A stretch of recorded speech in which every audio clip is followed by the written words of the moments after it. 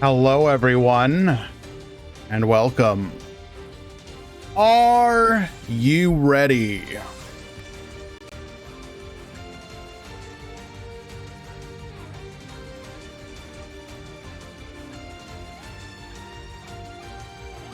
Oh, hell. Draghino's here. Pack it up.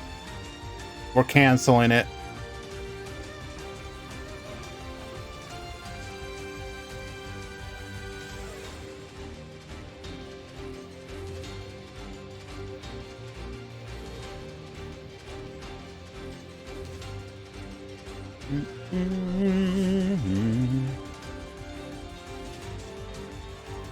How are we doing here? Let's go ahead and take a quick peek. Sign-ups appear to be going well. Hello, Serena, Guy Bassis, Rooster, Draghino. Thoughts on my favorite deck, Ritual Beast, getting support? I will literally never be able to play the TCG again. It's literally Jover. But on a serious note, it looks pretty good for the archetype, so I'm happy for people who are fans of the archetype. I know how annoying it can be to be waiting for support for your archetype and wanting it to be good, praying for it to be good. We didn't forget that, Dr. Dinosaurio. We did that on purpose.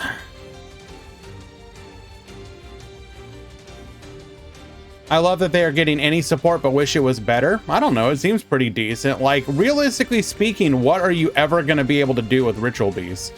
Like,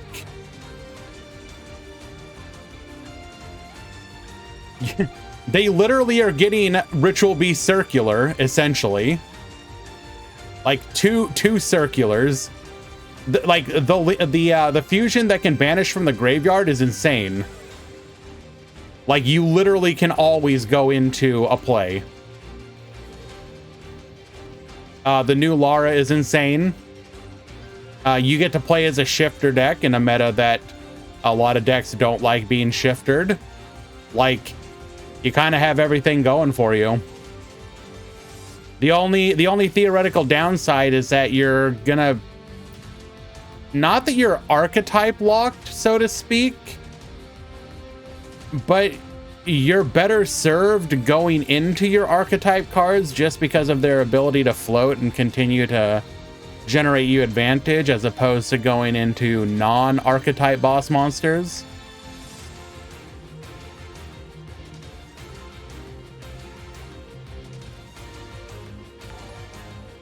Jay Barmore, thank you so much for the resubscription, my friend. Thank you, thank you. We are about 8 minutes out from the start of the tournament. If you would like to join, !Discord.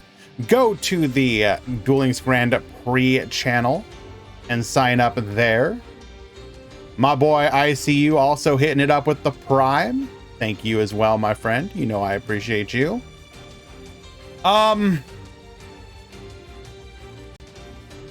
Yeah, like the Lara and the new fusion are fantastic. The link is, you can cheat it out. It's basically a free pop. You know, like, that's good. It has a bunch of different ways to get normal summons going. It has a bunch of 1-card starters now. Like, yeah, I don't know. I think all the cards are for the archetype are good, and you still have access to some pretty dumb cards if you actually get the ability to set them up. Like, at the end of the day, Steeds is still a card that can, like, blow up an entire field if you set it up properly. You know what I'm saying? I think the disappointment is always going to come from the fact that most likely the support doesn't propel it to, like, tier 1 status, but that's typically not what Konami's trying to do with legacy support. Hello, rookies. Long time no see, my friend. Hope you are well.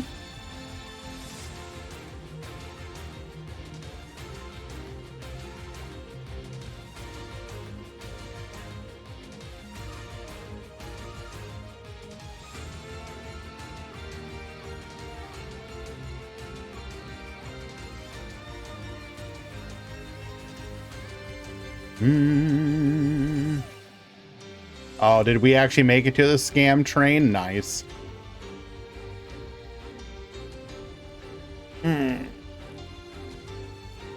How many do we have so far today? Let's go take a quick peek. We've had pretty good turnout for the last couple tournaments. I've been very happy about it. There's been a lot of enthusiasm about the new set. Obviously, that will begin to wane over time, both because of the upcoming KC Cup and the potential burnout there, and just because, you know, the new luster is starting to fall off. But we should also be able to look forward to a potential ban list post KC Cup to reinvigorate things. And of course, we are hoping that Konami will continue to do stuff like stealth drop new skills on us, like the Awakening of the Charmers, which a lot of people have been having a lot of fun at trying to cook it up in different decks. So hopefully Konami will look at the positive reception to stuff like that and continue it. I hope they give Live Twins and BLS some limit 3/2 after KC Cup. You really think Live Twins needs that already?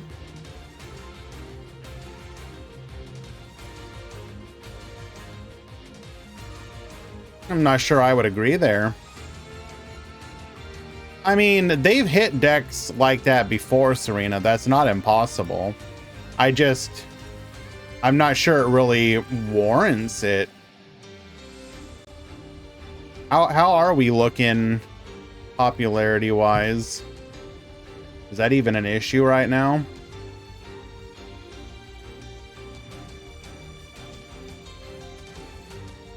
So you have to go to 18 and 19 to find the main deck monsters. That is behind Blue Eyes, Neos Ubel, Endymion, or sorry, Blackluster Soldier.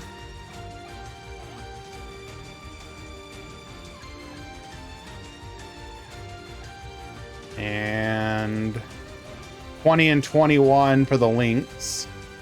Yeah, I don't know if they demand I don't think they need to be touched quite yet. You cannot count Blue Eyes in popularity since it will always be popular. It is still something they're going to look at as far as potentially hitting a deck goes. They've hit decks just because of popularity before, because people camp on them for too long. Now, obviously, Blue Eyes is not likely to be something like that anytime soon, but oh no, I'm not saying Blue Eyes is going to get hit. That wasn't the point. The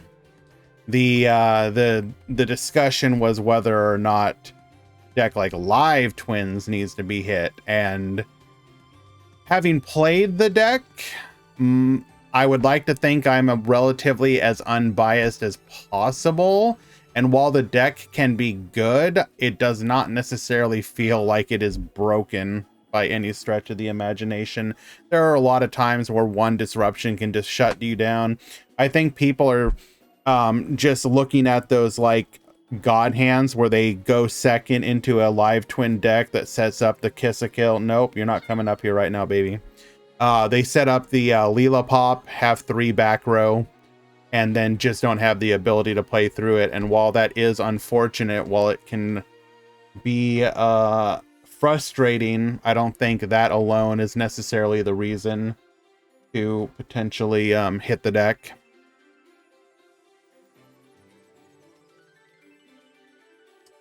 Alrighty. Hello, Girin. We are going to go ahead and get the edges out of the way, and I'm going to get my cat situated somewhere else, not right here. No. And when we return, we will have the tournament. Be right back, guys.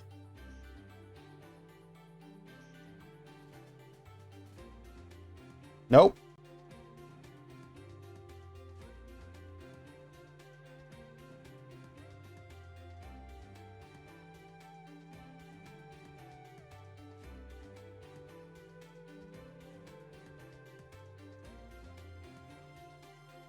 Mm-hmm. Mm-hmm. Mm-hmm.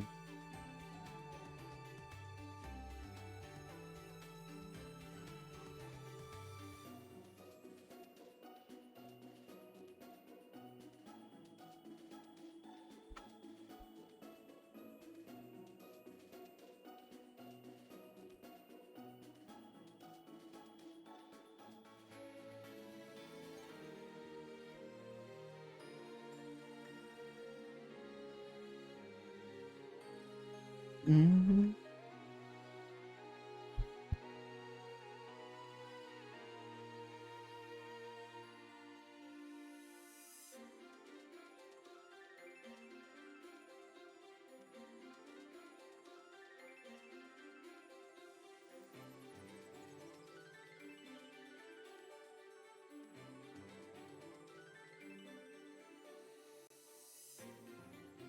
Alrighty, let us go take a look and make sure the drops have gone through.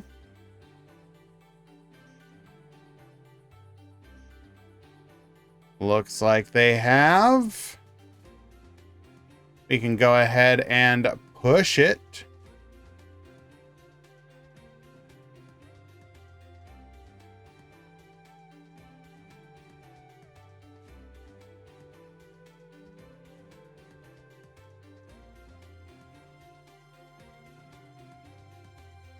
Pool number 1.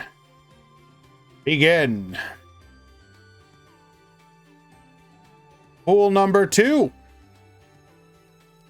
Begin. Tournament participants. The tournament has begun. Good luck. All right. How many do we have after drops?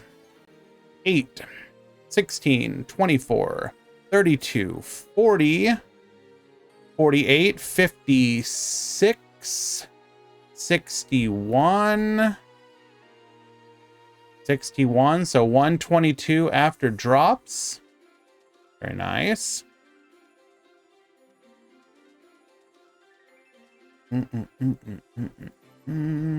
Are we excited for Omni-Man? No. I mean, don't get me wrong. I think Omni-Man is a really cool inclusion into Mortal Kombat, but I've never been much of a Mortal Kombat gamer. I liked Injustice when it came out. I played both 1 and 2. So I played a similar style game, but I don't know. There's just something about Mortal Kombat that doesn't really appeal to me.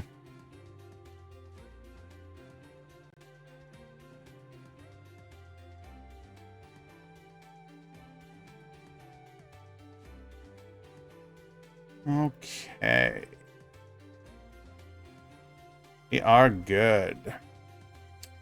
I did pick up the Star Ocean Second Story remake.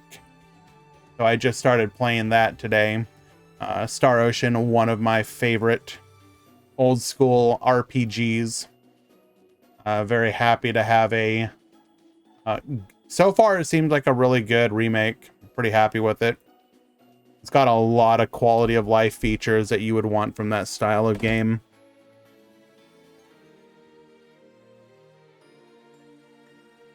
What incarnation is this? All right, you have intrigued me.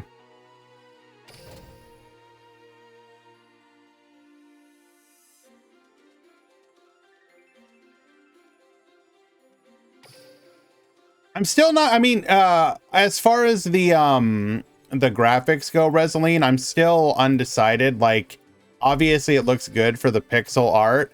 It's kind of, it's a little, I'm getting used to it, but it's a little jarring to have, like these gorgeous backgrounds, like almost picturesque, and then to have these like pixel characters interacting with them. But it's good and fine, I guess. But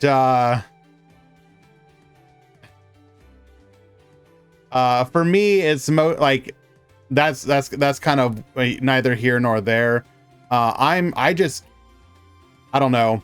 I love getting lost in like an RPG with like good crafting systems and that sort of thing. And Star Ocean has always had that in great detail.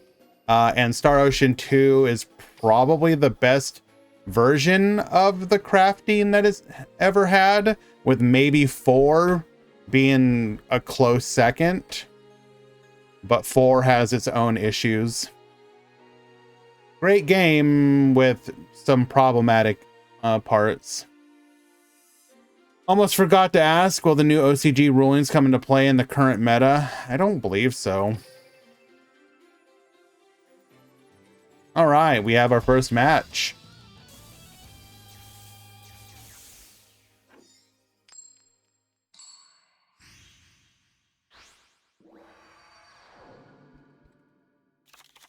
Duel.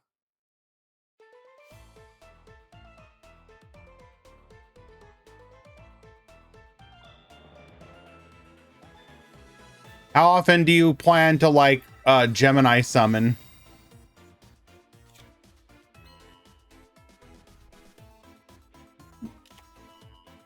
What in tarnation is this? Activating Spirit Charmers, sending a copy of Orchest Harp Horror to the graveyard to add a copy of Familiar Possessed Wind, and setting partnerships.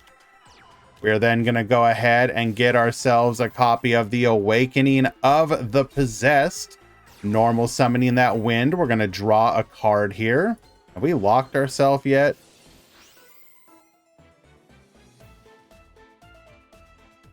No. Okay.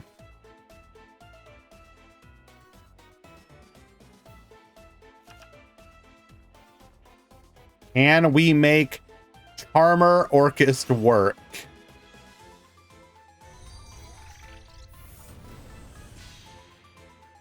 Linking off into the Galatea effect. Gonna go ahead and set ourselves a copy of the Orchestrated Return. Activated Orchestrated Return, sending the Nightmare to the graveyard. Nice little boost for our monsters as well. Can you think of anything that would realistically make Gemini good? Easier access, Barox. Thank you very much. I bork you in Spanish. I am so borked. Thank you very much, my friend. I appreciate you. They would need to get like, you know, just like that old school treatment of like cards that search for the cards that you need to make them work, like the field spell, or a card that lets you continuous card that like not only draws you additional cards but gives you extra normal summons, or treats all your Gemini monsters as having been Gemini summoned. There's a bunch of stuff you would have to do. It's not impossible, but you'd have to push it pretty hard.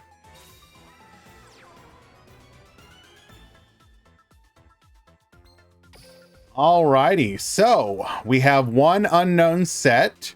We have protection for our back row. We have the ability to go for the Orcus Nightmare dump and boost. We can revive the win and get a pop.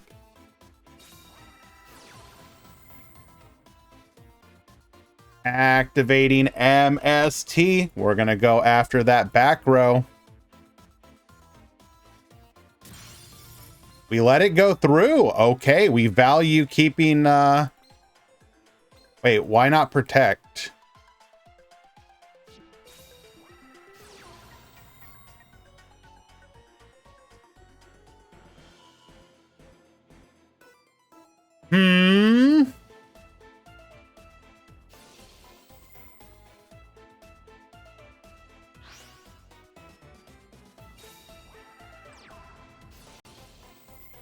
MST into Offerings of the Doomed. We will protect against the offerings and then normal summon our live twin Leela into Kiss a Kill. Do we get to make our plays here? Ah, that is why we have a second copy of Possessed Partnerships.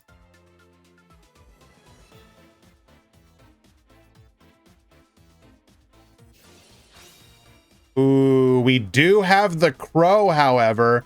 We are going to go for the banish onto the Familiar Possessed win. Technically, we can get around this if we have another Charmer in hand, but it does not appear to be the case.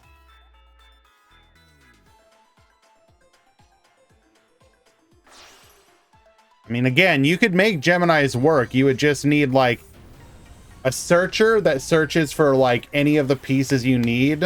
Like, I don't know, again, a continuous spell that gives you additional normal summons on Geminis that replaces the resources you're going to burn through to make Gemini's work. Or just, like, Gemini effects need to be worth the investment of double normal summoning. Like, I'm sorry, you look at the effects that a lot of cards have currently, and you want me to spend like 2 normal summons to get the ability to like pop 1 card on the field 1 time. No, thank you.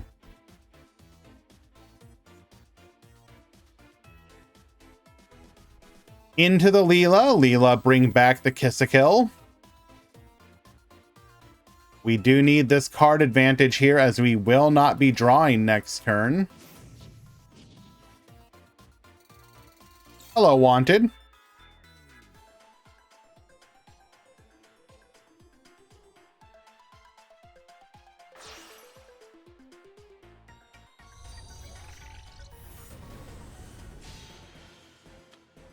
Link off into another Leela. Interesting.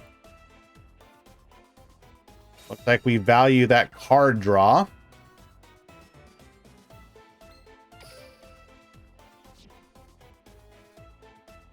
Setting 1 and passing the turn.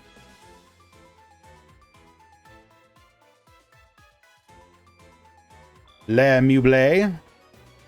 What can we do here? We do have another orchestrated return. We're going to get drawing, sending another copy of the Harp Horror. Evil Twin Leela is going to activate here, allowing us to bring back our Kiss-a-Kill, get that draw.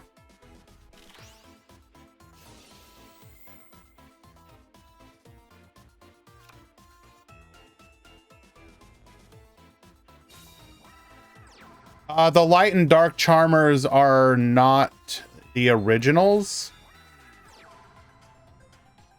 I believe this one only has the original 4. Enemy controller, get yoinkin'.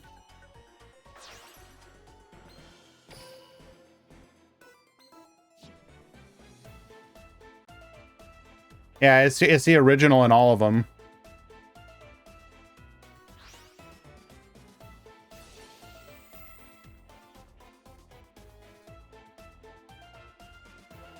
We could have protected against the yoink and then revived.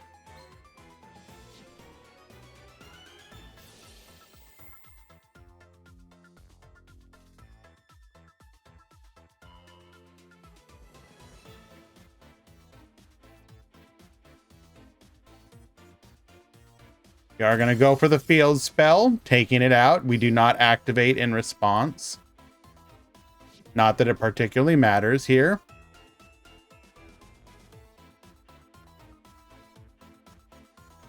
Hello, Age. Thank you very much for the kind words, my friend. Appreciate you showing up. Sorry if this is a dumb question. This is my first tournament. My opponent didn't check in or show up. Do I just wait for round 2? So if you got a DQ win because your opponent did not show up, then yes, you just wait for round 2. If you are in the Discord, you can go to the channels and roles, and there is a role called New Round Notifications. We will ping you for notifications when a new round begins. So it's an additional way for you to try and keep appraised of when your next round happens.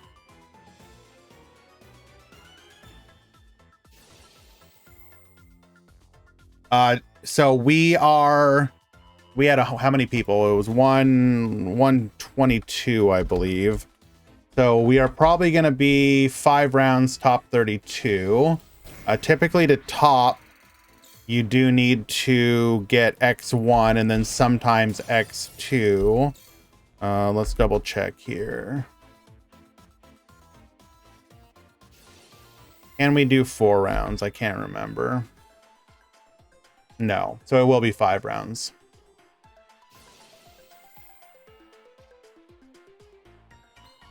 Actually going into the Orchestrion, you very rarely see this. Holy mackerel.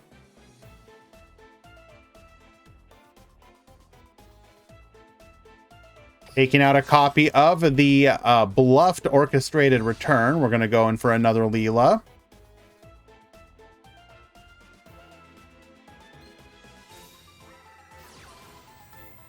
Secret password, get searching before we revive for the draw. Grabbing ourselves a copy of the Evil Twin Present.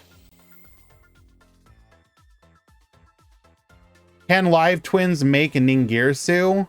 Yes. Ningirsu just needs 2 link monsters of link rating 3 or higher.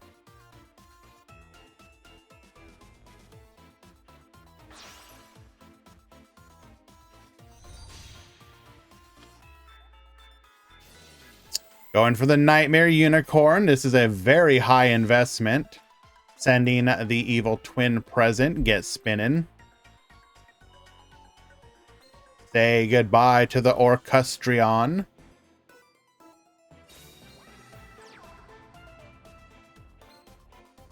Oh no.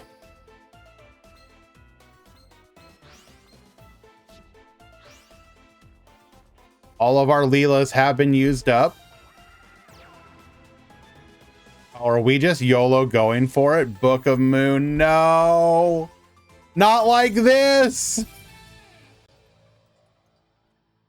Le Moublé will take game number 1.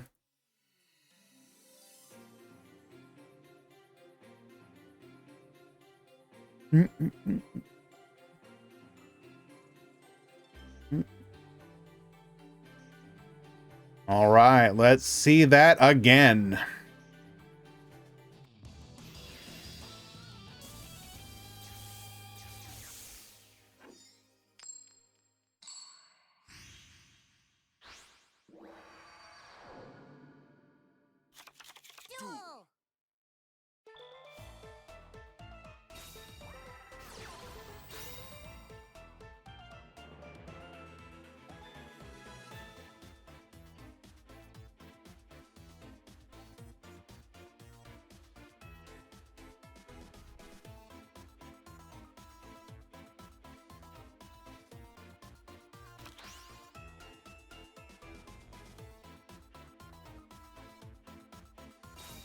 Okay.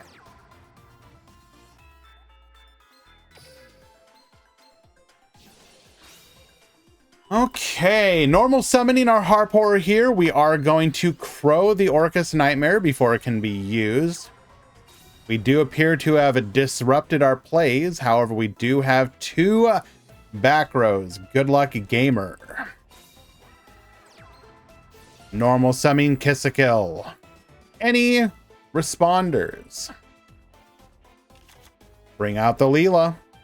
Book of Moon, negate.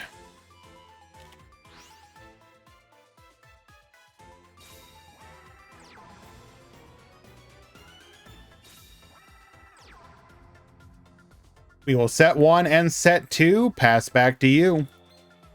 The question is, will we draw into a play? Sending the World Wand to the graveyard to draw 2 more.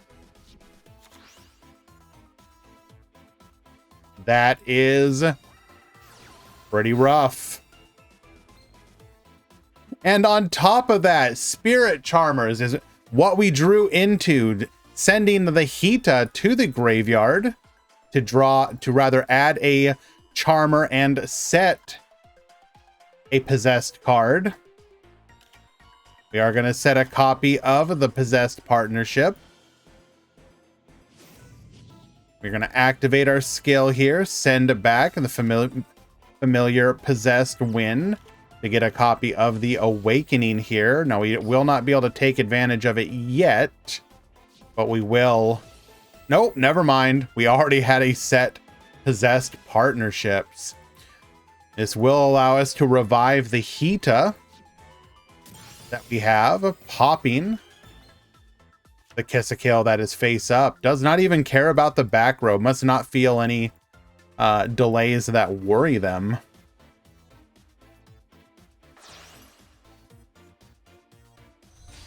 Linking off into the Galatea, and the world is his oyster, or is it? Gonna go for the Ballista squad, taking out the Galatea. We can technically get back into the game. It's just a little resource intensive. And only pop face-ups? Correct. Thank you for the reminder. I do forget that a lot, not gonna lie.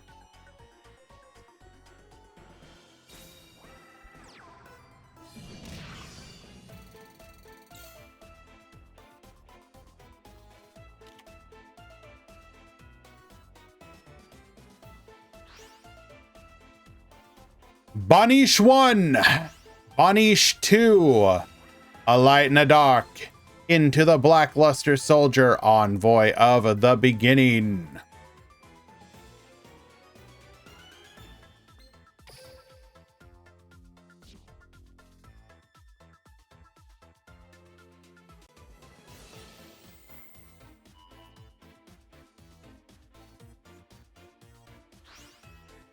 We will banish the Orcus symbol skeleton.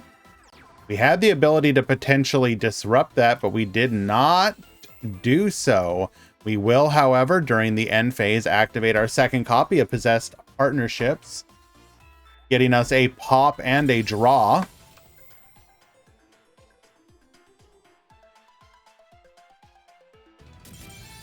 And we will get the concession scoop. Orcus Charmers taking game number 2 for a 2-0 victory. Well done.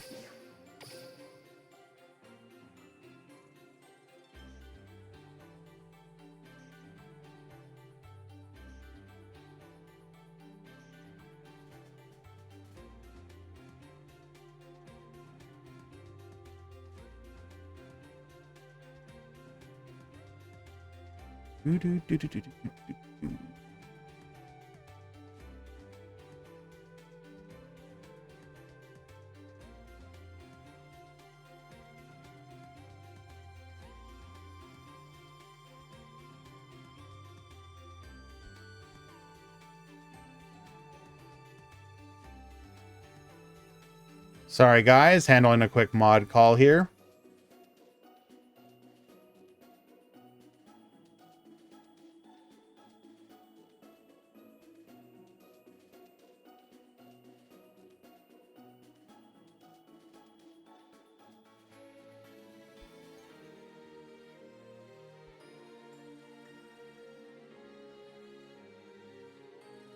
Alrighty, let us find another match as well.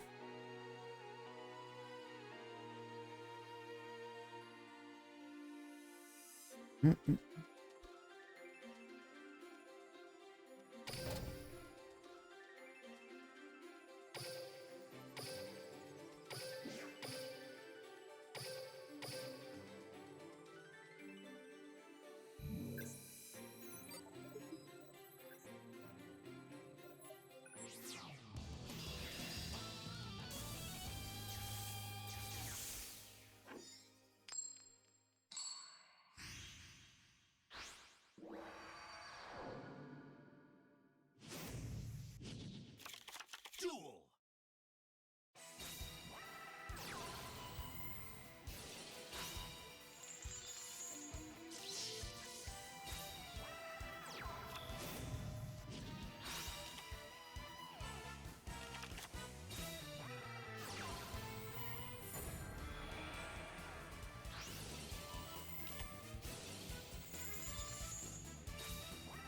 Okay. We got Dragon on Dragon Violence. This is going to be Blue Eyes versus Starry Night.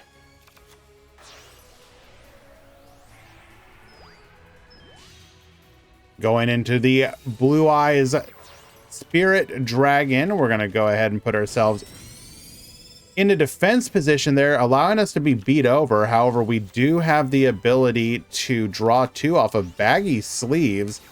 Searching for a copy of, what did we add there? Starry Night, Starry Dragon, and getting the Estelle on the field.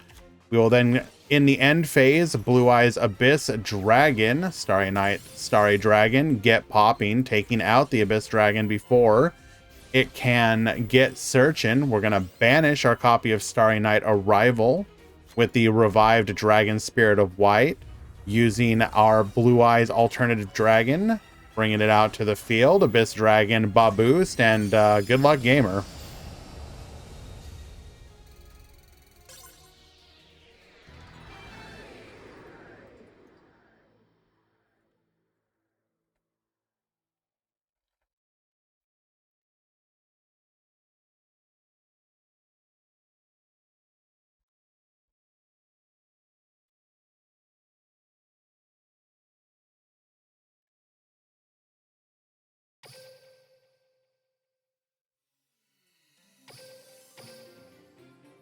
Game number 2.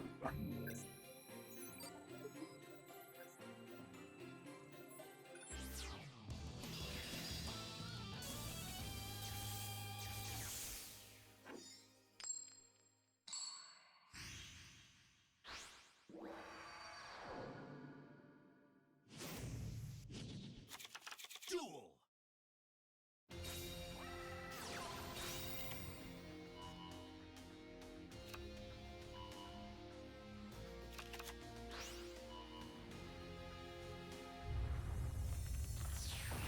Okay.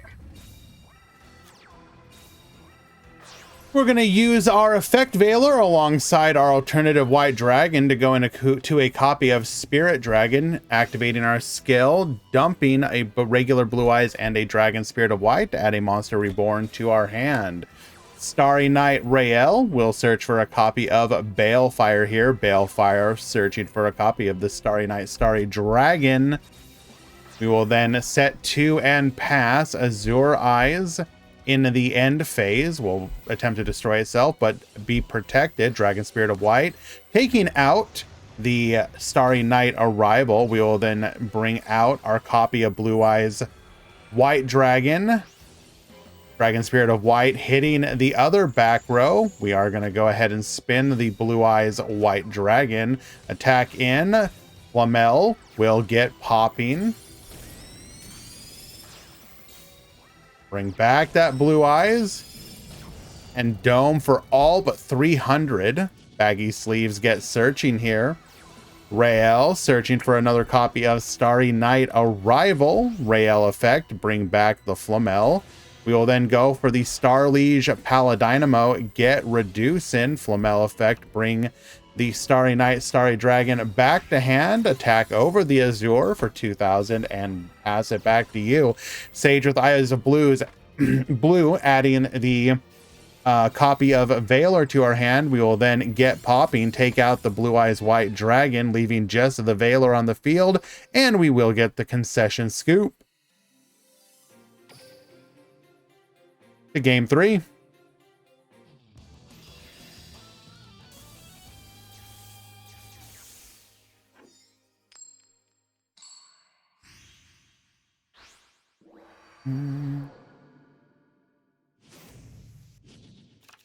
Duel.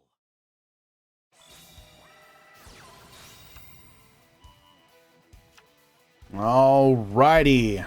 In game number 3, Dipsilon will be starting things off here. We're going to go ahead and bring out our alternative dragon to the field.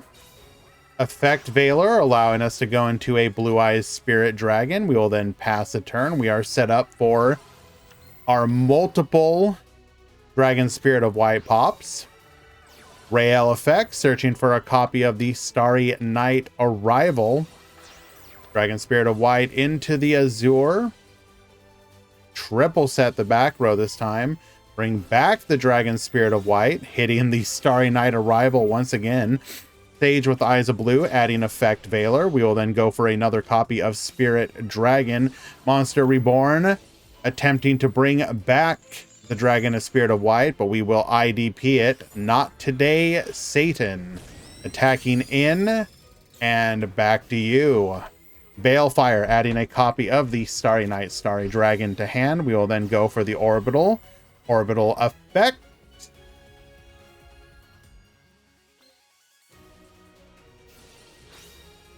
Effect Veiler says no. That's fine. I think we can just do it again next turn. We are going to pass. Zur will get a second revive, however.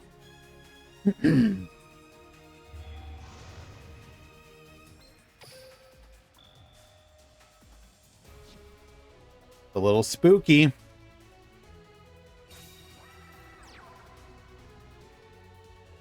A second copy of Blue Eyes White Dragon, Abyss rather, will allow us to boost them all to absurd levels.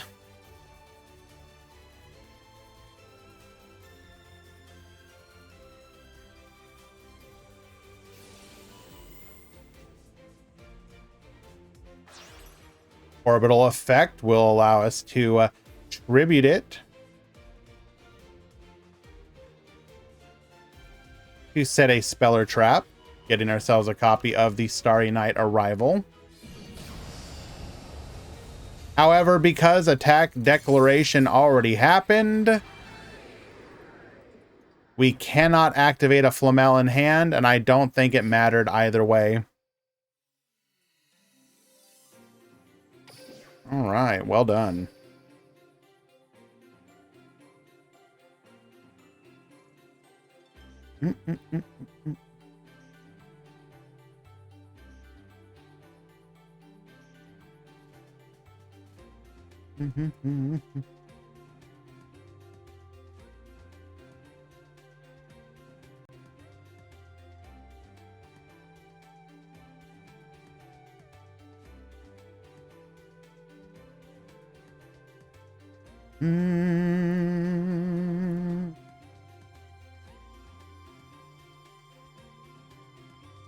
Let us find another match.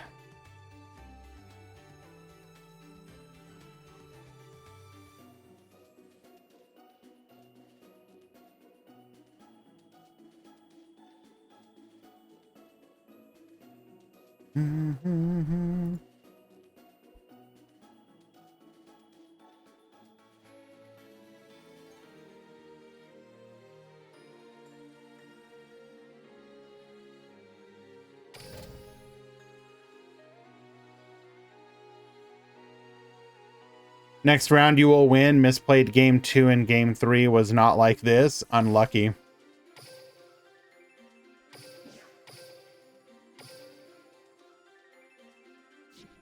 We will hop into game number 3 between Mako Pin and Redzin.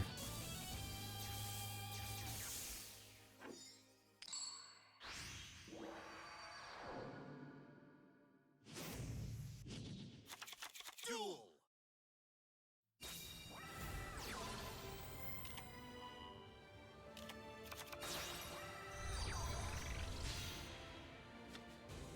Alrighty. We are going to attack in. Manifestation, Amulet to Elf. Successfully taking out the Moon Maiden. We will then link off into a Nightmare Phoenix. Get discarded. Ballista Squad 2. Negate. Manifestation. Return the Amulet to Elf to hand. We'll then set 2 and pass. We do find Kiss a Kill. Chain Disappearance into a Dynamiscus. That is rough.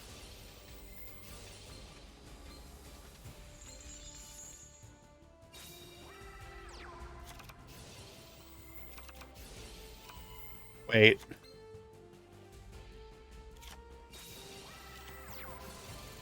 How did we avoid the... Oh, we Dynamiscused ourselves. Got it.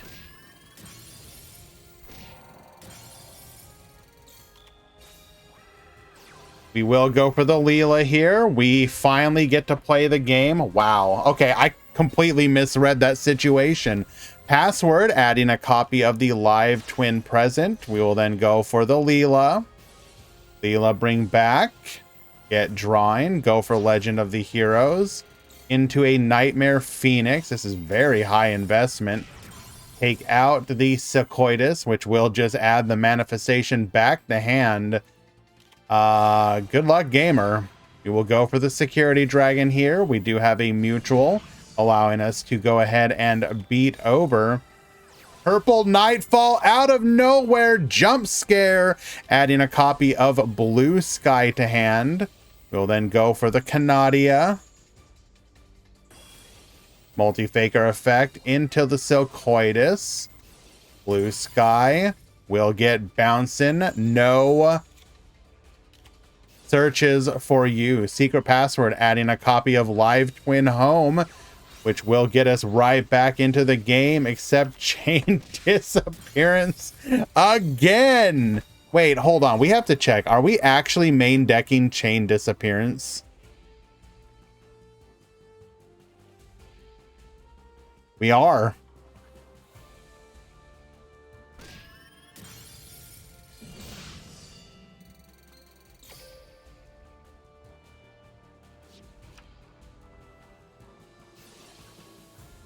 Purple Nightfall will return.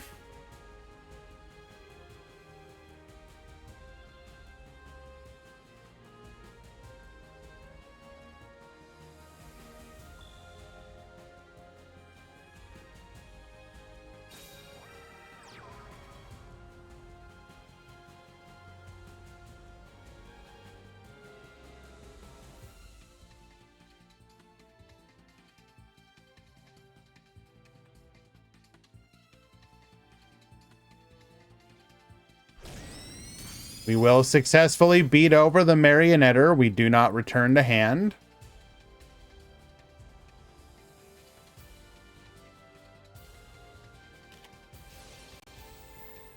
I guess that is true, huh? It hits Live Twin. It also hits Ubel. What else does it hit? Is there anything else that it hits in the meta right now? I guess it hits some of the Tenyi monsters.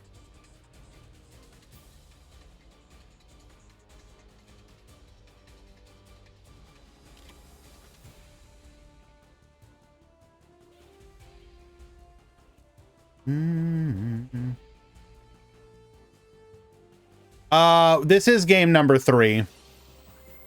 I should clarify. We are not in game 1. This is game 3.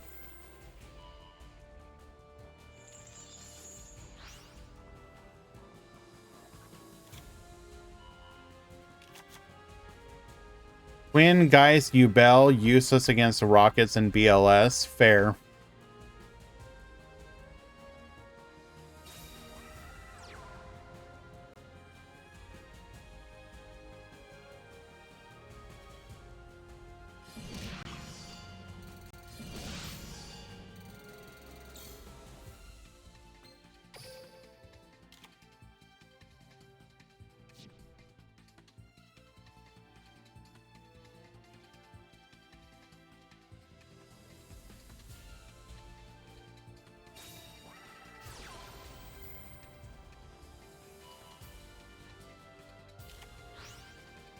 Do we have another back row?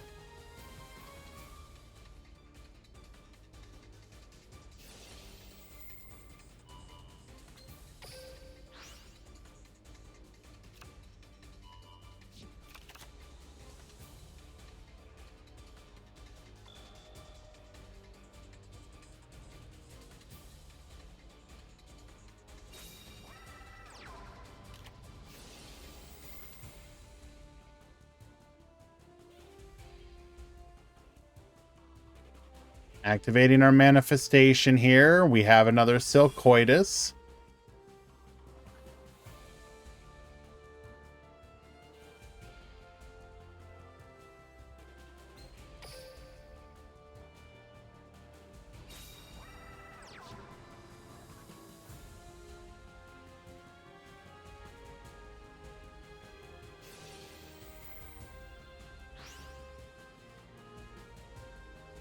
It's pretty rough, though, because we can bounce and then we don't have a column.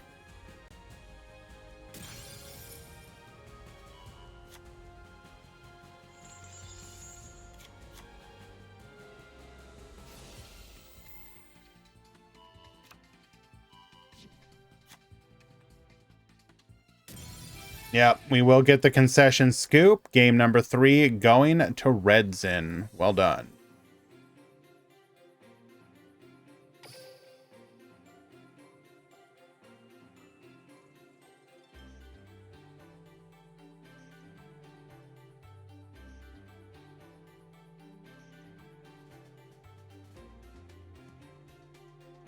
That is the end of round 1 for pool 2. Go ahead and announce that to the Discord. Pool 2, round 2 has begun.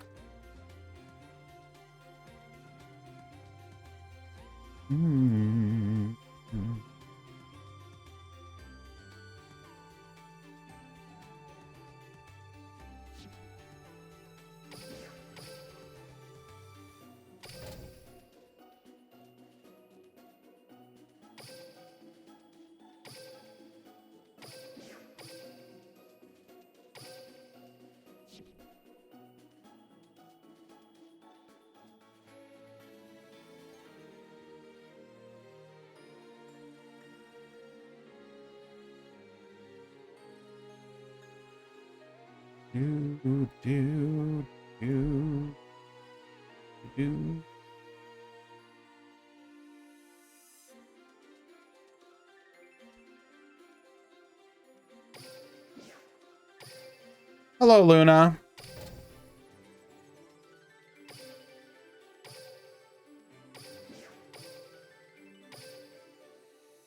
We are watching game 3 in a pool 1 match.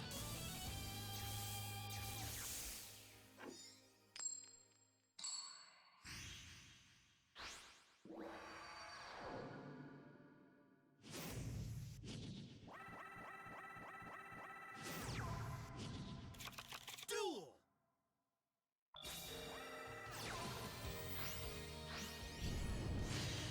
Alrighty, right off the bat into a chaos formed legendary swordsman. We will set 2 and pass Pot of Duality, finding off of the top a copy of Elemental Hero Neos. We will summon that out, activating Eternal Bond, add another copy of Neos to hand, set 3 and pass the turn.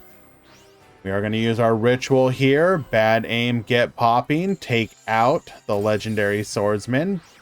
Bring forth the super soldier, adding a copy of Blackluster Soldier to hand.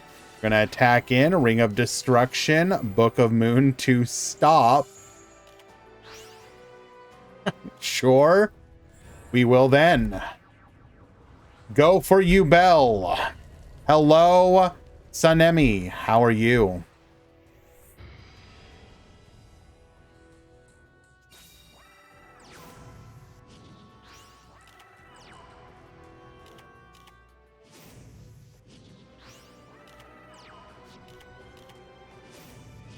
We'll then activate Eternal Bond, going for a copy of Super Polymerization.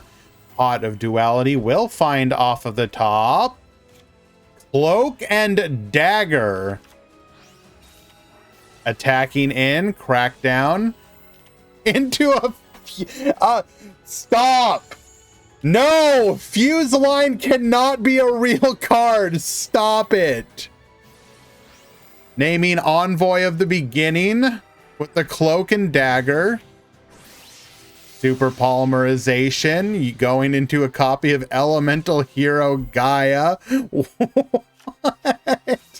Stop! Eternal Bond once again into another copy of Ubel, the Ultimate Nightmare. Adding a copy of Neos.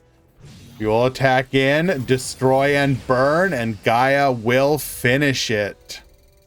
Loic takes it in 3. Incredible.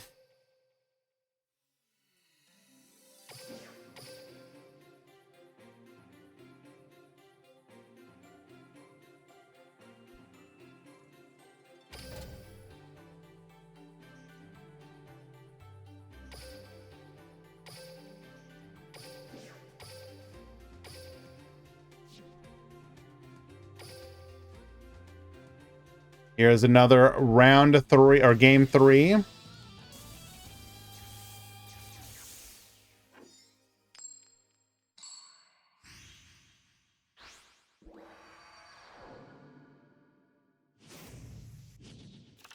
Duel.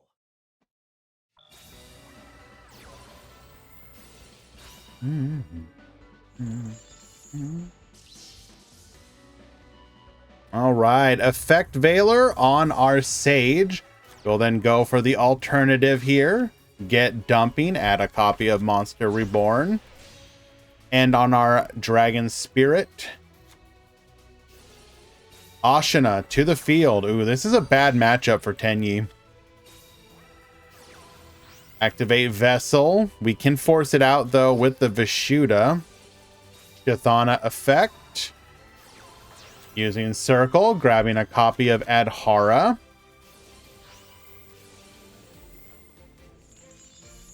Negate. Summon the Adhara into the Ashina.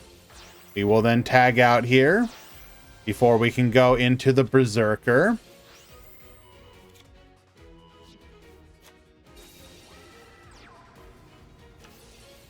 Azure Eyes activates here. Draco Berserker. Banish. Bring back the Blue Eyes. Going for a copy of the White Stone. Monster Reborn. The alternative gets popping. Heavenly Dragon Circle to dodge here. Grabbing us a copy of the Nahata. We'll then go for the Dragon Spirit. Nahata get reducing to reduce the damage. Giving us another turn before the inevitable. Ashina to the field. Into a Monk of the Tenyi.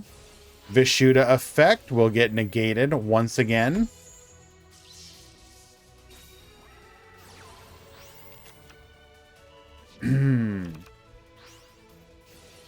Circle, adding a copy of the Chthana here. Ashina, bring out a copy of the Adhara. Azure Eyes to protect. Go for the Shaman here. Shaman revive. Solid Eyes to get dodging. We will then end on a Berserker here. Legend of the Heroes. Gain some life back. Adhara. Revive the Nahata. Chthana effect. Bring it back. Nahata get reducing and baboosting. Azure Eyes effect. Draco Berserker to Banish once again. Sage, bringing out another copy of Blue Eyes. White Stone of Ancients, adding another copy of Blue Eyes. We will attack in, attack again. Did we just... Okay. So we have a Blue Eyes in hand to dodge. Summon it to the field, into a Shaman. We'll use our skill here. Shaman, bring back. We will then crash, going for 16. It's all up to this. White Stone of Ancients adds back the Blue Eyes to hand, which we can just normal summon. That's rough.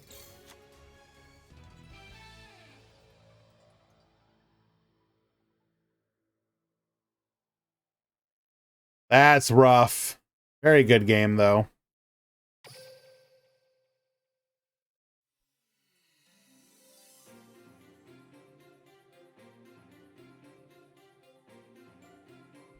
righty. Pool 1, round 2 has begun.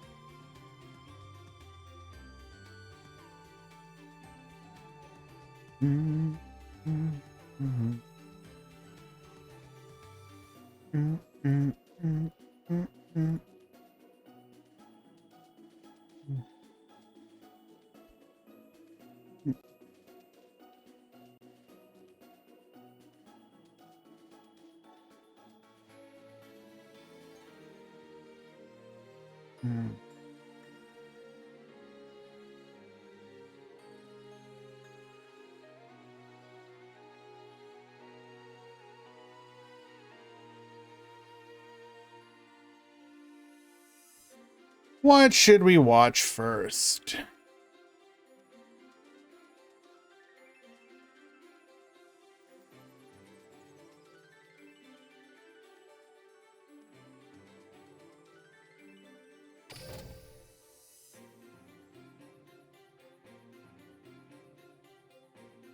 Sorry, Grand. I said before, this is my first tournament, and at the second round, someone DQ'd again. I don't know if I'm doing something wrong or just unlucky. It's pretty unusual for there to be a second round DQ win like that. It looks like you got paired down instead of with it. So rather than getting paired against somebody that was also 1-0, you got paired against somebody that was 0-1, and that person did not check in before. So I would say it's very unusual both to basically get both of those to happen. Oh no, I understand, and I'm sorry that you are experiencing that. Typically we've had pretty good success with people actually playing in our events. Like, for example, we drop people if they don't submit a deck. And normally if, like, say 150 people sign up, we'll have like 135 play. So it's like only 10 to 15 drop for no decks, which means that most people who sign up at least submit a deck with the intention to play. And then actual DQs on a normal tournament for round 1 is probably like 10-ish. It does seem to be a little bit higher today, at least for round 1. But I would attribute that to it being KC Cup week, which always tends to depress things just a little bit. So, TLDR, I do apologize, and if you get it in round 3, that's when you should definitely start to worry.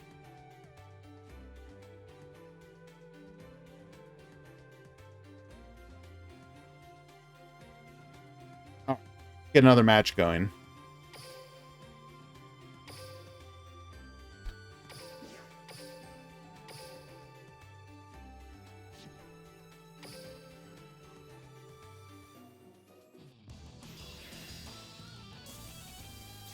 No, it's pretty much just bad luck. Good or bad luck, depending. Good luck if you just want to get some free wins. Bad luck if you actually want to play, which typically most people do.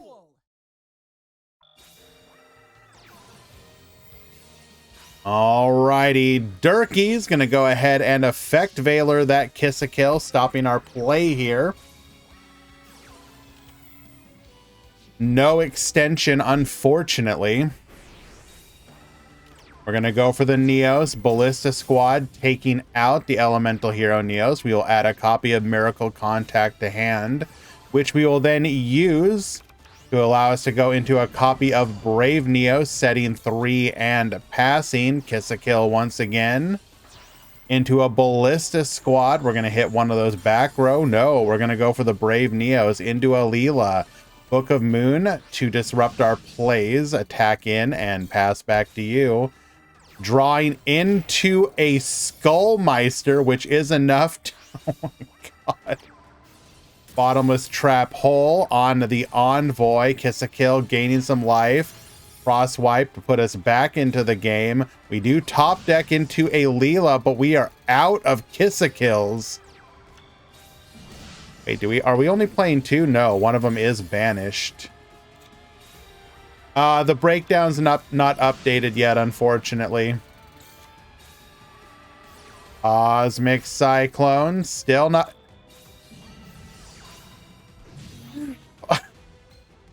Now we can't even attack. Ice Dragon's Prison, bring back, get Bonetian, Bro Effect.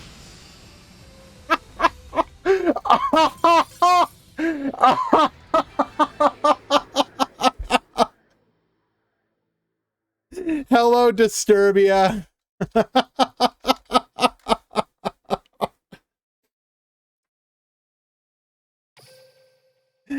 Oh, that's incredible.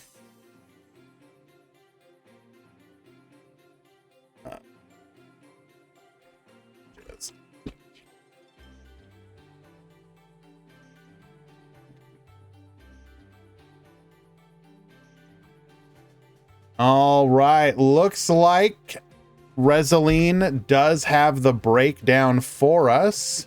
We will get that up on the screen here momentarily. Thank you very much, Resolene. I appreciate your assistance.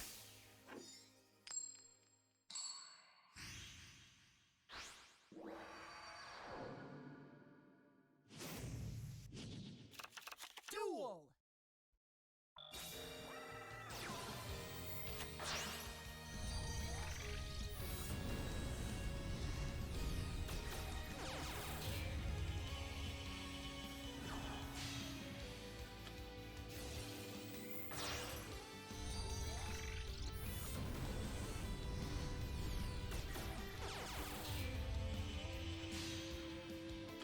Alrighty, Quebra going first. We'll get to make our plays here uninterrupted.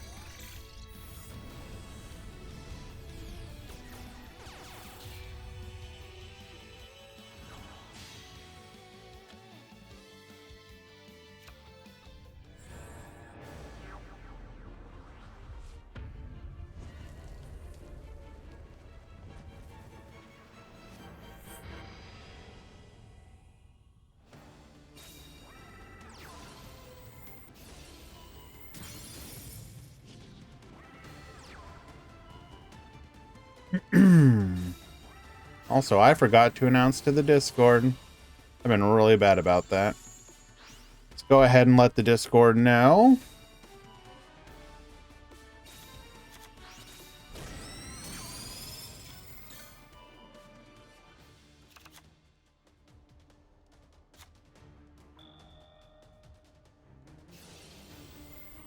Okay. So, in today's tournament, with 122 participating players, 33 Blackluster Soldier, 17 Live Twin variants, 11 Tenyi, 8 Rocket, 7 Blue Eyes, 5 Trickstar, 4 each of Altergeist and Neos Ubel, 3 each of Medolce and Odd Eyes, 2 each of Crusadia, Destiny Hero, and Onomat, Orcus Gandora. Oh, wait, no. Okay. Orcus Gandora is what? Is that 4 total? Or 2? I think that's 2. S-Force 2. Cyber's Clock 1. Favorite Duel 1. Fossil, Gimmick Puppet, Ice Barrier, Infinitrack, Cosmo, Monarch, Phantom Knight, Red Eyes, Resonator, Starry Night, Synchron, Thunder Dragon, and Ursardic all at 1.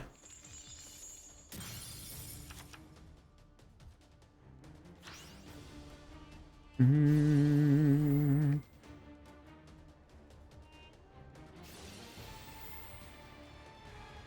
Have we already reacted to the new tier list? Are you talking about the PPC tier list or what?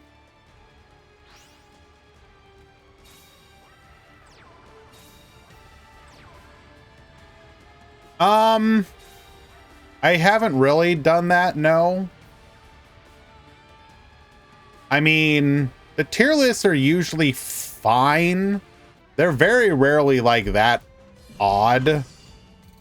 Like, technically speaking, I would say the only one that is maybe a little weird is Rocket's not getting the play pattern or the play that you would expect from a tier 2 deck, I think.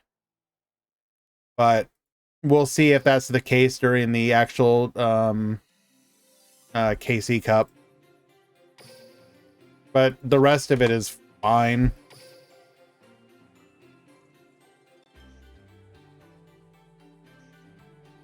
Alrighty.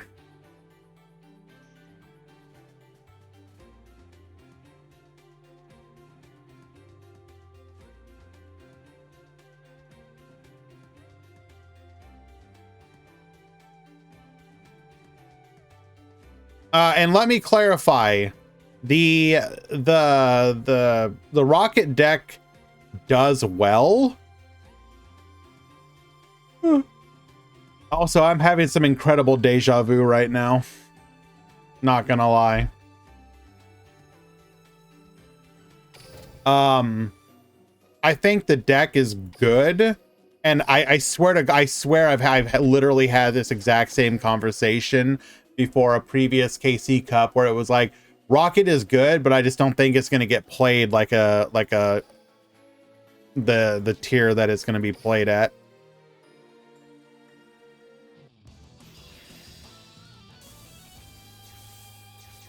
It remains to be seen how Infinitrack will do.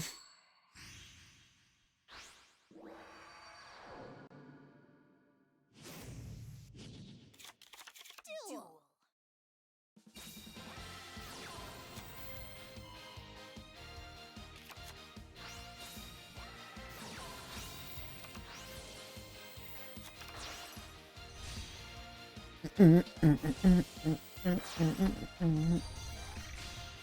And excuse me one moment. Be right back, chat.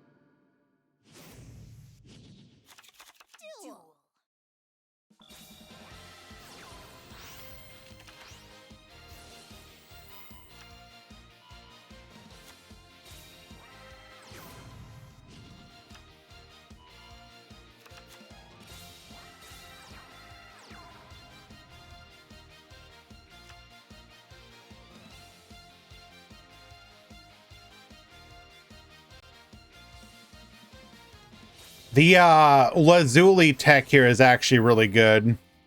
So it gets you another bot. It adds the Neos back to your hand just to be able to summon it out. That's a very impressive turn one board.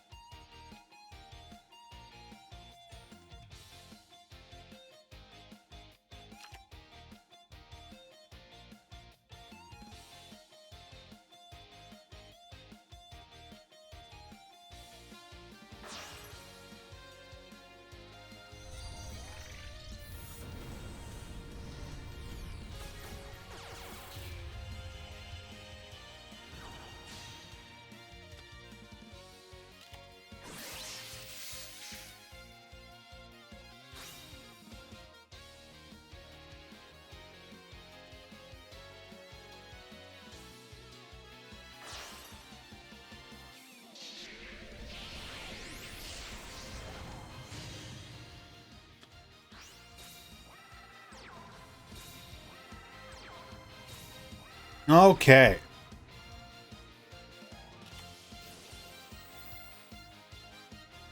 Yoinking our opponent with the super polymerization, taking out a crackdown as well. That is rough.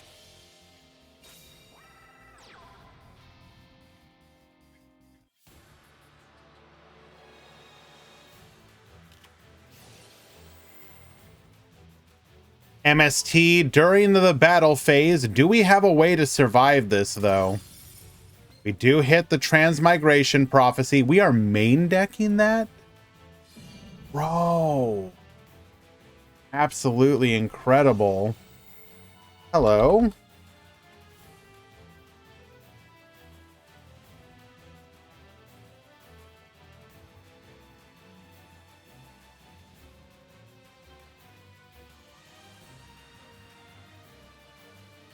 Stock, please stop recording your game ones as ties.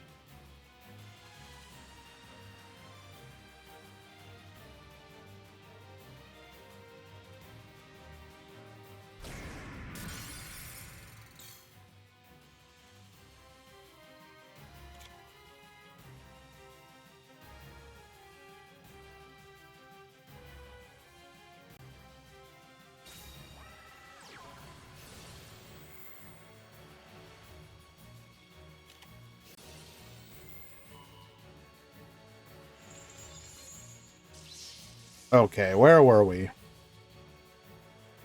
Would have been able to get back into the game, but we do have a chalice to negate the kiss-a-kill.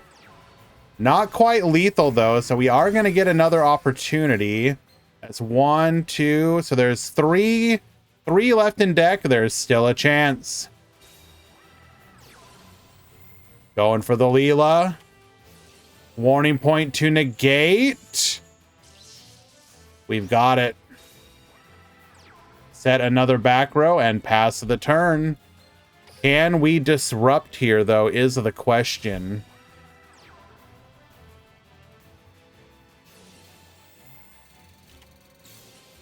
Ballista Squad will allow us to take out the Escaridao. And we have exactly one opportunity. We do have the Leela. Into yet another forbidden chalice. Brother, please.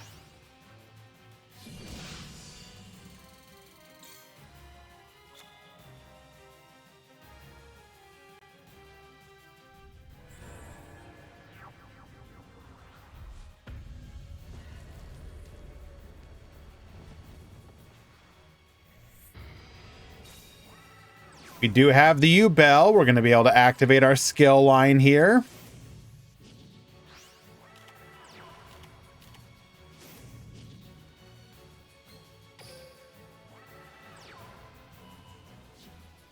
Adding a copy of Miracle Contact. And we are suddenly in the driver's seat once again. Come forth, Neos Kluger.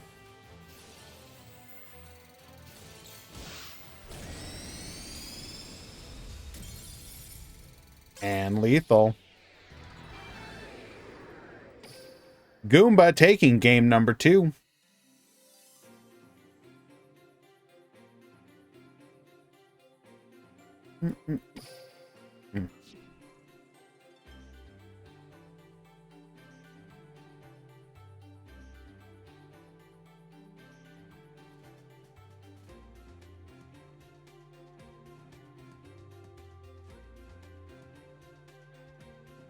All right.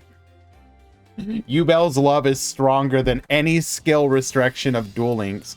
True.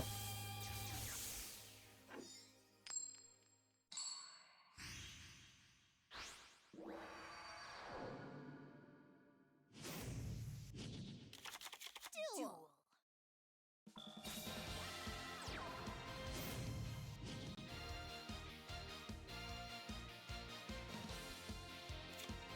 Alrighty, we will add a copy of Super Polymerization to hand. Setting 1, 2. All right. This is why I personally like the Grid Sweeper version of Live Twins. Gives you more opportunities to play into stuff like this. Forbidden Chalice on the Neo, so we do know that that last card is the Super Polymerization. Live Twin Leela. Into the Kiss-a-Kill.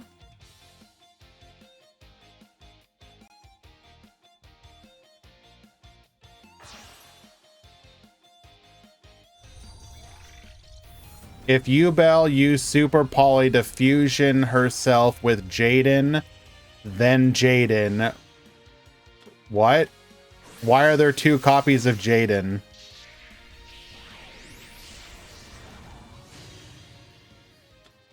Wouldn't it still be the same percentage each?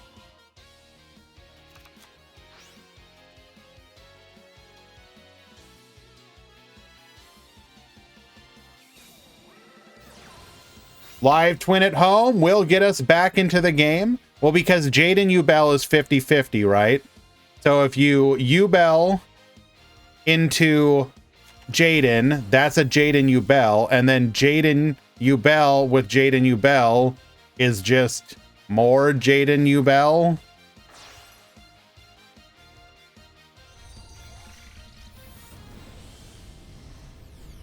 Like, the percentages don't change.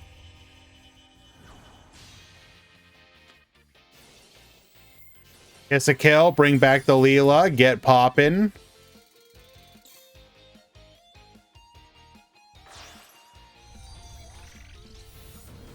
Well, they weren't... The conversation wasn't about that. The conversation was strictly with, like, the personhood, I guess. But it would just be Yubel Jaden still. Gogeta, not Vegito. Okay. Yes. Blackluster Soldier Envoy at the beginning will give us the ability to lethal this turn, and Zeko will punish Yubel. Game 3 is in the books. Well done. So this literally just became a... could you explain this to me in DBZ terms, please? I don't quite get it.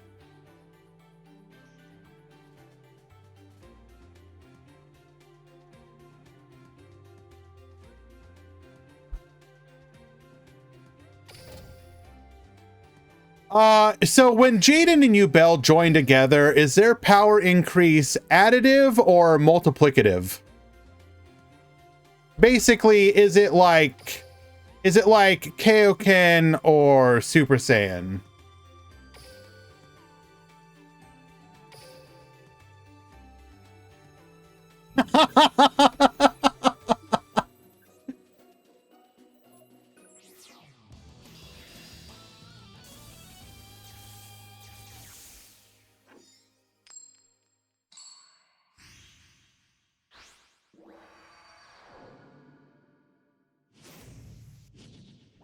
What about, okay, how about this? What about Yami Yugi and Little Yugi? Is that more like a Namekian fusion?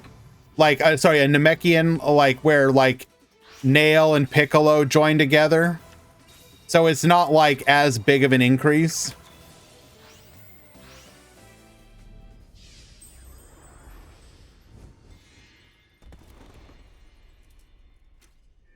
All right. Pool 2, round 3 has begun.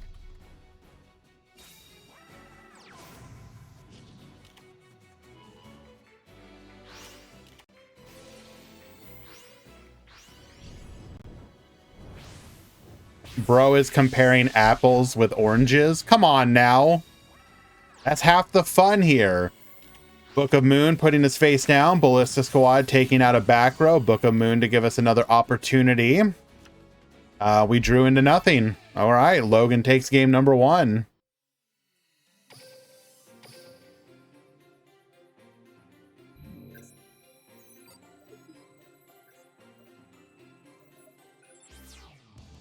Oh, you're right. It's not Aaron. We should have paid attention to that.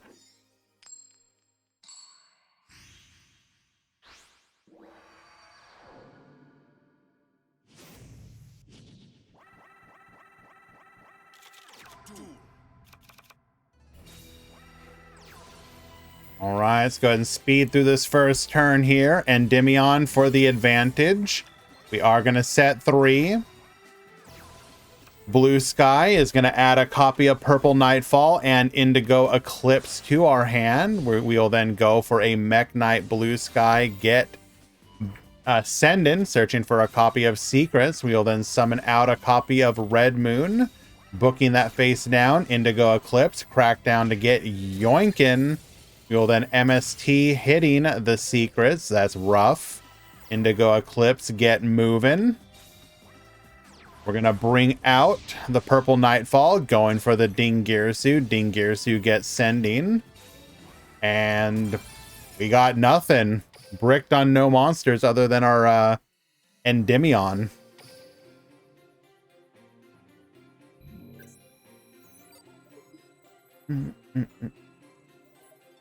If we talk about power scaling, Yuma and Astral legally fused to have a new form and power as well, even if they have a time limit. So isn't that just like Super Saiyan 3 Sakadetsu, considering that that has a time limit as well?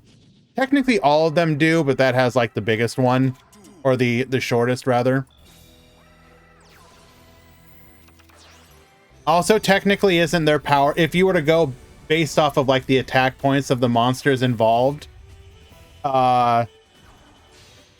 when they fight Dawn Thousand or whatever, if I'm remembering correctly, don't they fight a monster with like, I don't know, 1,000,000 attack or something stupid?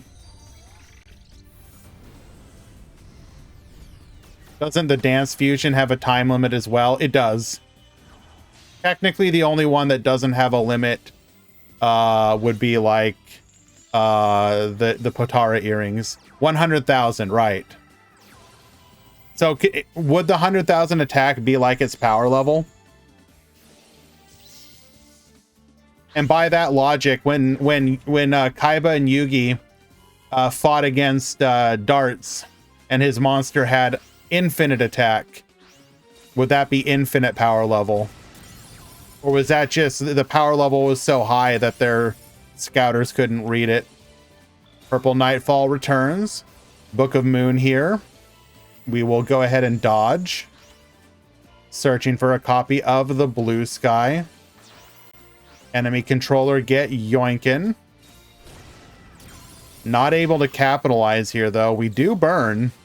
Purple Nightfall returns. Red Moon get poppin'. We are gonna float, however, into the same column. Why? Why would you float into the same column, Logan? No! Crackdown get Yoinkin. We are able to stop the attack here. MST. We will go for the Ballista Squad. Take out the Crackdown.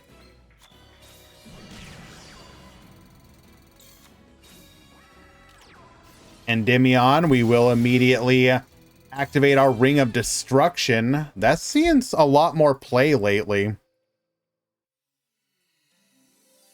It originally had the attack of 8, but it turned into an infinity.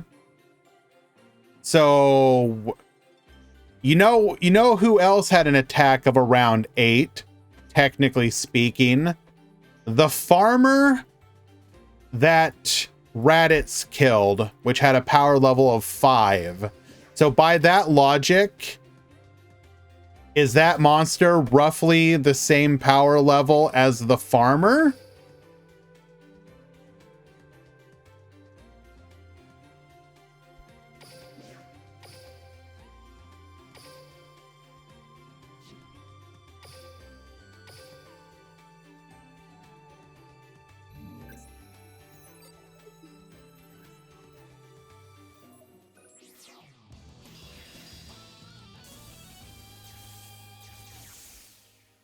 The farmer just has infinite potential.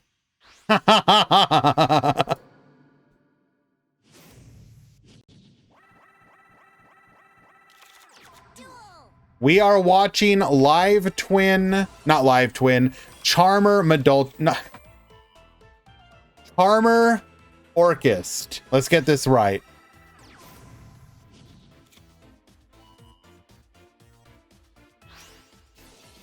The farmer's power level is 5 because the shotgun counts as an equip spell for him, so we don't know his true power. Well, wouldn't that just make his power level weaker than 5? Like, in theory, you could say that, like, the shotgun has, like, a power level of, like, 2 or 3, or 3 or 4, and his power level is, like, 1. The shotgun is a limiter. I don't know about that one. Galatea effect here, grabbing our Babble effect. We're going to go ahead and summon out, going into a copy of Long Gearsu. Bro, stop. Get sending, Long Gearsu effect. Bro, chill.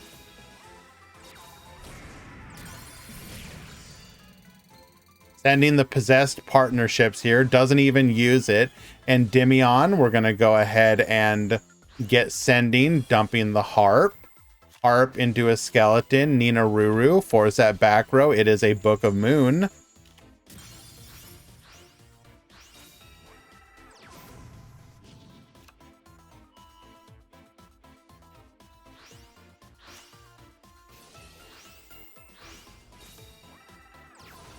Summoning out the legendary swordsman, enemy controller, get yoinkin'. We will protect, however. All 3 into a nightmare unicorn, get spinning. Simple skeleton, bring back the Dingirsu, get sending, and that will be lethal. Not so much Charmer in that one.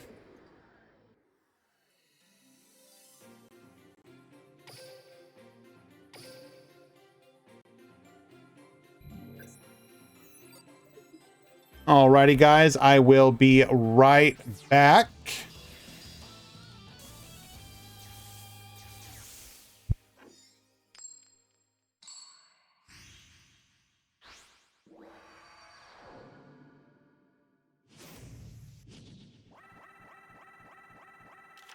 Duel.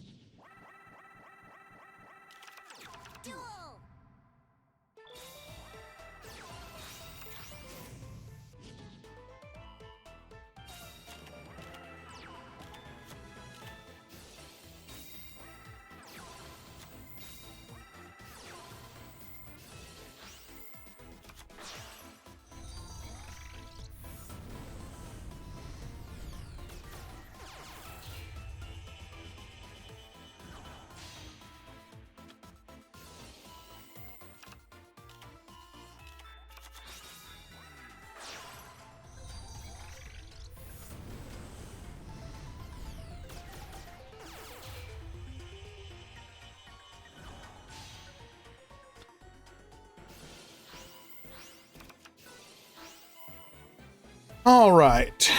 Thank you for your patience, guys.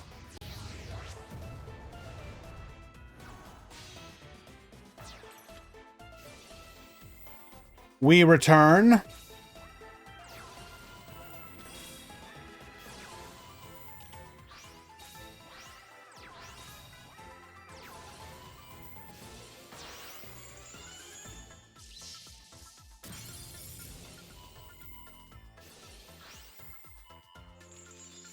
We are going to go for the revive here. Get sending. Chaos. No, we get protecting. Makes sense. Didn't want to lose our full board here. We will add a copy of Super Soldier to our hand, setting up for the next turn. No, we just have it now. Hack in. Super Soldier effect. We had it. Bro. Had it. No shot.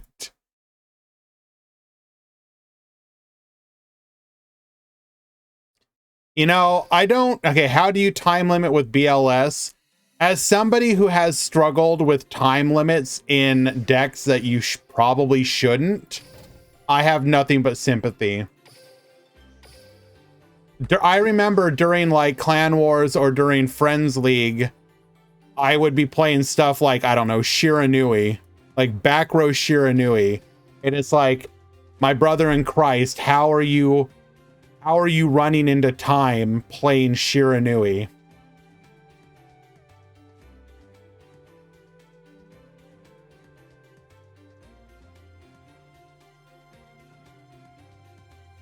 I loved Shiranui. That Shiranui best deck, bro. What are you talking about? One day we will get Shiranui style Swallow Slash or whatever, and that deck will be like beyond broken. One day, I believe.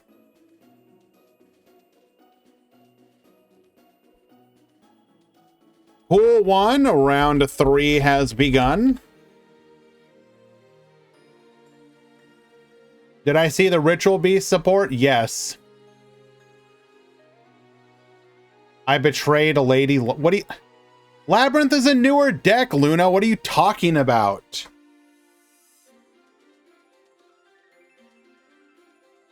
Ghost meets girl, Shiranui friendship story. Yes.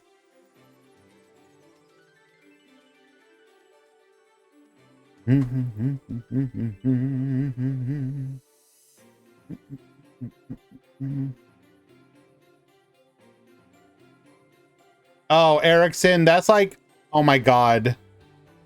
Please let me, I hope I can find this. Hold on. There's that.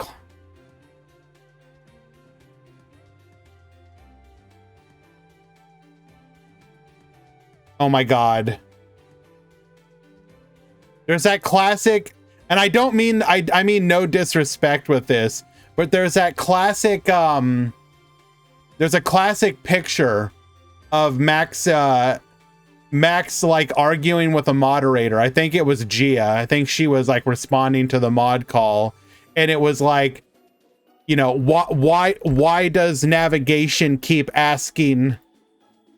He like timed out because of the prompt from Magician's Navigation, if I remember correctly. No, Rod. It was Rod. It was Magician's Rod.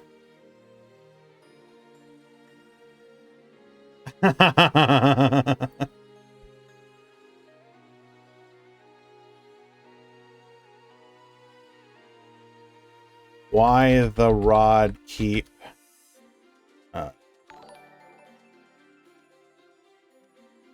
Oh my god. I know I have it somewhere. I have to find it.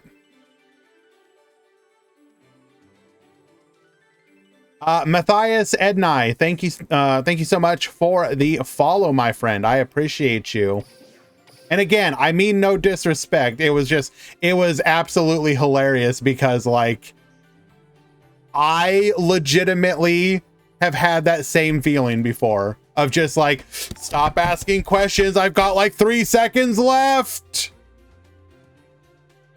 I'm gonna butcher this. Unmeuble random. Thank you so much for the follow. Appreciate you. The one thing from Master Duel I wish they would bring over is adding time on the opponent's turn. Even if it was just a little bit, like 20 seconds or whatever. I said I was gonna butcher it, Quantum. What do you want from me? I acknowledged my... Swear to God. We're gonna look it up. Fine, we're gonna look it up.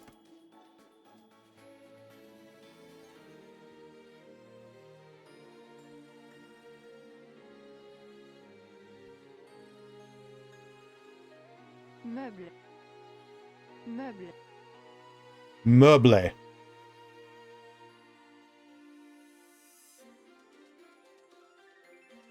Meuble. Meuble. Meuble. Meuble.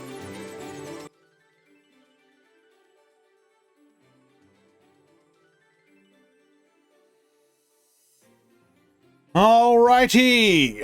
Let us find another match.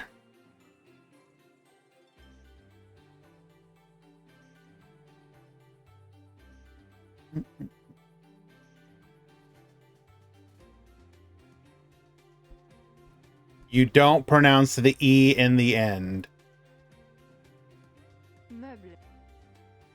Meuble. Meuble. Meuble. I'm hearing an E in that. I don't know if I can trust you theoretically French-speaking speakers.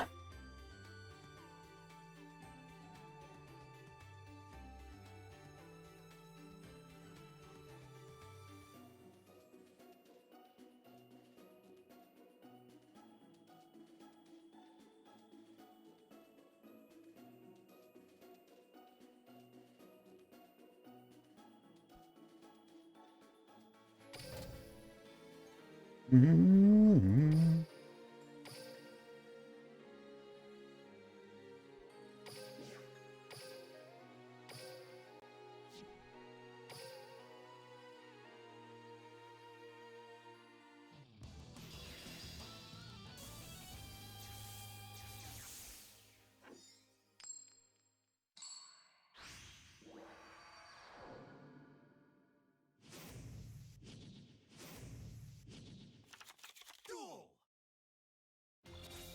All right, triple set from 11.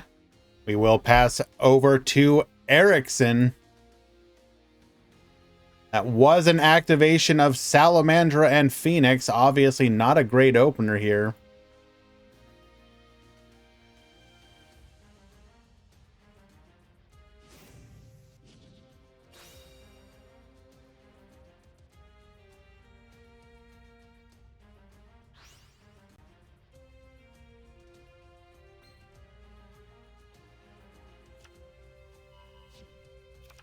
Sending the Abyss Dragon, sending the Dragon Spirit of White.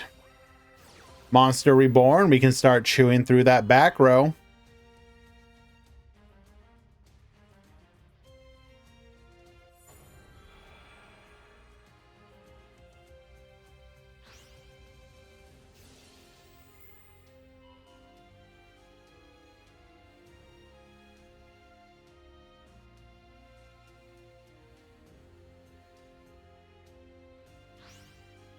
It was a crackdown, nothing to do about it.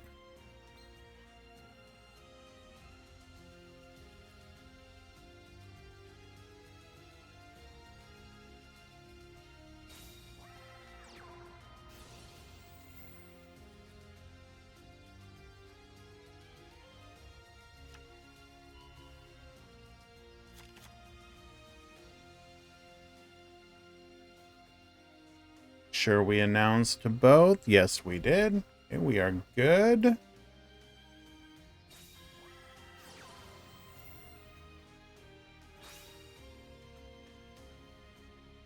Sending our Ancient Stone to the graveyard to add 2 copies. One of which will be...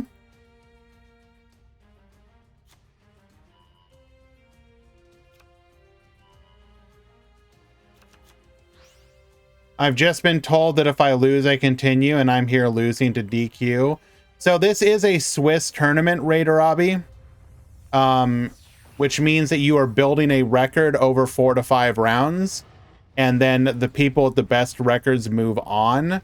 So typically, as long as you are X1 or a very well-performing X2, you have a chance at topping. But yes, if you lose round 1, you should not like just stop playing. I personally would play at least rounds 1 and 2.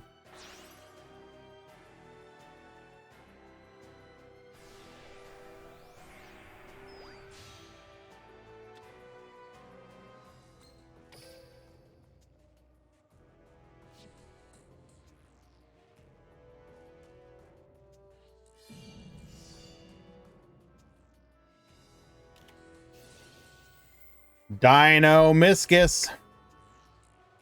Get Bonetian.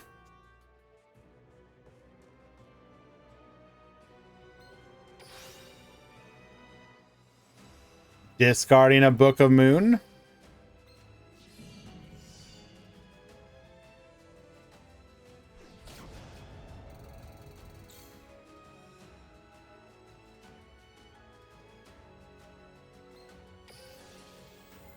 In the end phase, we will float into another Blue Eyes. Ooh, going for the Abyss Dragon here. That's big spooky. Adding a copy of Chaos Form.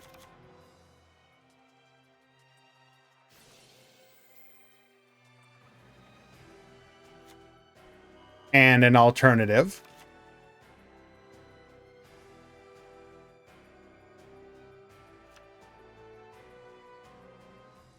And we did not top deck into a play. We will get the concession scoop.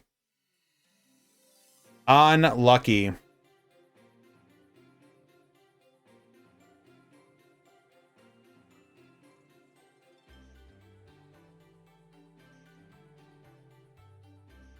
Raider Robbie, what is your start GG name? Is it the same? Hello. Deck check. You got it.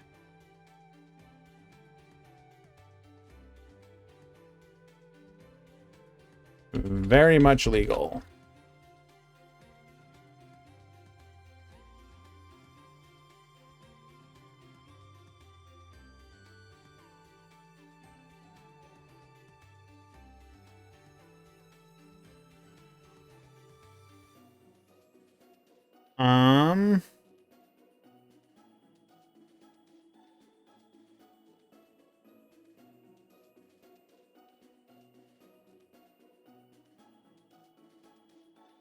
Where are you at?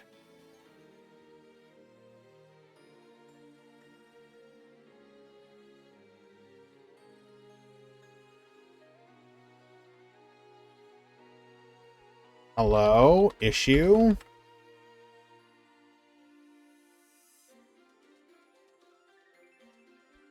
Your opponent did not show up. You got the win for the round. Why the mod call?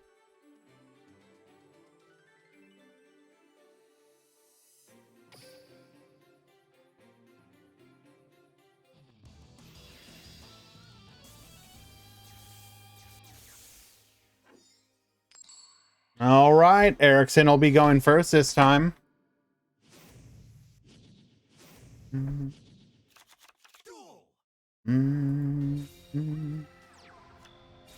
Set.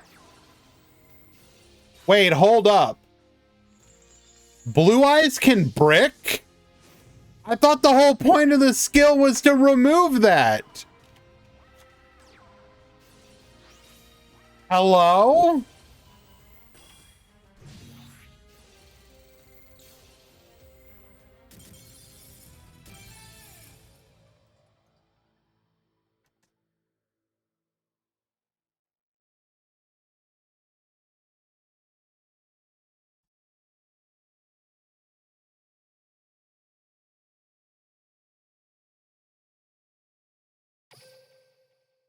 Okay.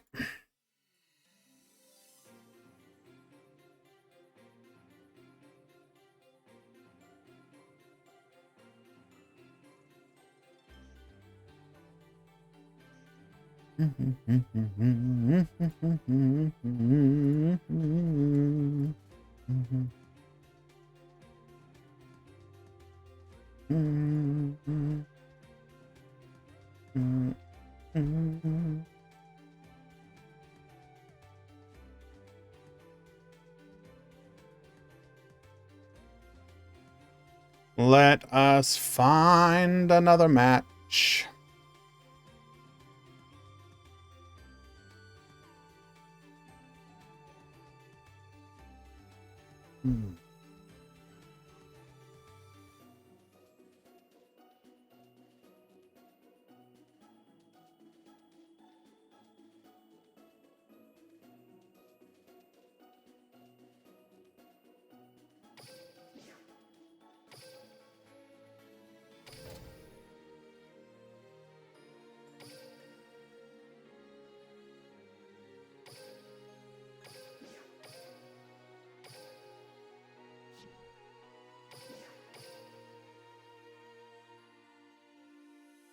Alrighty.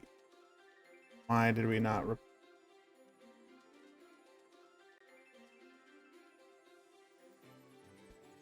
right, guys, just checking for any interesting matches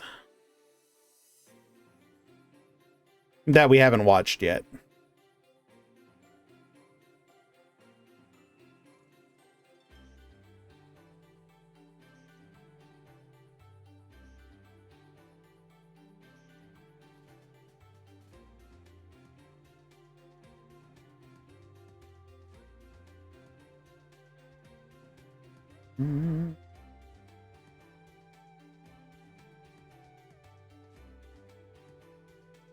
Hello, ump.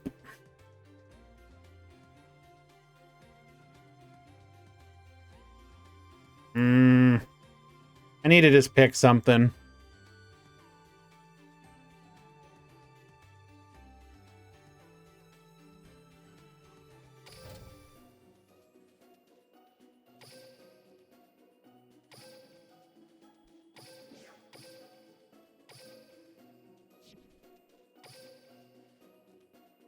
All right.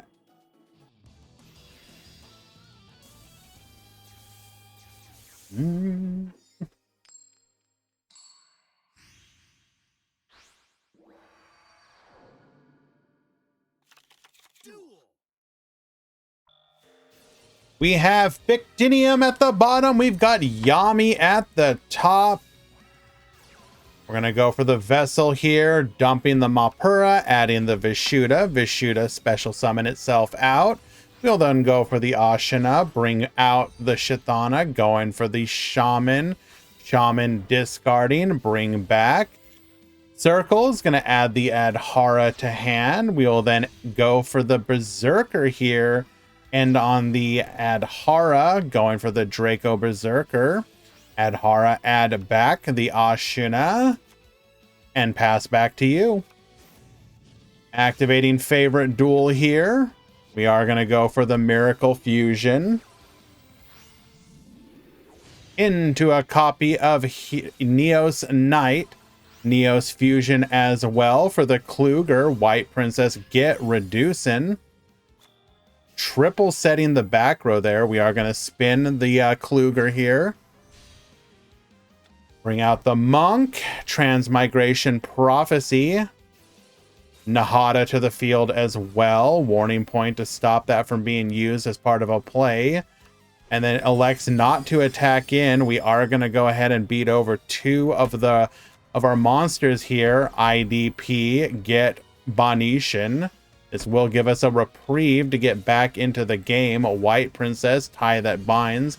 Going for 18 and 1,000, leaving us with just 1,200. Favorite duel, get spinning. Gonna grab ourselves another copy of Miracle Fusion from outside of the deck.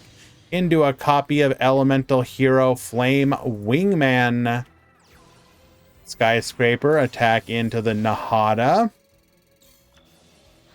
White Princess effect into the Ashuna. Warning point's going to stop us from being able to attack. Transmigration Prophecy. Get rid of the Mapura and the Nahada. And that's just going to be lethal.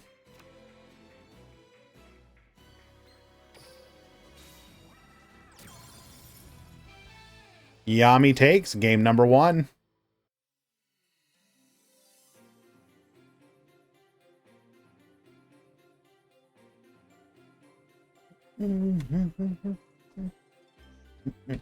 Fictinium betraying Madolche. What are you talking about? Ever since Fictinium started playing Duel Links occasionally, he's been on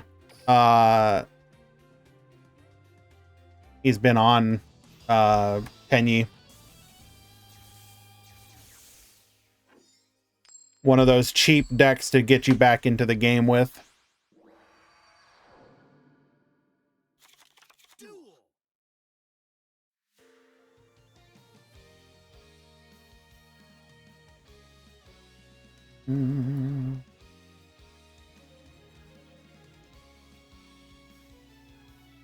It does actually. So one of the common complaints you will hear from people is that, oh, your decks just get power creeped in Duel Links, right? Oh, Konami, you'll invest in a deck and then 3 months will go by, they'll nerf your deck and then you can't play it anymore.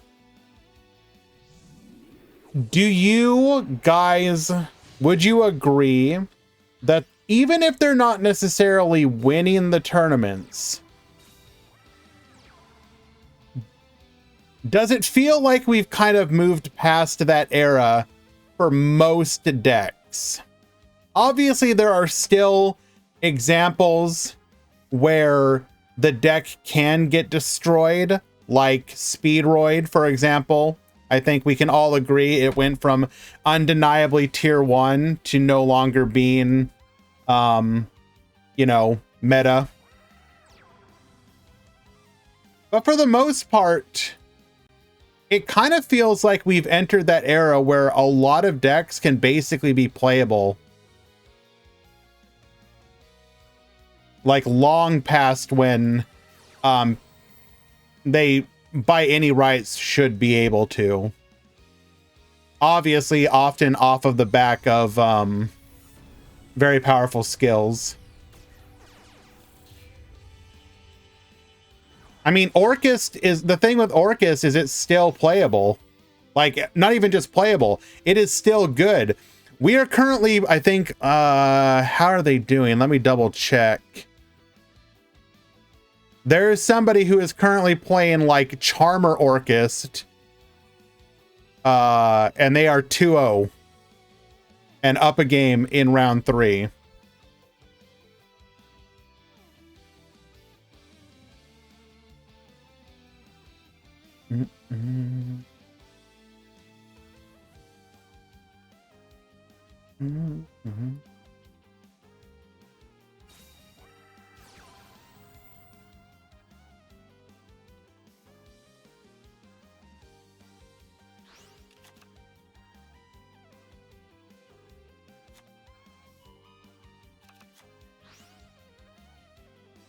Double back row for us to worry about here.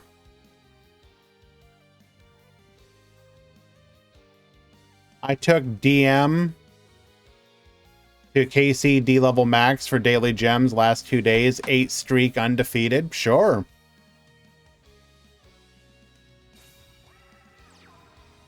Basically, I wonder if we can kind of just lay the idea that you like your deck, your favorite deck. I mean, obviously some decks will get power crept, but I think the nature of just the game, like their approach to the game right now just seems to be kind of let everything live.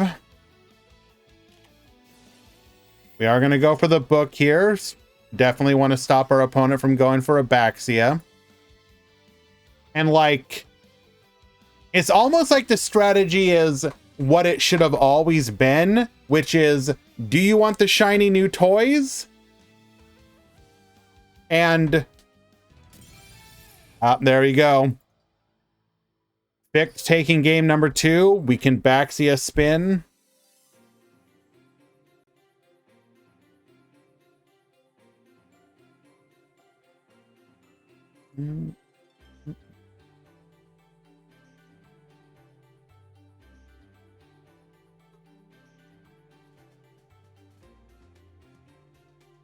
It's the reason I bring it up is because it very much feels similar to where Master Duel kind of is.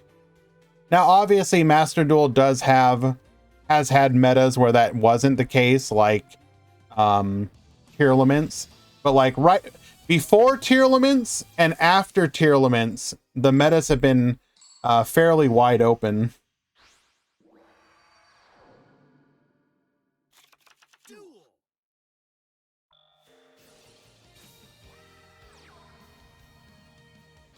I don't know if I'd consider Mech Knight's a mistake. That meta actually had quite a number of viable decks. I mean, to be fair though, Reseline, I think the reason people say, if you actually go look at some of the breakdowns during that time,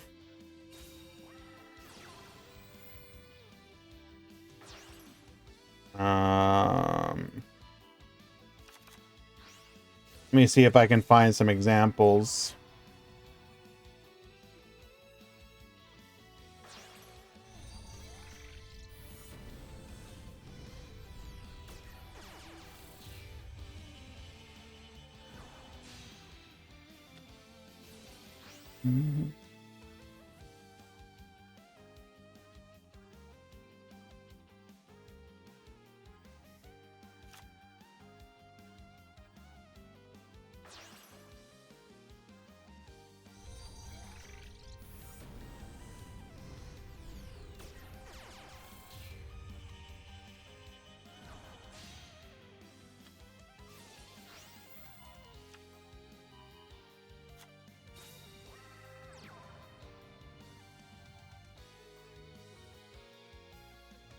So I think when people think about that meta,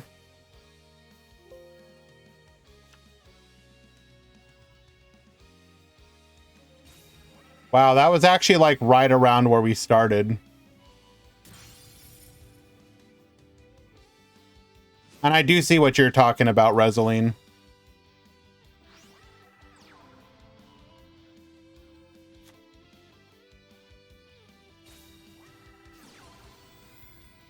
Trying to bring him up right now.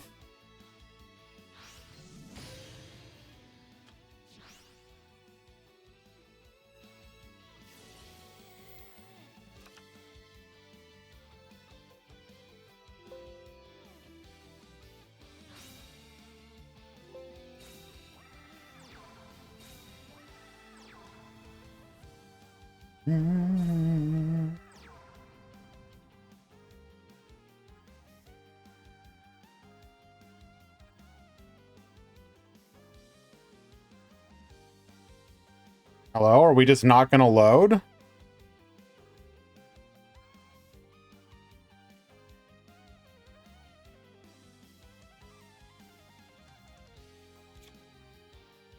Damn. We didn't have graphics with the first one. Okay, well. It's 5 rounds, yes, Erickson.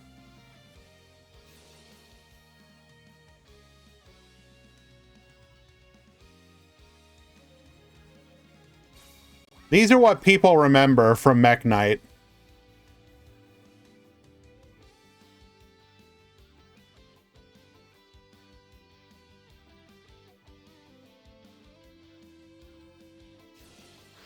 Basically the BLS situation that we're in now.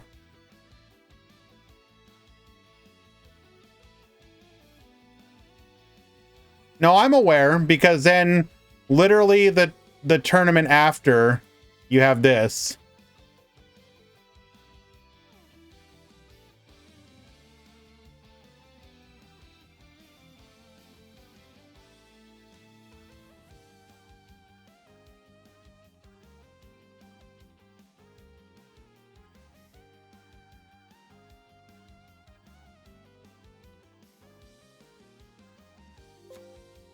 And then the next tournament was this.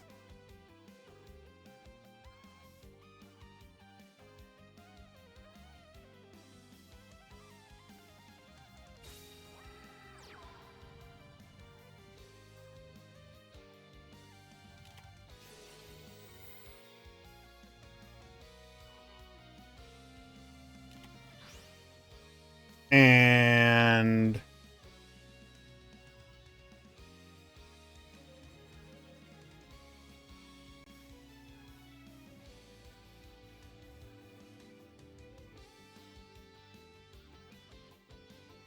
oh, Jesus Christ. The tournament after was this. What the hell?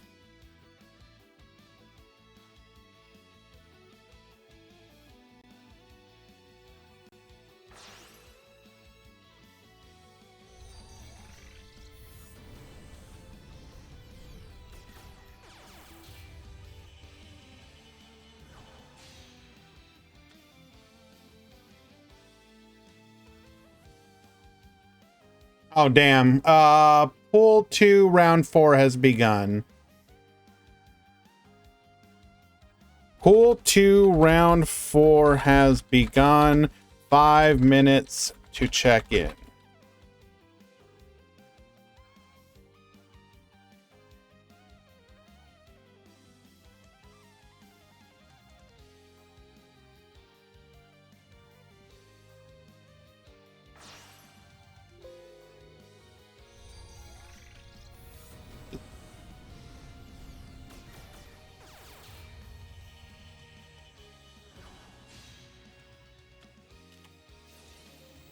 I mean, that is an interesting discussion, though. Is Konami actually responsible or not? I actually think that they kind of are. You're the shepherd of the format. Whether it is by skill nerfs or card releases or whatnot, it's kind of your responsibility to make sure the metagame is healthy. And if your players aren't noticing something, then I don't know. Do whatever you got to do to make them notice it. Oh, God. And then this happened.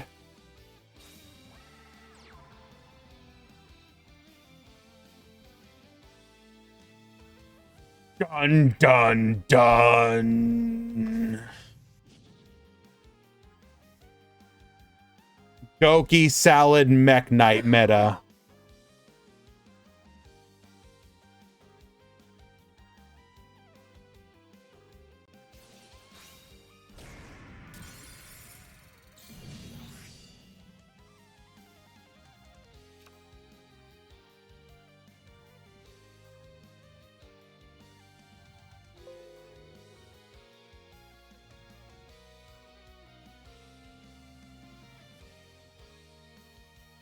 So wait, what happened here? So Salad was doing great.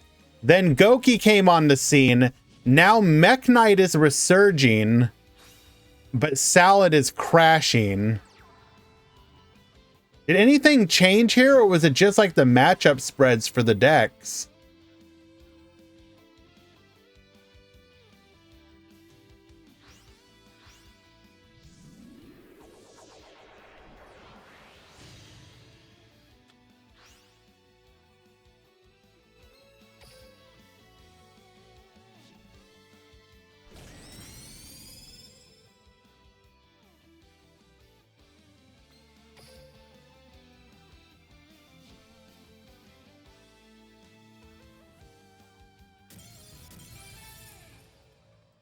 What?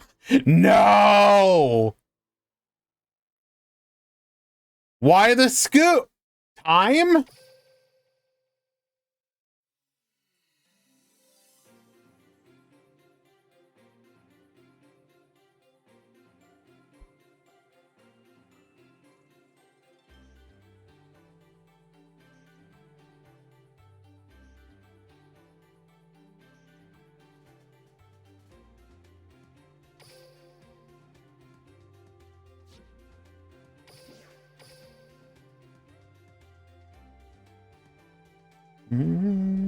I mean, to be fair, Fict, you are playing with cards that any sane person would never play with. Because it's like a dueling special. So I think you can be forgiven for that.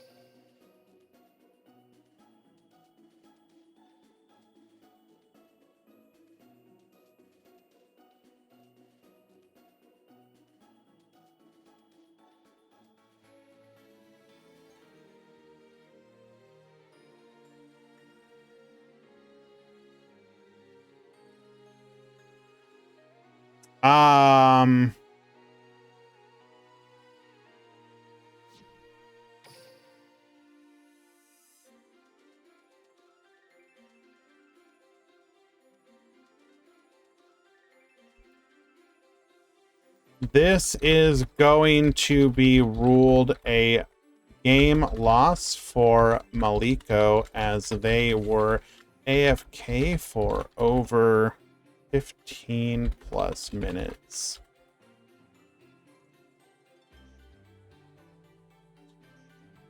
Please call a mod in the future if they are absent so long.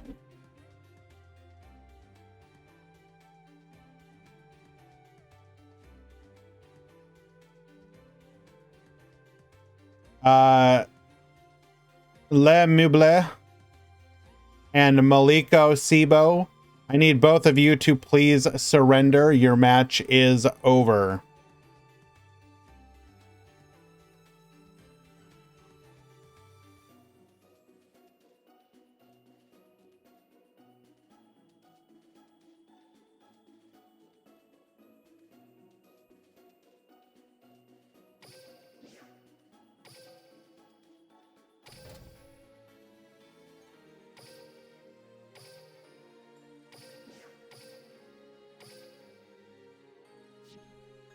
How are you guys still in game 2?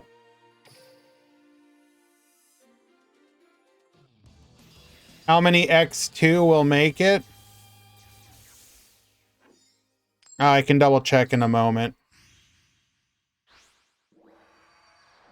Please surrender your match.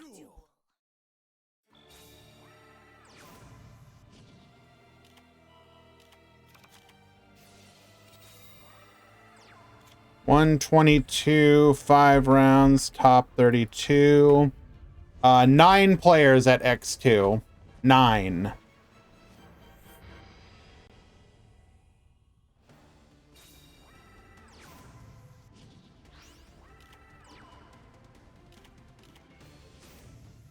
You get the win.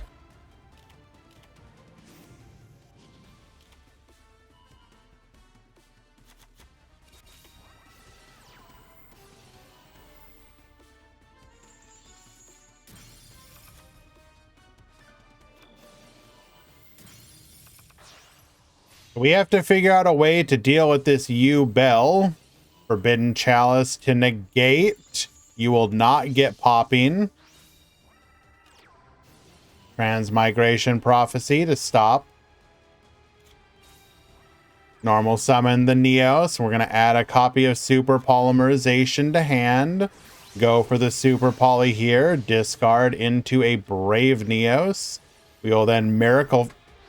Very unusual to see Miracle Fusion. Grand Merge into a Neo... Into a friggin' Needle Ceiling. Bro. Can we actually capitalize on it, though?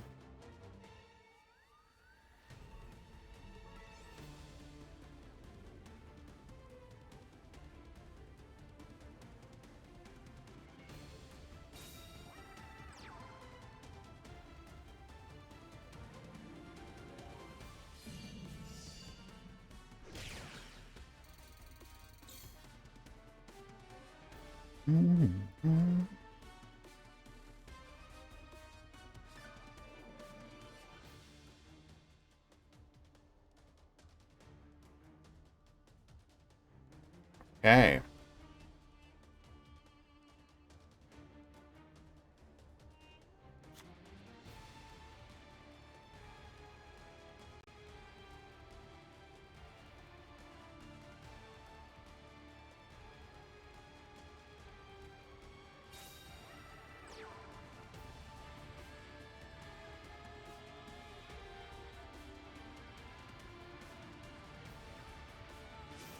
Generally, the consensus is that the timer does need to be increased. Ficked.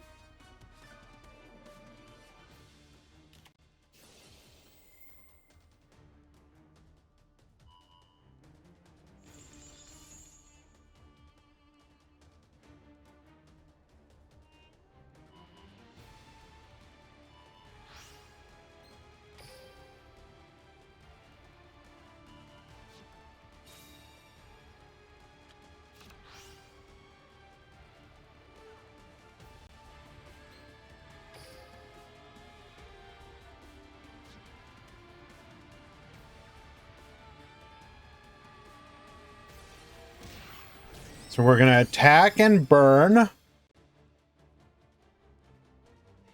We will float.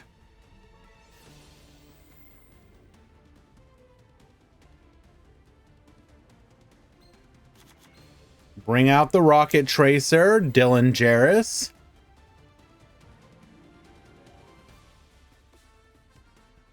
Yeah, attacking might have been a misplay.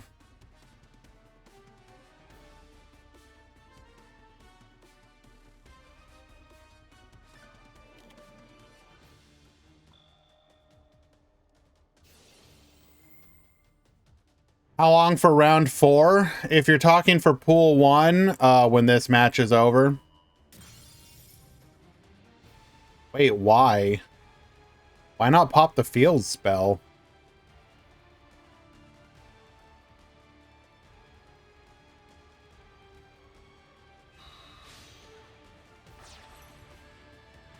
Bro, what?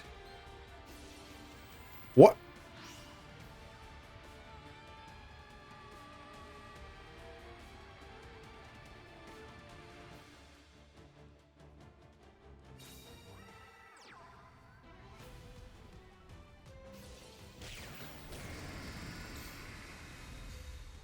Oh, we did the math. We actually live with 50 life points.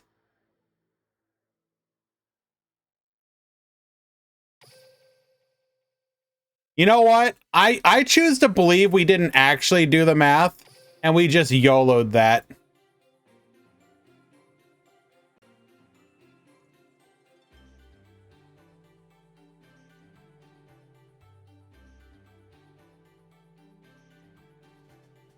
Well, to be fair, Fict, like the math on Rebellion is always the same. It's 2,500 damage over the target.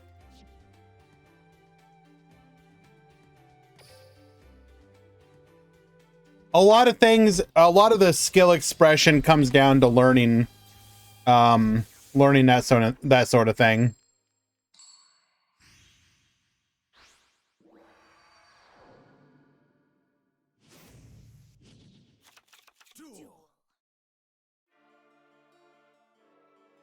I mean, again, the general consensus is yes, the timer should be increased slightly, but it is doable as long as you learn your lines and generally know what you're gonna do.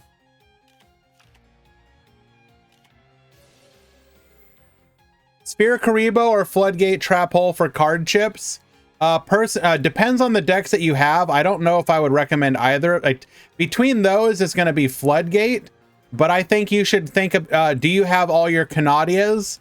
Do you have all your Needle Ceilings? Do you have all your Cosmic Cyclones? Those are the three that I would put at the highest priority, depending on the decks available to you, Nick.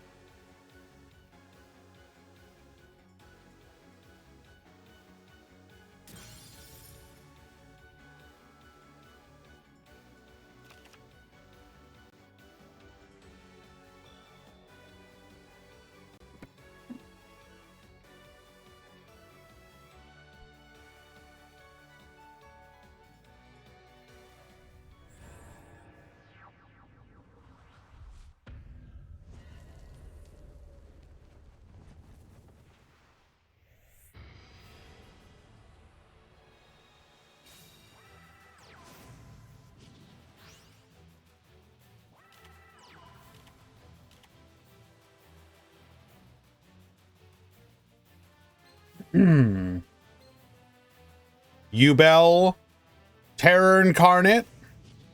Activate our skill again. We continue the climb.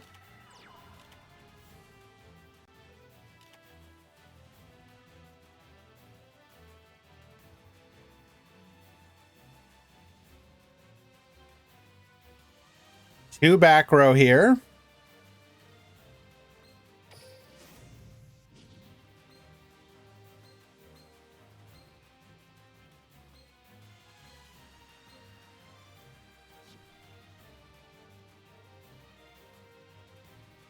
Hello, Sean.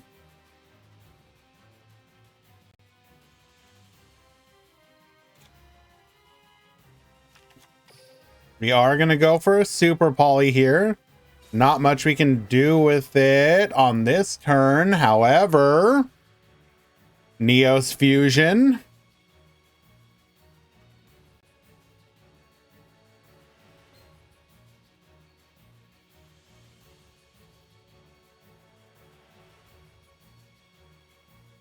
There is exactly one Cosmo, I believe.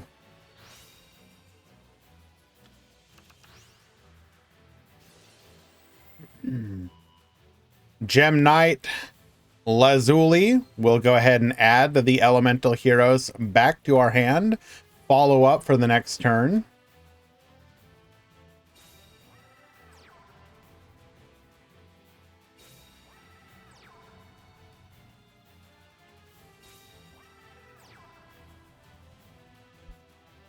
Triple set. Any aliens or Sylvans? What year do you think this is?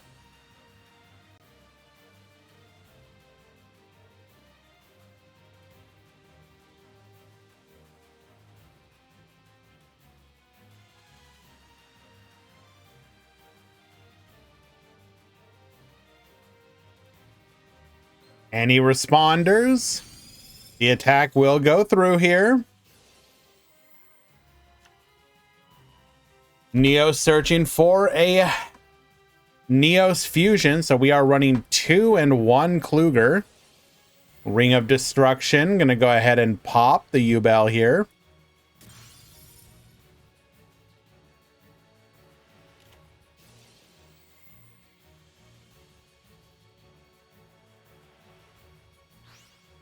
Ooh, this is very good. We will go for the Borreload Furious Dragon Summon here. We can get poppin'.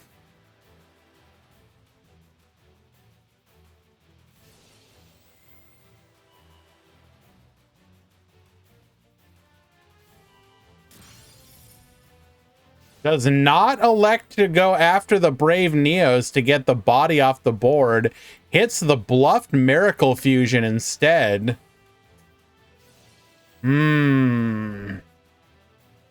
Was that correct?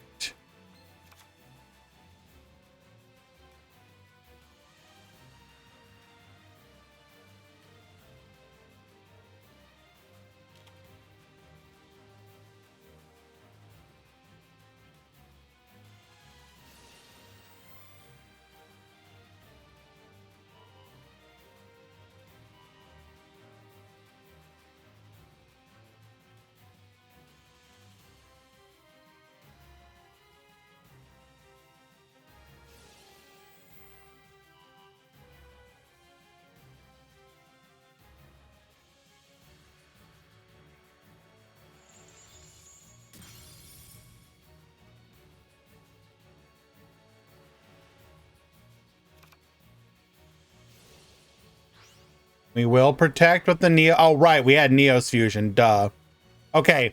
That makes a lot more sense. We're hoping to get lucky with the super polymerization. Got it.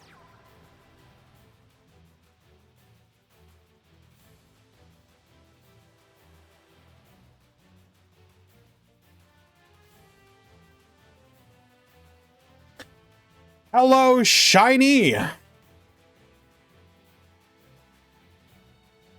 So good of you to join us.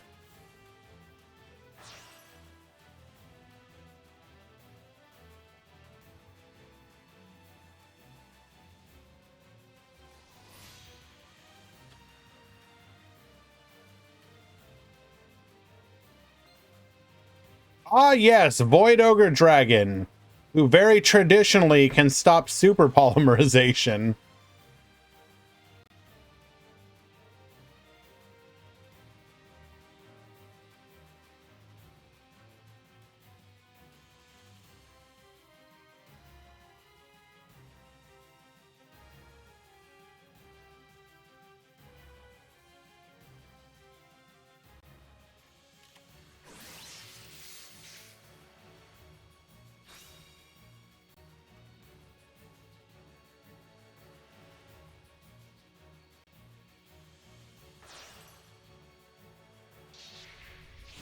We will go for our Escaridao here.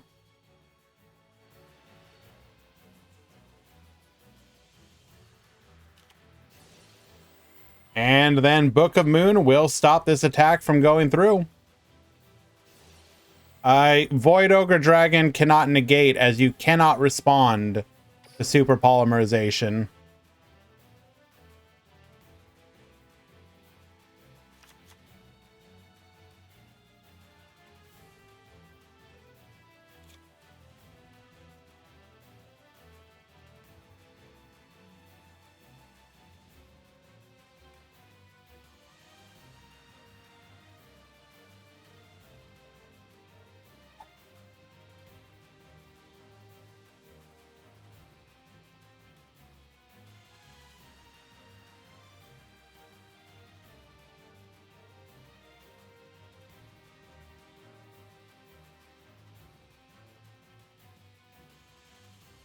What exactly are we thinking about during the draw phase?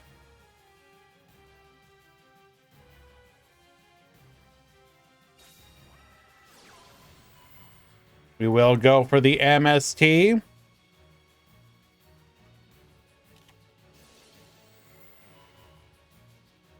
Forbidden Chalice to boost up our Silver Rocket Dragon.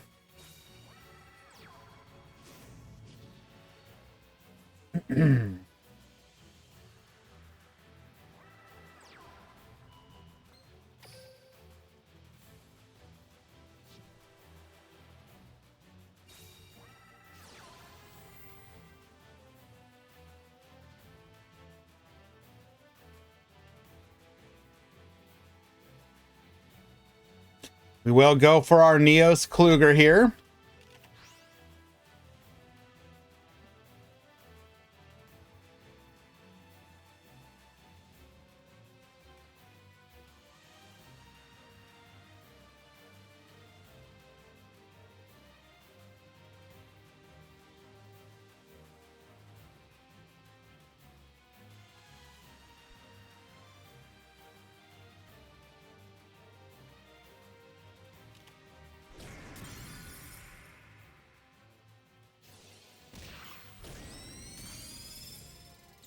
Alrighty.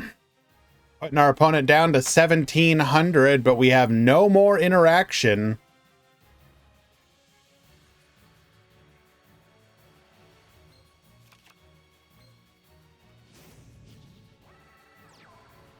Boral a launch, putting the Dillinjaris into the graveyard. There are 2 on the field, which means we can use the field spell here.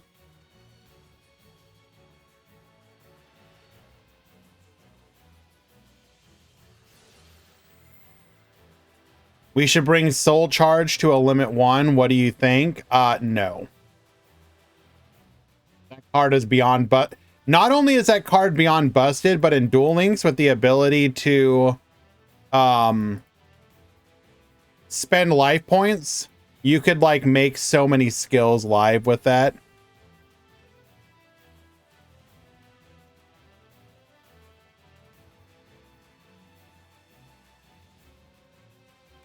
What are we thinking about?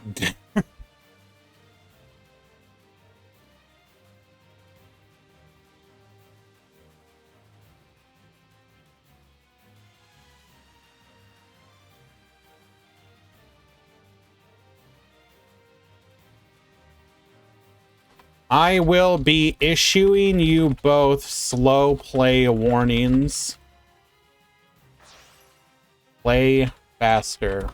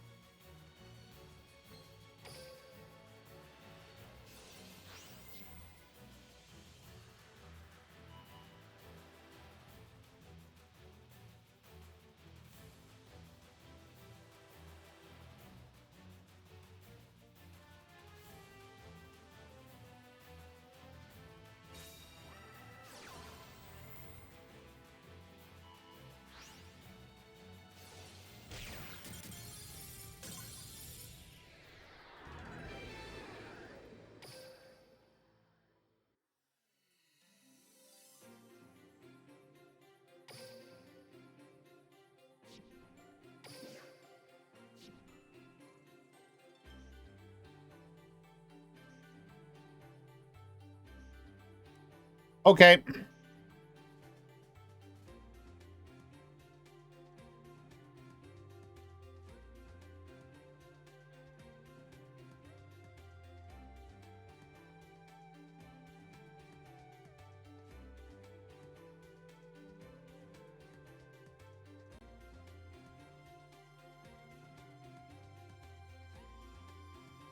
Yeah, don't under. The correct play there was to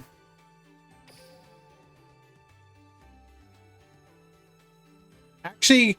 Could we even have attacked the Kluger though? If we go into Boral load, because you take the burn damage regardless. No, that was game 3.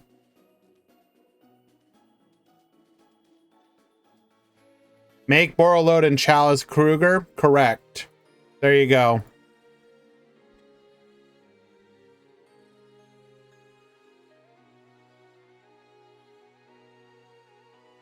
Yep, only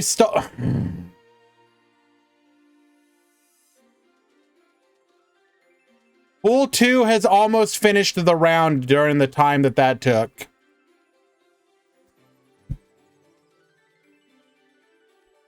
That was some extreme slow play. You do not need to take a minute for each of your actions.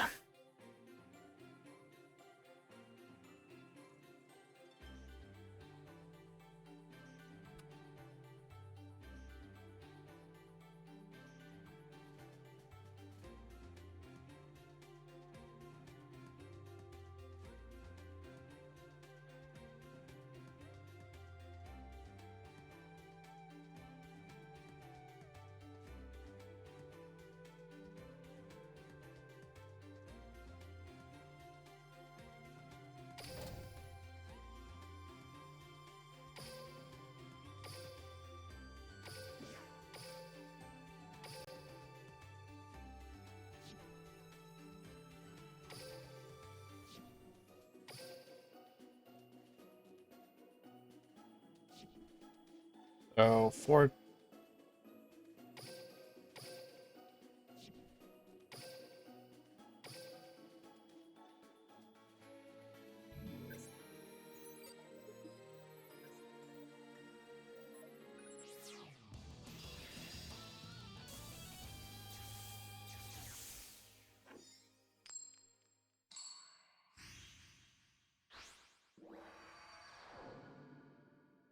Anyone turn up with any evil heroes? No. There's nothing that makes evil heroes playable. All right, activating our skill here after summoning the envoy. We're going to set 3 and pass. Terraforming, searching for a copy of Bridgehead. Not even the skill. No. Like, why would the skill do anything?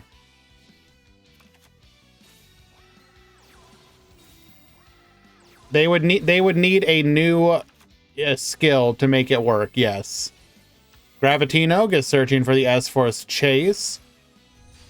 We will go for the Nightmare Cerberus. This is pretty high investment. Tie that binds. Crackdown, get yoinking. Yep, that's about what you could have expected there. Book of Moon on the Gravitino, allowing us to use it. Super Soldier, bring out our copy of the Blackluster Soldier. We're going to go for the S-Force Chase. Crackdown, get yoinkin'.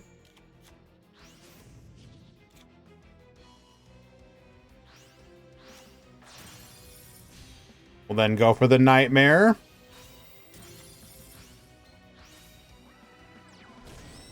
Mm.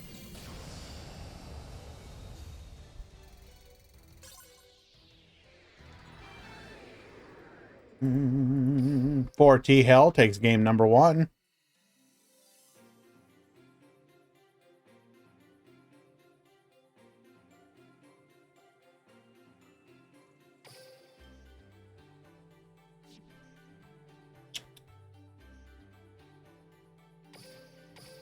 Game 2.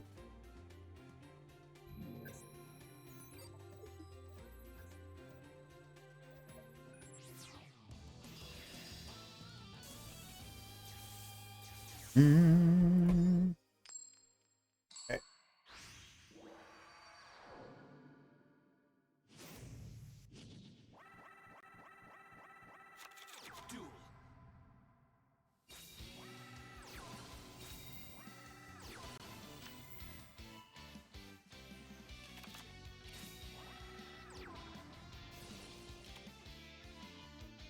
All right, we did get to start first here. We do have the Endymion, though. Can force out one of the back rows. It is our S-Force Chase. That's pretty devastating.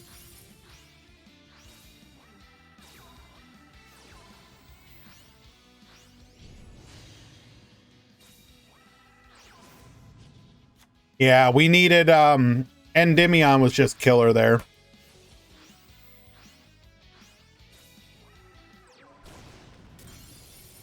That is going to be a full field wipe into a lethal.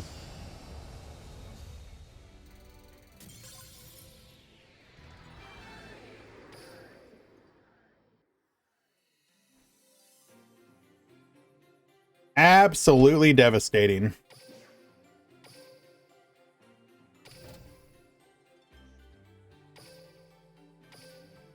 I mean, part of the problem is that evil heroes just don't have any good cards. Like, all their like, they have exactly, like, Malicious Bane. And then everything else is just bad. So you gotta, like, hella prop it up with a skill.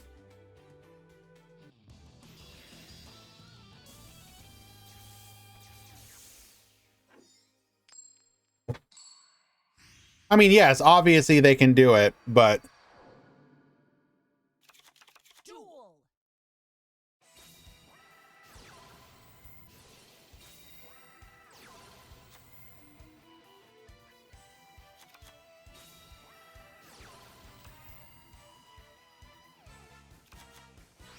Does anyone even really... Like, how many people out there are actually like... No. I love... Oh, that's actually really... Wow, that literally plays around the...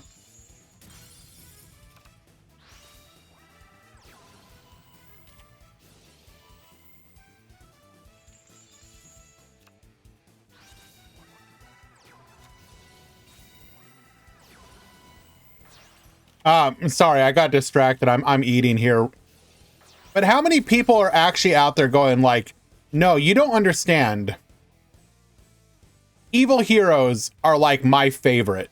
I know that there's like 1 or 2 people in the world, but I refuse to believe there's actually that large of an evil hero like stan community out there.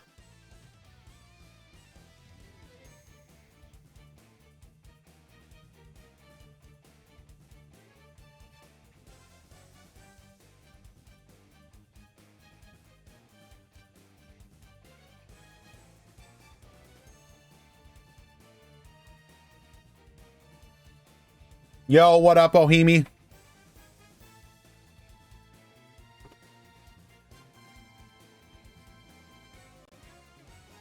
Oh, don't get me wrong. I understand that a hero player can look at something like Malicious Bane and be like, yo, that's a pretty good card. But people aren't out there being like, no, you don't understand. Like, my favorite card is like Malicious Fiend or whatever the hell his name is. That smile, that damn smile.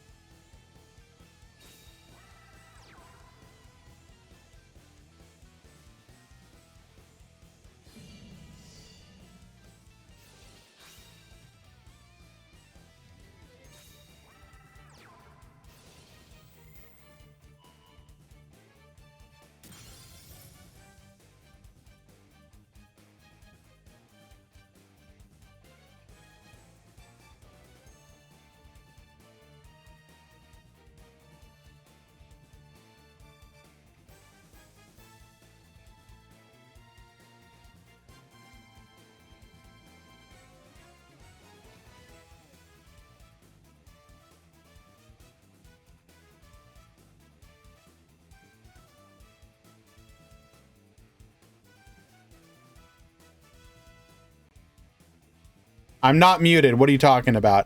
I'm sorry. I refuse to believe it. I refuse to believe it. Nobody cares about evil heroes that much. If anybody if Konami cared, they would have given them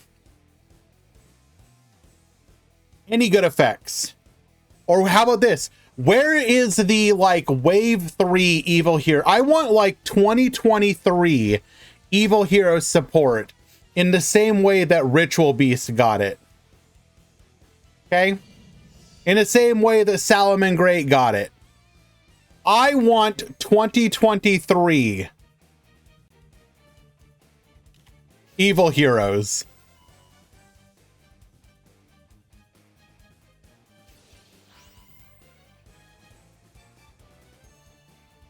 Yo, we got plays. We are gonna dodge here. Ceremony effect, orbital effect.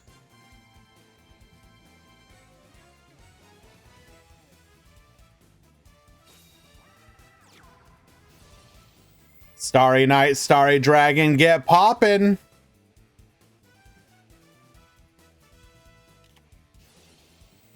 Crackdown, get yoinkin'.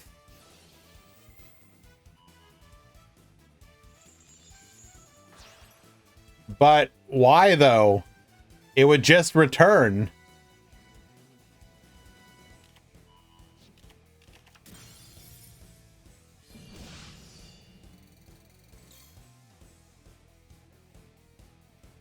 That did not feel correct.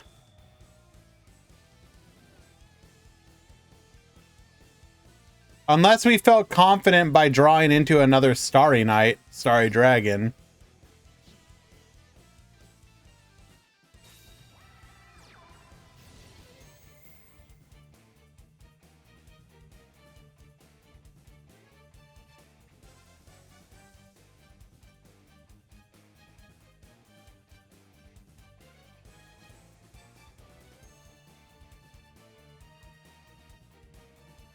Give me your guys' example of a broken hero skill. How do you break evil heroes? Sorry, not heroes, evil heroes. How would you break evil heroes?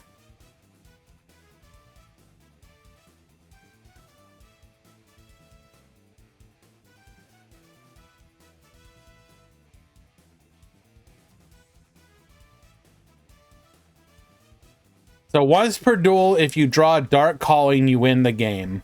Broken.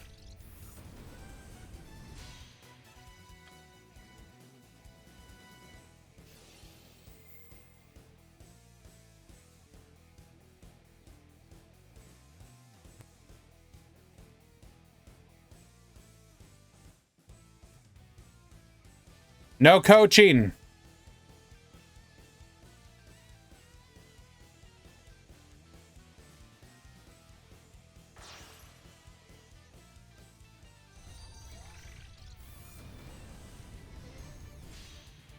Go for the kiss-a-kill here. Kiss-a-kill. Revive the Leela.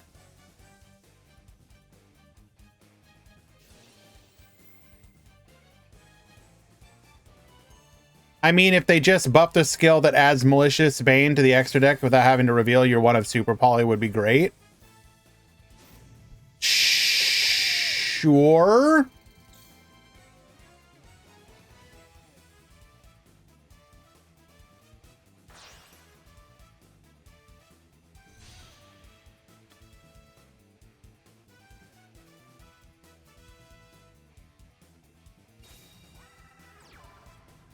Just let the old skill let you use every hero card, not only elemental and evil hero. Also an option.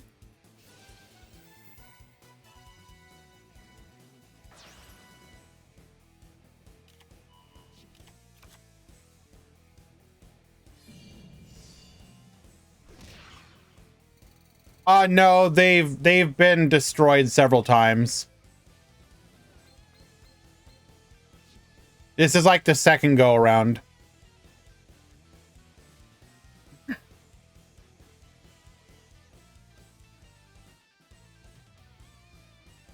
I do think like going back and hitting a bunch of the, or not hitting, but like buffing a bunch of the old skills to remove the downsides of like locking you.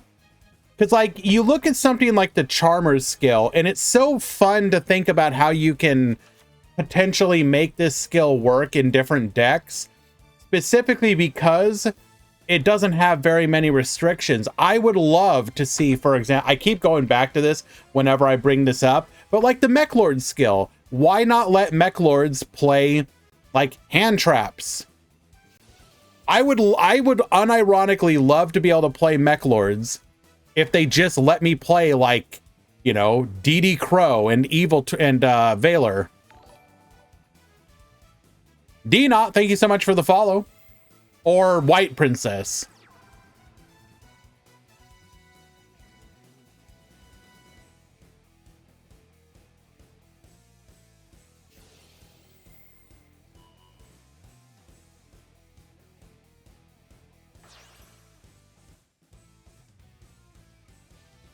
Been lurking while I grind KC, but enjoying the commentary. Well, thank you very much. We appreciate it. We do try and provide a enjoyable, you know, community experience here.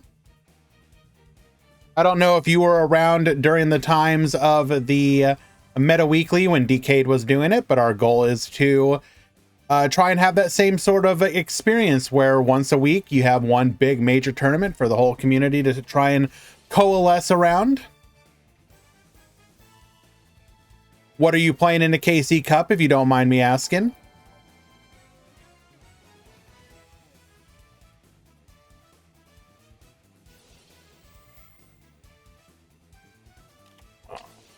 Hello, issue.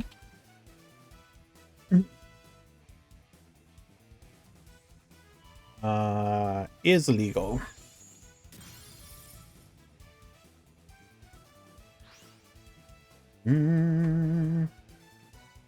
Ooh, Magic Key. Now I don't know if you how many like Duel Links Yugi tubers you happen to follow, but I did notice that one of the ones that I follow, Papa Tricks or something, I never know how to pronounce his name, but he posted a video about hitting D level max with Magic-E.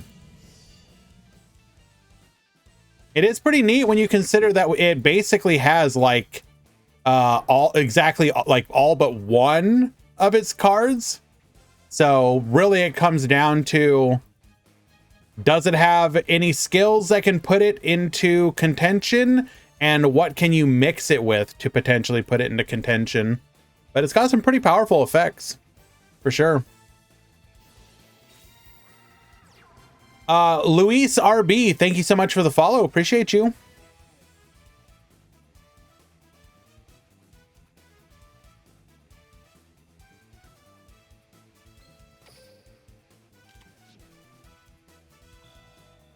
Do we have a Balefire left? 1, 2, 3. No.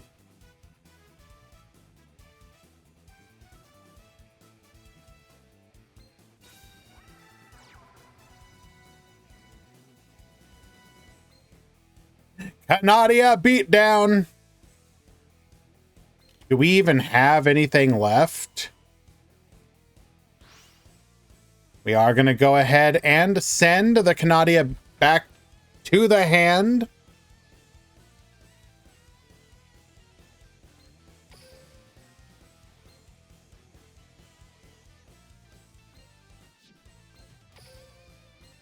So all 3 Kiss-A-Kills are accounted for. And 2 of the 3 Leelas.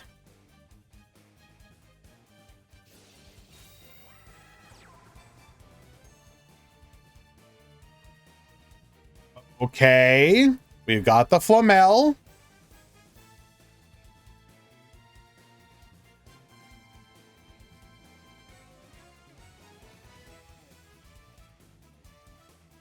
Who went first to this game? Let me double check. It was Cole.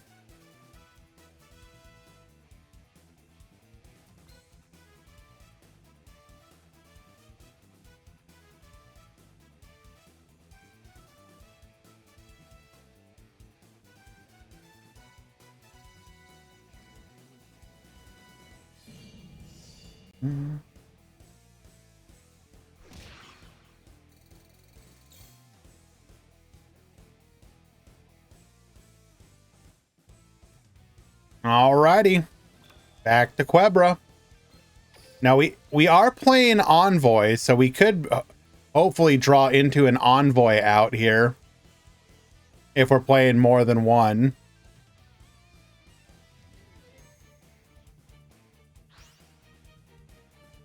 Oh no. Banish a light in the dark. Come forth, Blackluster Soldier, Envoy of the Beginning. I think that might just be it.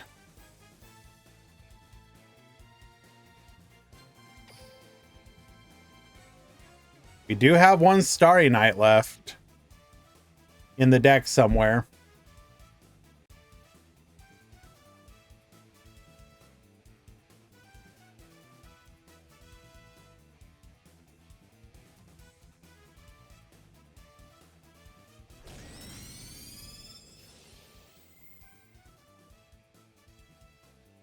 Gain an additional attack. In for 15, leaving our opponent on 200 life points.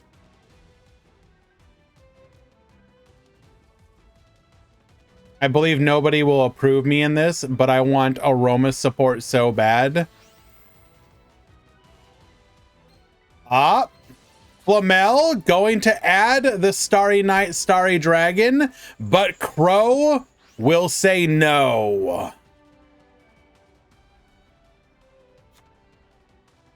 Did we draw our Starry Night, Starry Dragon? Show it to us, Cole. Show it to us.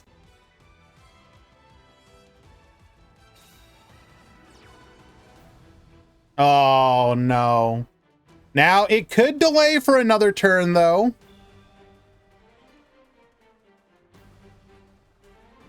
Masak, I have warned you multiple times. Stop issuing eyes. I will be giving you a match loss for this.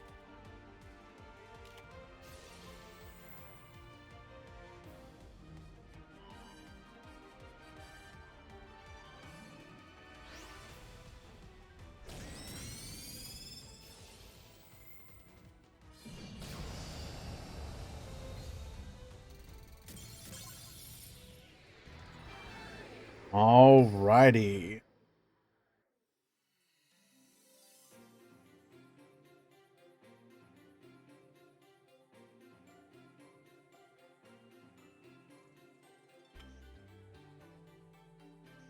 I do not understand this. Okay, you know what? You're just getting dropped from the tournament, my dude. I am honestly tired of this. Every round you do this, my dude.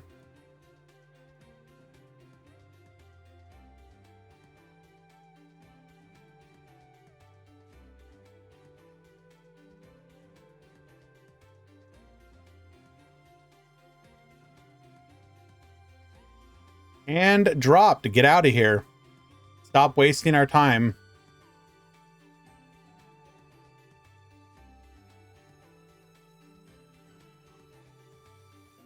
Every match they go into, they just immediately report the first game a tie.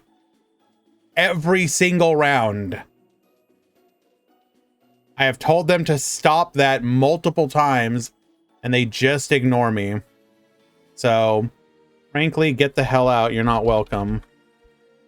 Pool 2, round 4, no, 5, has begun. 9x2 will top between both pools.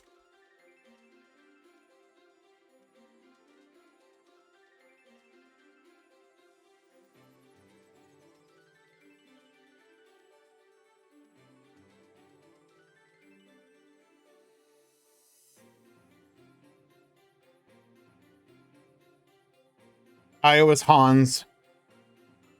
Get that guy the hell out of my tournaments.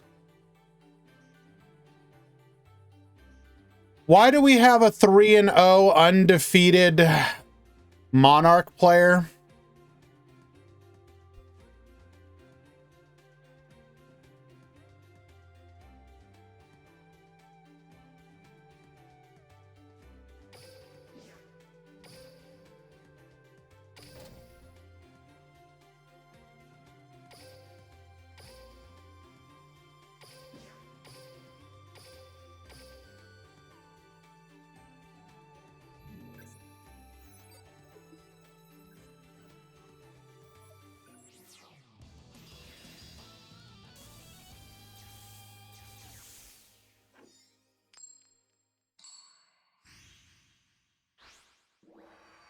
Alrighty.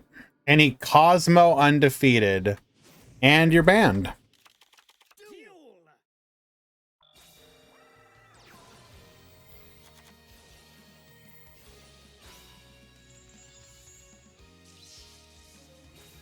Alrighty, Valor to stop us from gaining an additional normal summon here.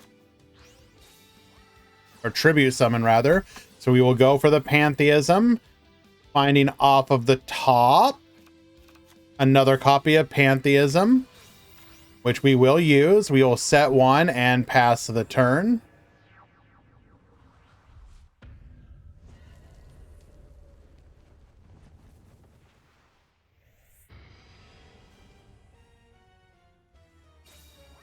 Bring forth the U-Bell, activating Eternal Bond here.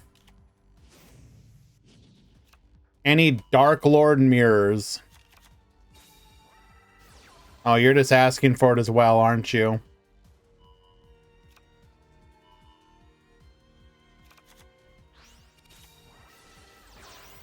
Attempting to go to the end phase, I assume, with the U-Bell pop.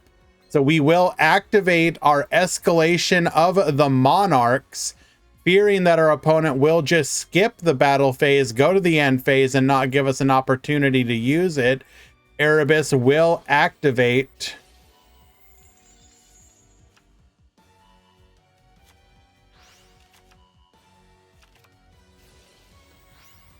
In the end phase, also bring out a Prime Monarch. Frost Blast, force out one of those back rows. It is a Ring of Destruction. Get poppin'. Pantheism. Eidos, go ahead and go for the Idea. Cloak and Dagger. In response, we'll then go for an Ether into an Ether, and that's lethal. What? In the year of our Lord 2023, I have uttered the phrase, he activates Cloak and Dagger, naming Edea the Heavenly Squire.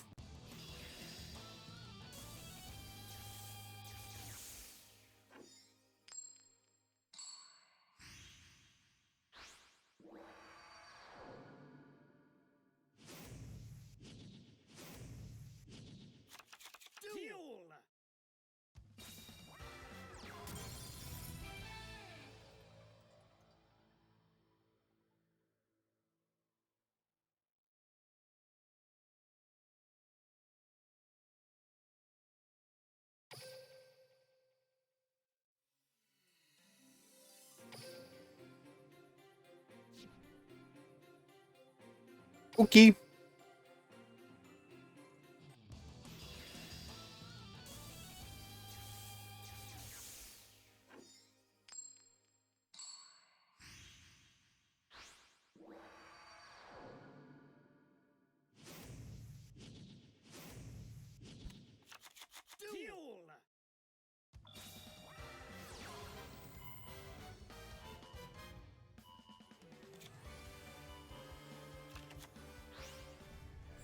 Sorry about that.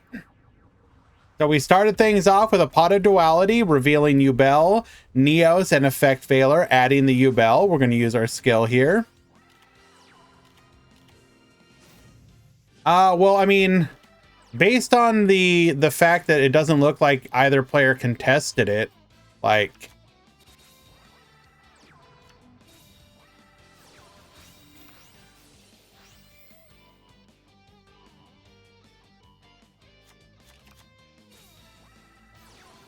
is what it is. All right, Pantheism. We're going to go for an Eidos here. The Prime Monarch, Cloak and Dagger. Ooh, that's rough. Naming Erebus the Underworld Monarch, so we will go for the Phoenix instead. Force out the Fuse line. Again, words I did not expect to be saying. We will then activate Tenacity, revealing the Erebus in our hand to go for a Monarch Stormforth. Eidos effect, bring back the Idea, and pass the turn. Neos to the field, activating Eternal Bond to get another copy of Elemental Hero Neos to our hand. Monarch Stormforth into a Prom Monarch, into an Escalation. Going for the Erebus here, Cloak and Dagger effect, Erebus effect, Idea effect.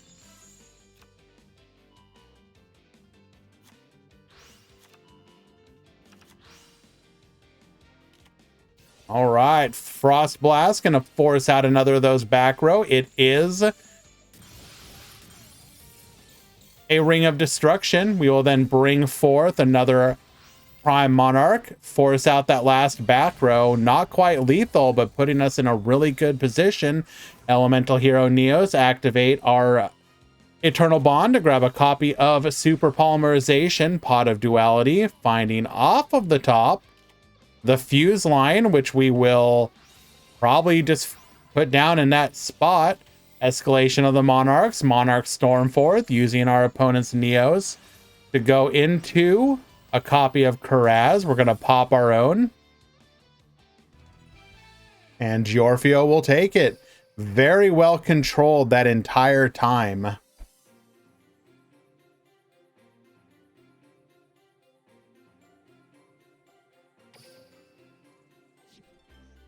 Giorfio just wanted the handicap.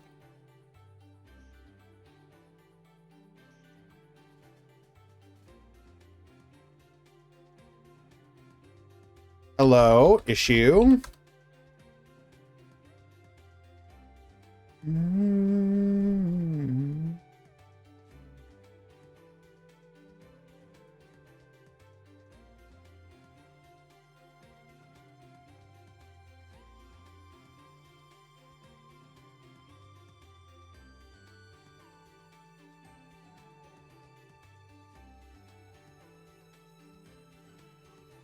I want to check Lancey.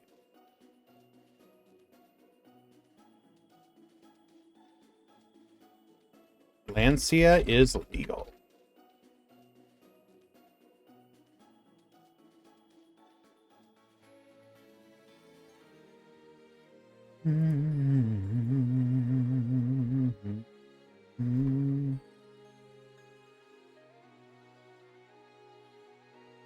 Alrighty, let us find another match.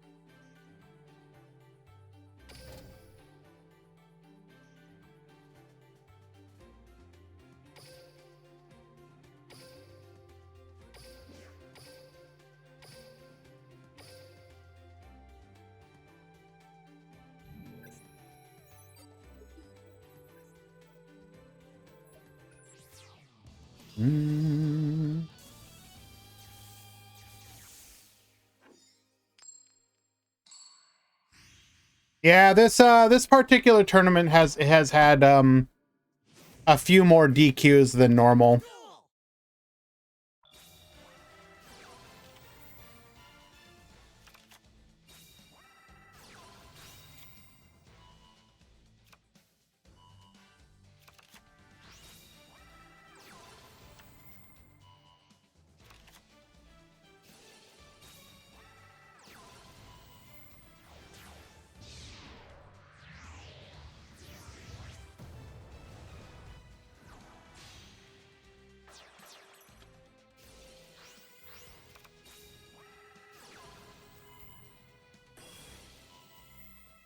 Alrighty. Going for the Utopia here. Gaga Revenge, activating Order of Chaos to get ourselves a copy of the Limited Variance Force, activating it to get us into a copy of the Ultimate Leo Utopia Ray. Yo, is that my boy the Law? Thank you so much, my friend, for that raid. All of y'all should be definitely checking out all the cool stuff that my boy the Law does. Excellent videos on YouTube, viewed by basically everyone within the community. And on top of that, has been doing some speed runs on Twitch lately with Forbidden Memories. I believe most recently the speed run was the 100%, correct? I was watching you do that yesterday.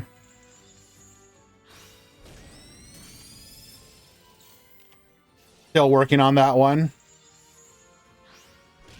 Alrighty. We will flip the Kiss a Kill back up. Gonna go for the Evil Twin Kiss a Kill. Get the revive on. No interruption here. Leela. Bring back the Kiss a Kill. Go for the card draw. We will then go for the Nightmare Unicorn, discarding to get spinning. Roland during the end phase, going to add a Gearfried. We're going to be banking on that back row to keep us alive, but we got the Lightning Blade, and that will get a scoop. Game number 1.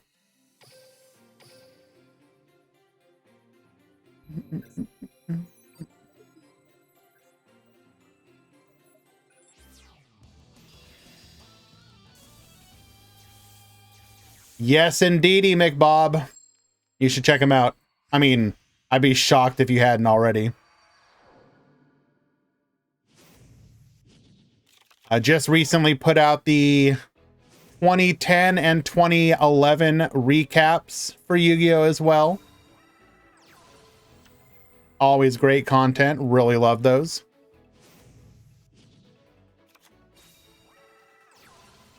V Salamander, go ahead and revive our Utopia here.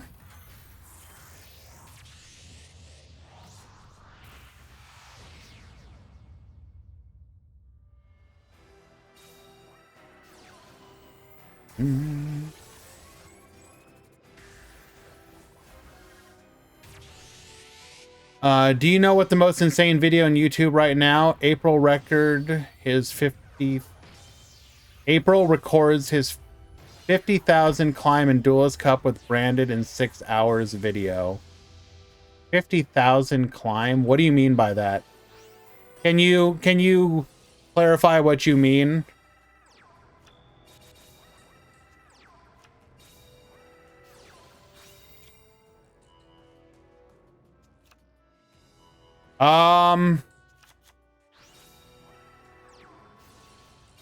If they're still not in the room, then yeah. That's 2 minutes over the time that I gave.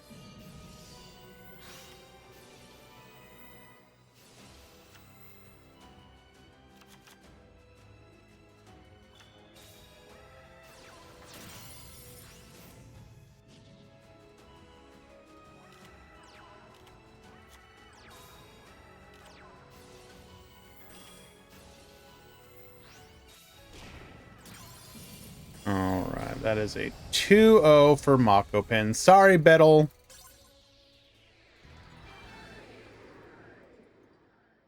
Alright, Lemon taking game number 2. And game 3. Is a Duel Links ready for IP Masquerena selection box? I mean, I would honestly prefer they not add it anytime soon.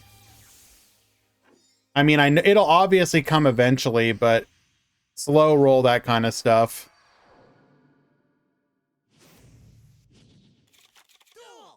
Although, to be fair, something like IP Masquerena is a perfect card that you put to, like, limit whatever to keep you from being able to splash it. Like, we always have to remember that the Duel Links ban list system can fix a lot of broken card problems by just making it so you can never include them together. For example, like if we eventually reach a day where both IP and Avramax are in the game at the same time, you just put them both to limit 1, then you can't play them together, and like that's one of the biggest problems with the card. Although, actually, ironically enough, especially once IDP gets released into the game for the entire audience to get easily, Avramax is like not even that big of a problem. Like, it's a big problem in like TCG and Master Duel because nobody plays the outs. But in a game like in Duel Links where everybody will be playing IDP, especially when it's free, like Avramax does like nothing. Well, not does nothing, but you know what I mean. IP and Unicorn limit 3. I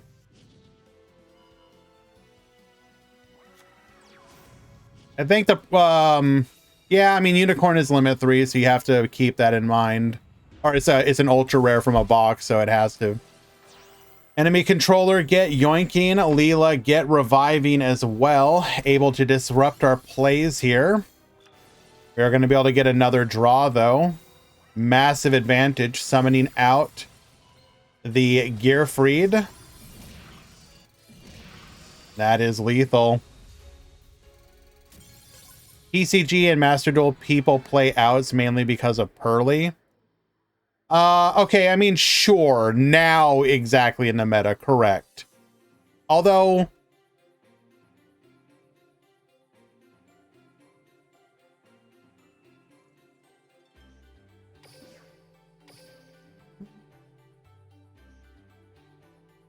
round 5 when? Pool 1 just went to round 5.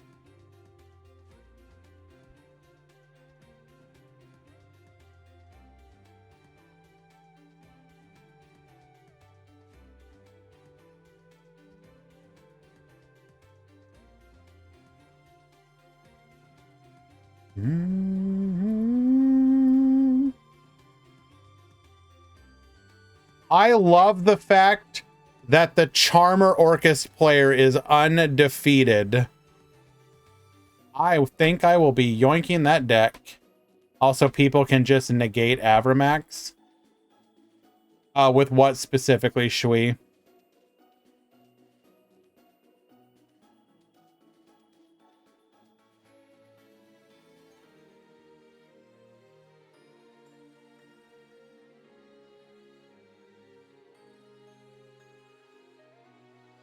Barone, Savage, literally anything. Oh, right, non-targeting. Okay, of course, of course.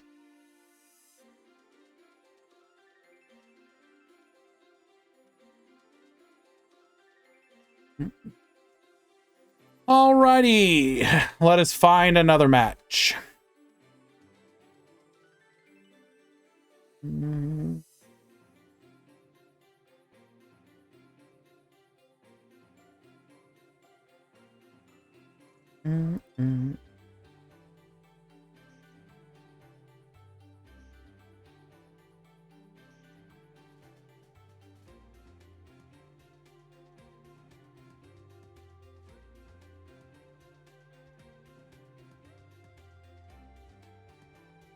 I think I want to watch him again.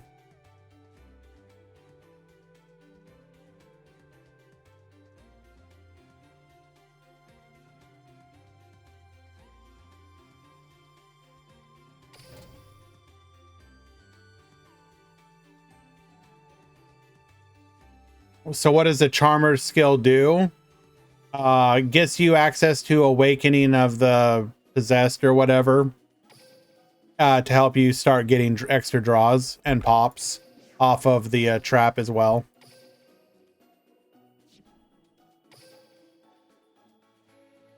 The upside is that the engine requirement is fairly small.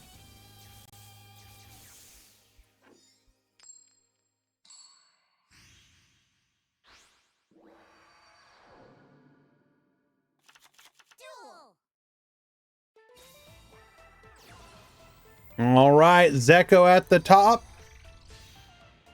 We're going to go through our live twin line. And the downside is that you play Charmers. I mean, technically speaking, you only have to play 4. And also, to be fair, the Orcus package is small enough that you can afford to do it. Kiss a Kill going for the draw. Legend of the Heroes for the life point gain. Kiss a Kill to set up for the pop. Triple back row and back to you. Spirit Charmers. Gonna discard Harp.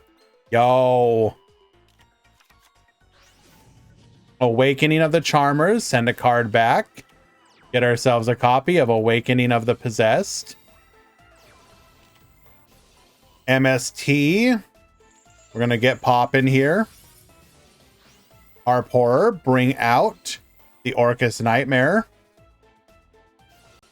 Leela, get poppin'.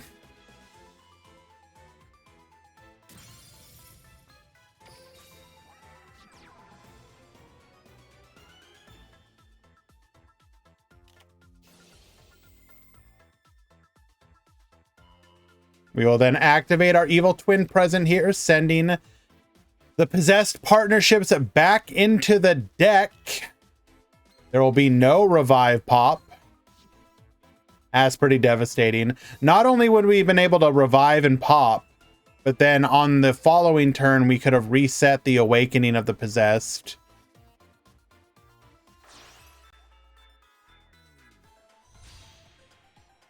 Nightmare Phoenix here.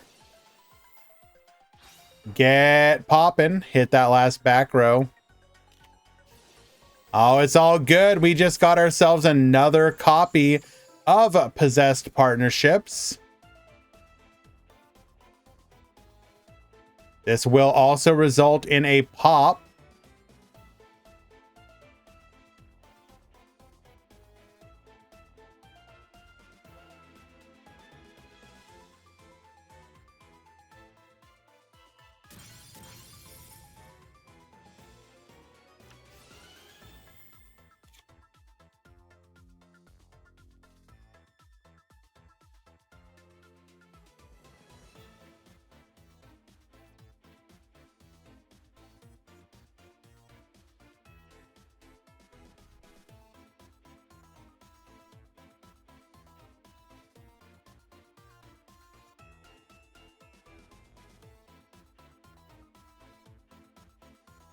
What's the game plan?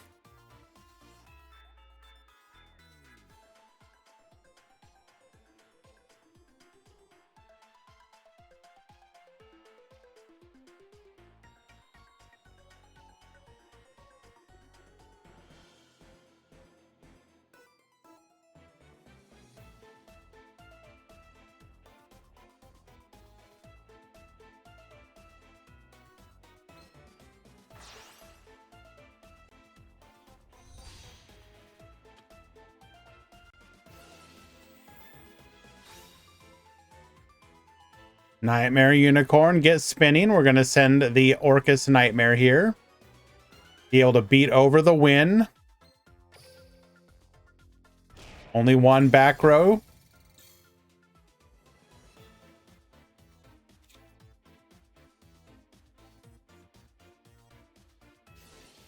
Activate Possessed Partnerships here. Reset the Awakening of the Possessed.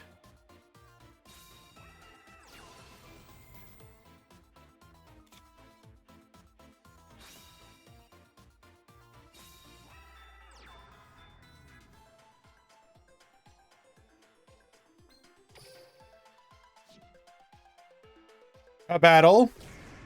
We will successfully beat over the Nightmare Unicorn and get in for 2450 on top of it. Live Twin at home. We'll get our live twins back in the game. Kiss a Kill effect. Into the Leela.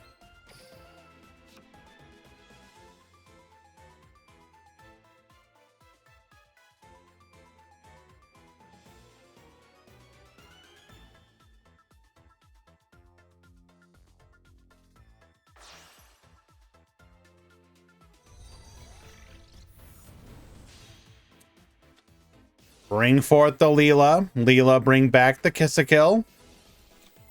Draw a card.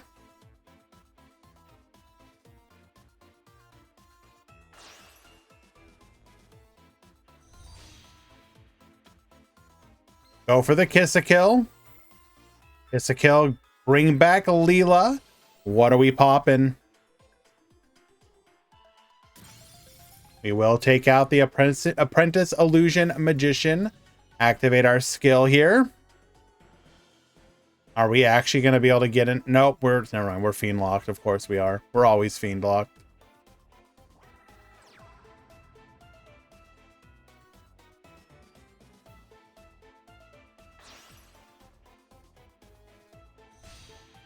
This will, however, let us get back into the Nightmare Unicorn once again.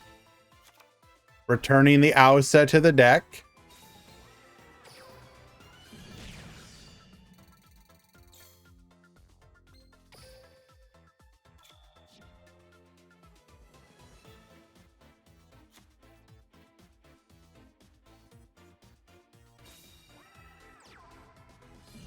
And unfortunately, we must have drawn a brick as we were unable to play anything.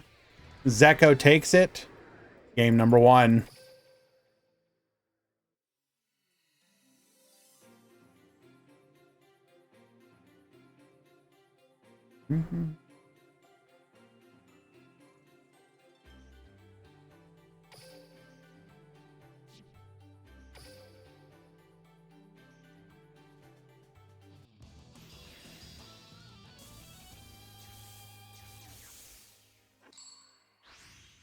Alrighty, Zeko will get to start off once again. This is very advantageous for you.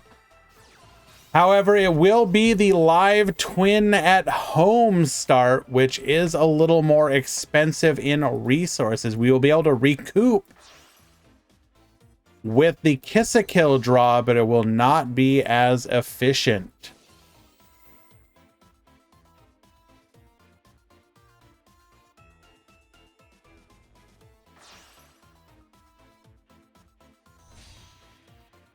Kiss-A-Kill into Leela. Leela into Kiss-A-Kill. Draw a card. Activating our skill here. We'll then set up for the pop.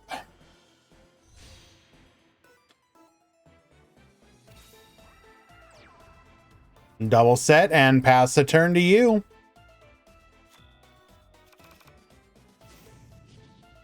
We will go for Awakening of the Charmers, reveal the Ausa in hand, send a card back to the deck, get ourselves a copy of Awakening.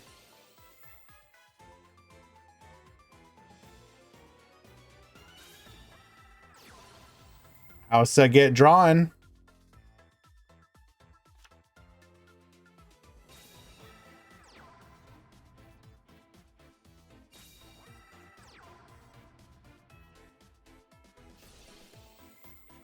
Attempting to enter the battle phase.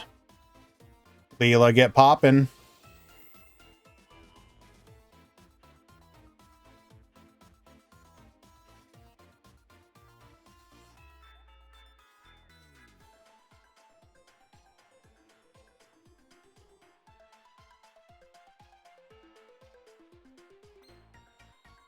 And yes, Awakening of the Possessed. Charmer and familiar possessed monsters you control cannot be destroyed by card effects. Nice pop, idiot. To be fair, though, we will only make that mistake one time and never again.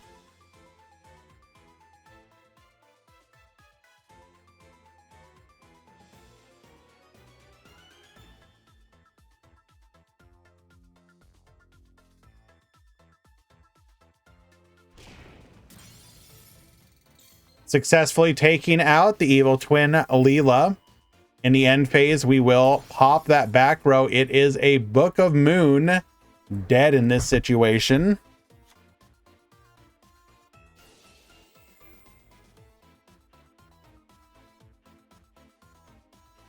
Leela, get poppin', force out that other back row. It is a dead possessed partnerships. Unfortunate.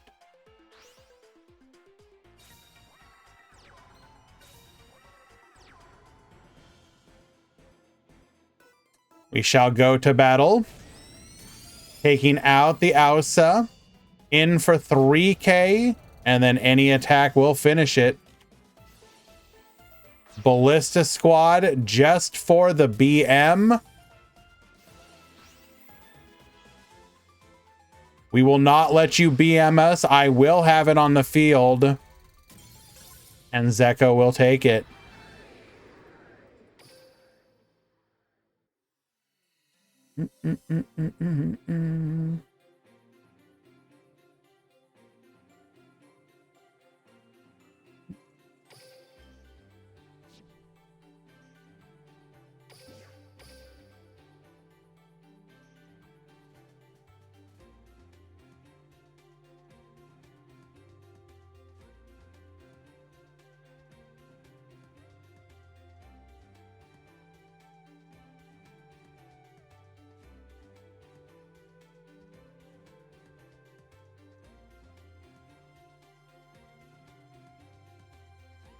I read the spell. It was just extended BM. Oh, of course. I definitely believe you, Zeko.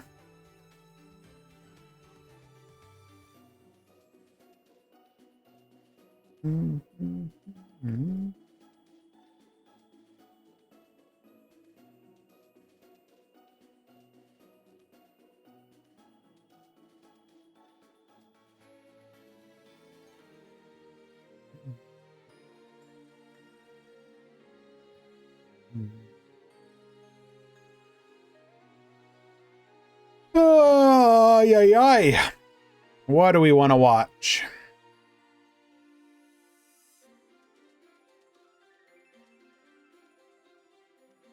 Okay, I've tried ignoring this as long as possible, but I think Elmaz will get mad if I do it anymore.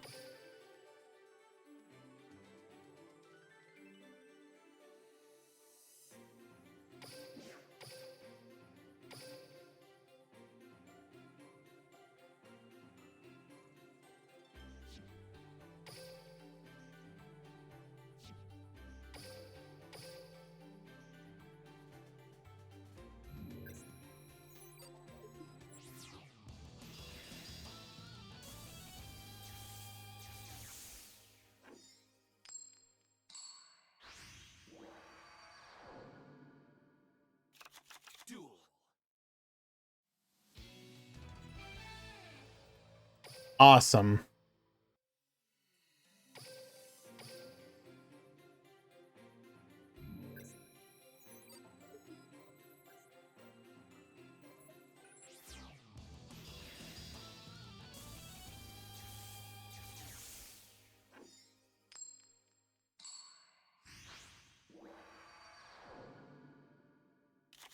Duel.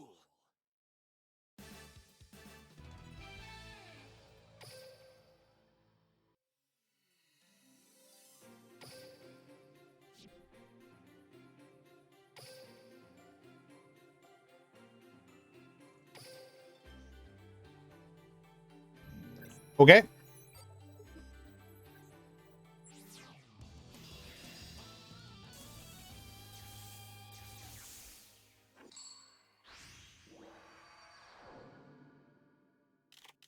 Duel.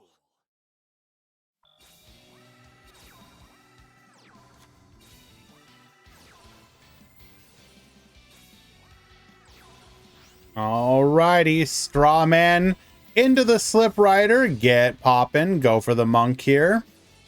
Ashina to the field. Into a monk of the Tenyi. Any spice that's topping, we will find out in a bit. We're pretty close to the top cut. Crackdown, get Yoinkin. Go for a shaman of the Tenyi. Legend of the Heroes here. Add Hara. Add back the Ashina. Mojo. Flip Rider will float, and that will wall off Strawman effect. We're going to go for the tie that binds, take out, float into a Forerunner, Flip Rider into a tin can, which we'll find off of the top. Another Forerunner. Go for the monk. Vishuddha effect. Tin can, get dodging. We'll then go for the Ashina. Using the Heavenly Dragon Circle, allowing us to go into a Draco Berserker. Goodness, how...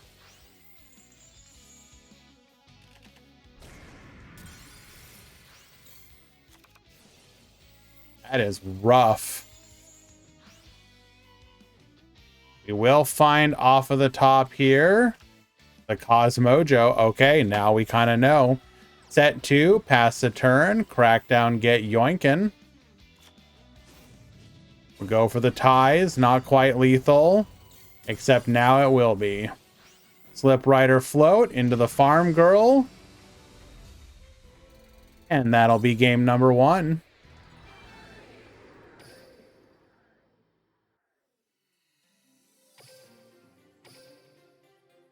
Assume this is game 2.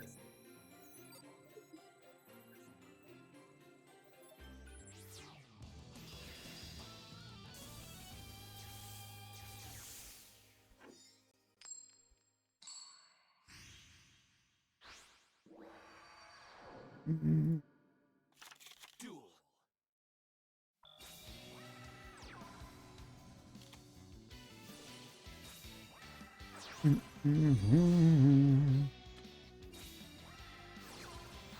One Cosmo Wicked Witch against the world.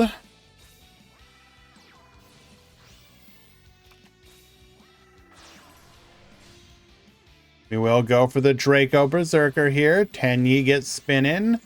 We're going to dodge into a Forerunner. Go for the Shaman here. Shaman bring back into a Berserker.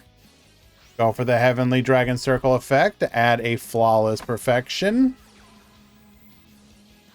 Add Hara, bring back the Ashuna to hand. We will attack in Draco Berserker, Forerunner effect. No boost for you. Slip Rider get poppin'. Slip Rider effect into a tin can effect.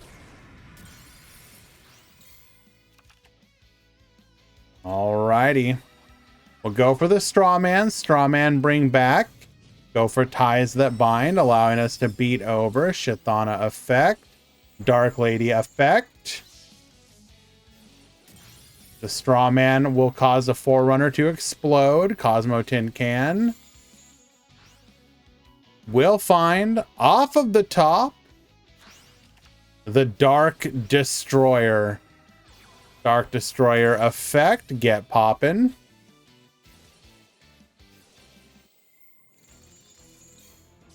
Zeko, you can just go to bed, you know.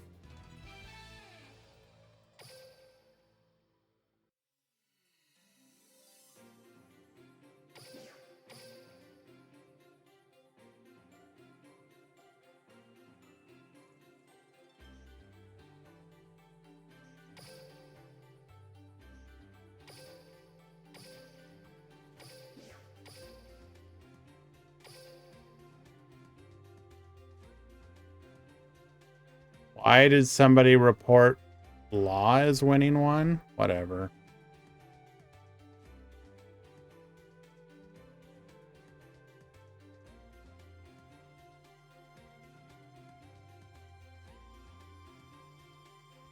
Mm-hmm.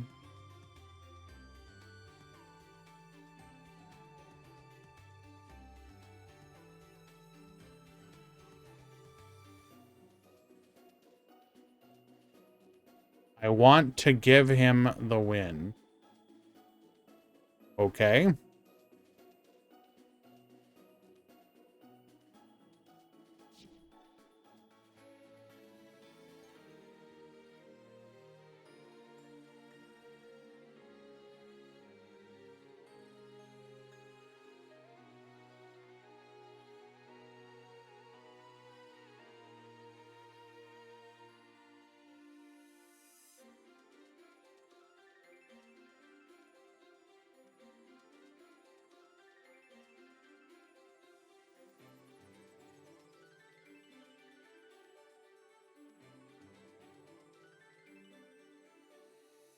You are allowed to do that if you so wish.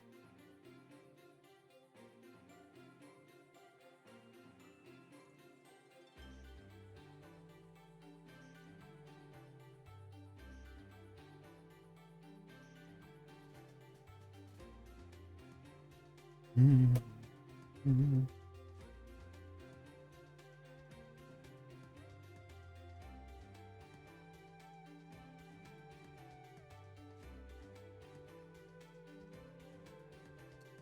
Okay. Let us find another match.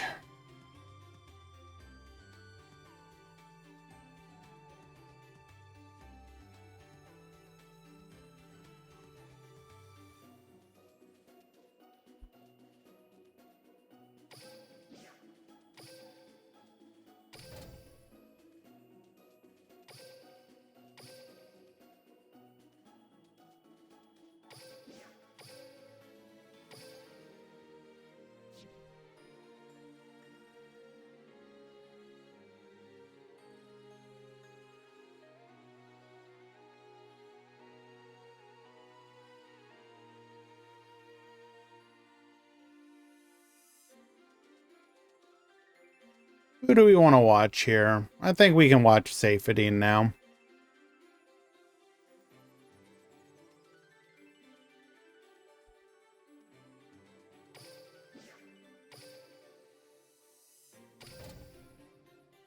Any Blue Eyes still in? I think so.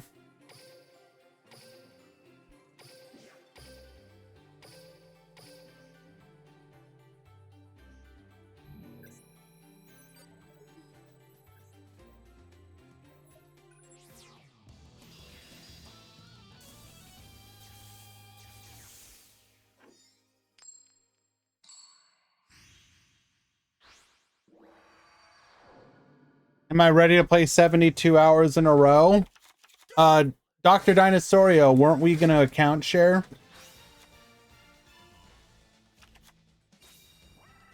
Gimmick puppets to the top, baby.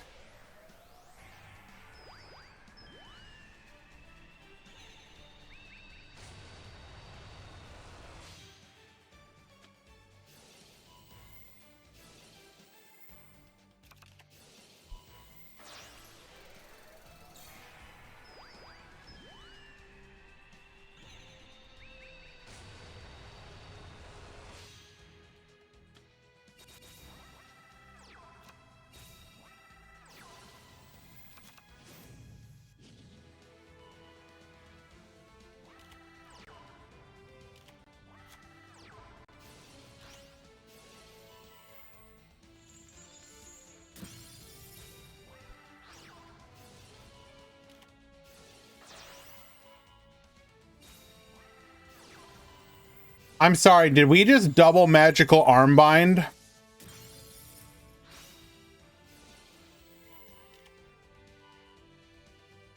What in the hell is this?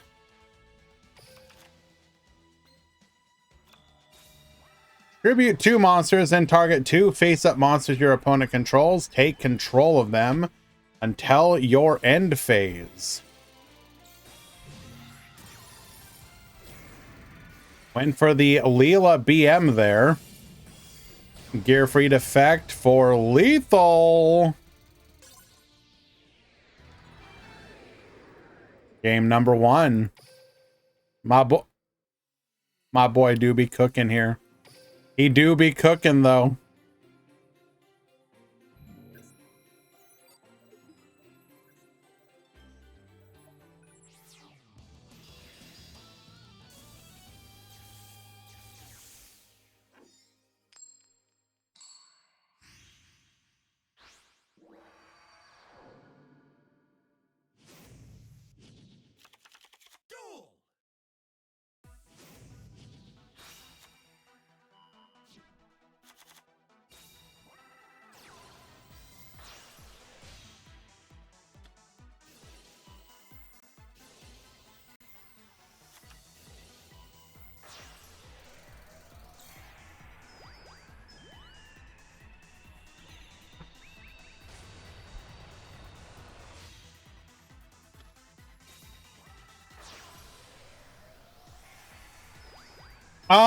There is a lot of variants that have been going around lately of just different stuff. Live Twin plus something, Charmer plus something.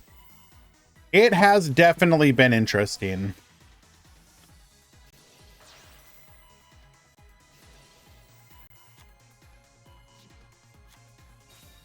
Only one back row here, though. Salamandra plus Phoenix. Reveal the Iron Immortal Phoenix Gear Freed. Get summoning.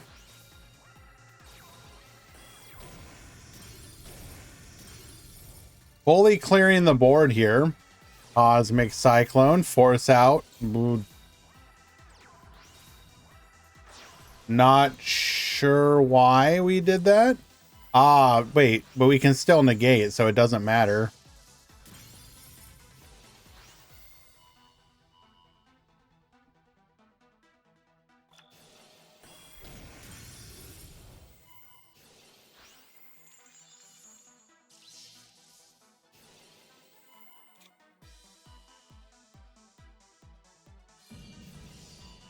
Roland will boost us up to just over lethal. And even if not, we would have had another negate. Lemon completely controlling it in game number 2.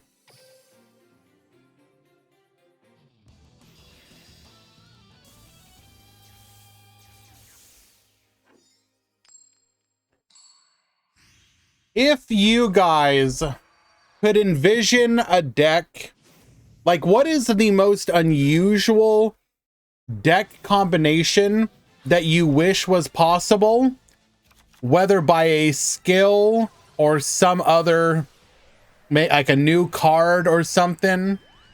Give me the most bizarre combination of 2 decks that you would like to be able to play. Evil Hero Fossils. Okay, sure. Punk Ritual Beast, Ice Barrier Blue Eyes. Luna Light Onomat. All right. Orcust DDD. Ice Barrier Raid Raptor. What in the hell?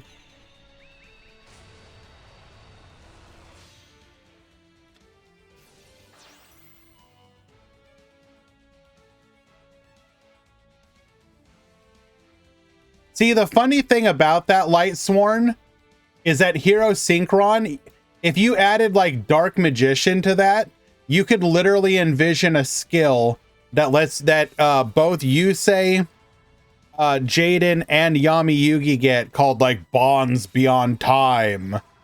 And it does something goofy and like lets you play all those monsters.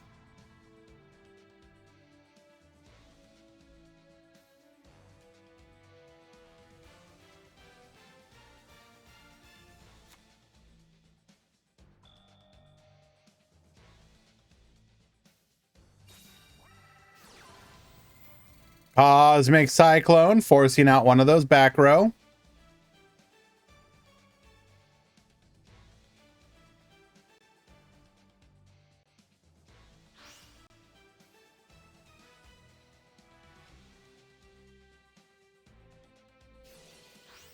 Hello, issue.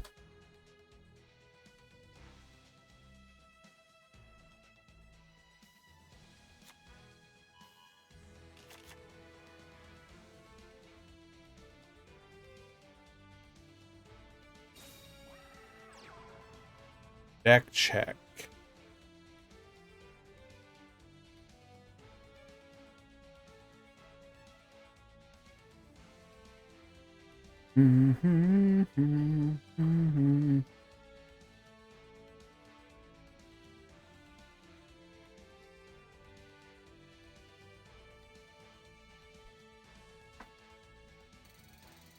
Excuse me? Garbage Lord to the field.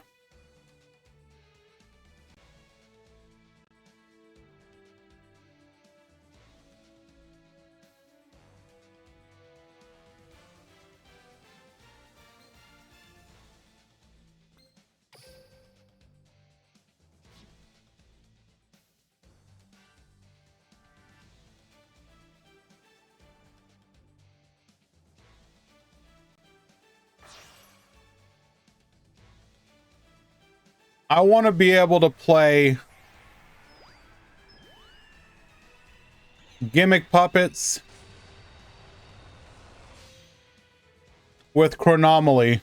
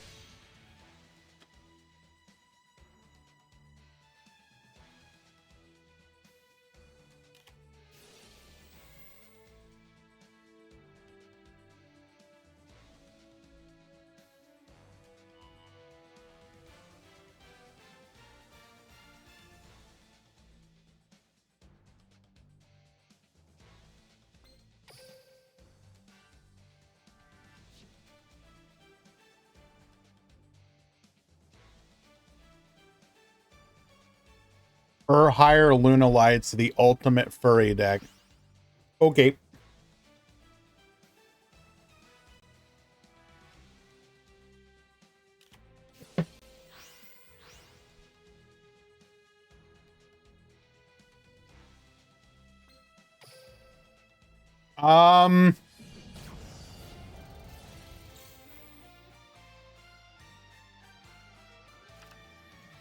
That's a hell of a cost.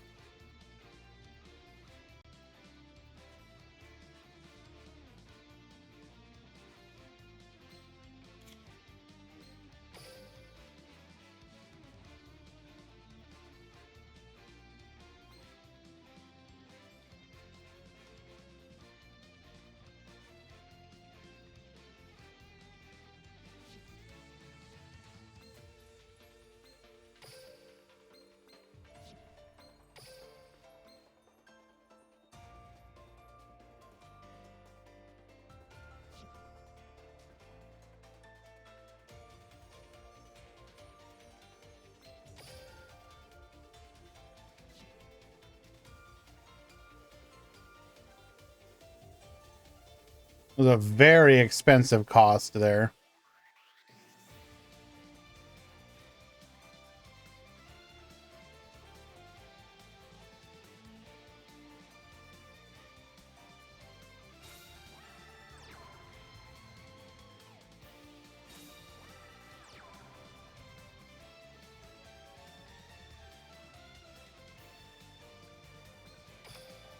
What can we even like draw into here?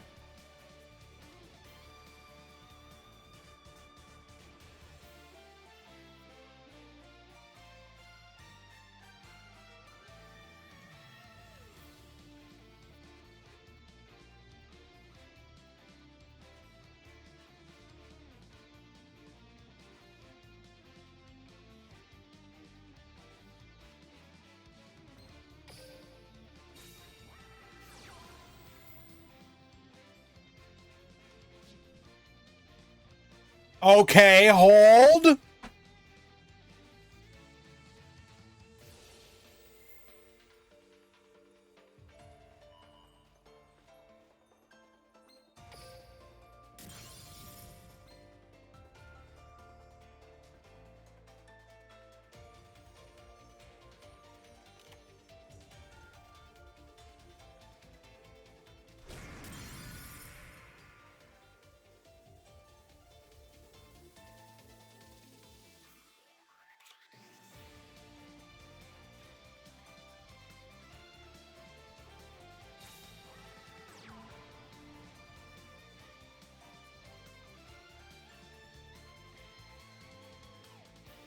Is this it?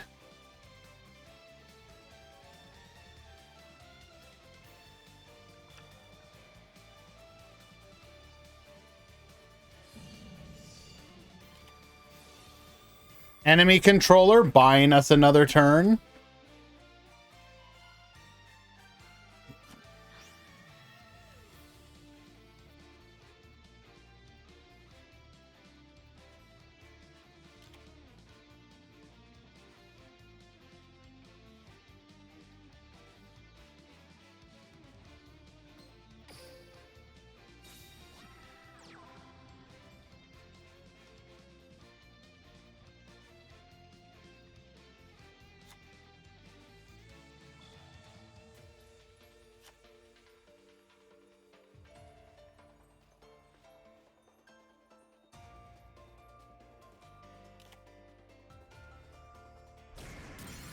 Some people on Reddit made a meme about Hey Trunade.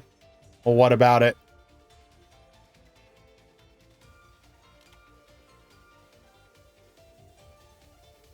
He was a hero. I just didn't see it. No, Hey Trunade is toxic. For all, as much as you may hate back row, I think you would hate getting Hey Trunaded into OTK'd even more. Oh no, Lemon found it. Serena, because they hate back row, they would rather every game be who goes second and who draws Hey Trunade. Because here's the reality of things. If Hey Trunade was legal again, this game would just be a dumb OTK sack fest with absolutely no interaction whatsoever.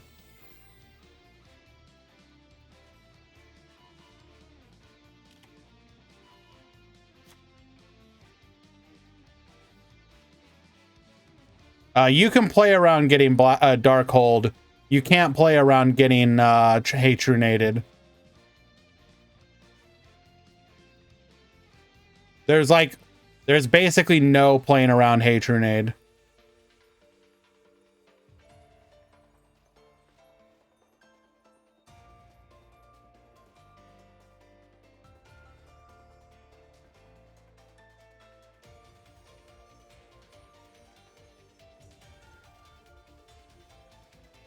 Twin Twisters is effectively Hey Trunade.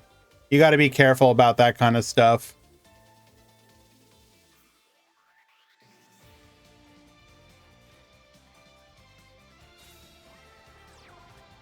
How do you play around Dark Hole outside of having a monster that floats or is immune to destruction? Your back row protects you.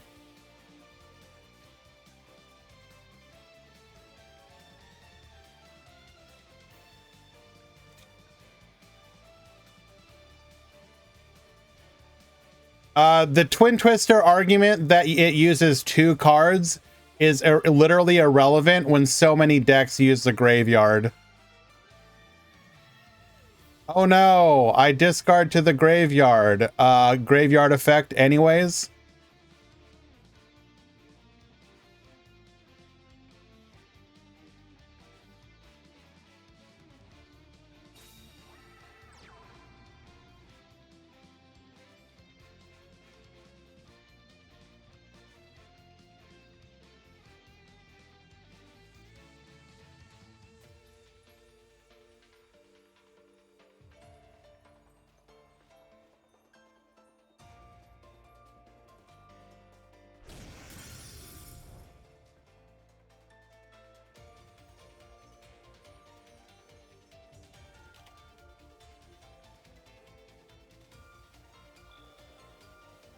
The real answer is if you want to start retiring a bit of back row is to be a little bit more aggressive with limit 3s and decks.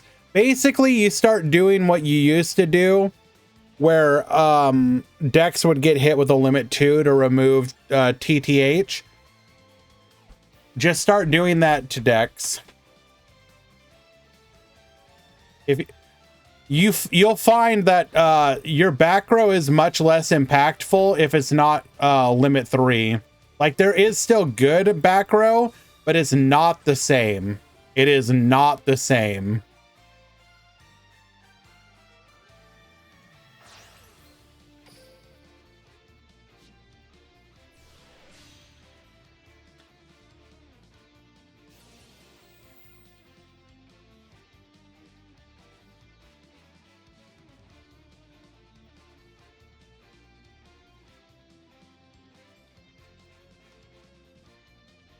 You just need to do, you need to be better at having a good balance between what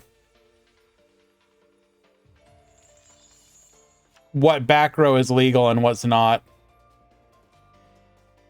The new paleo trap is a decent free-to-play trap. Correct. Dynamiscus is you know,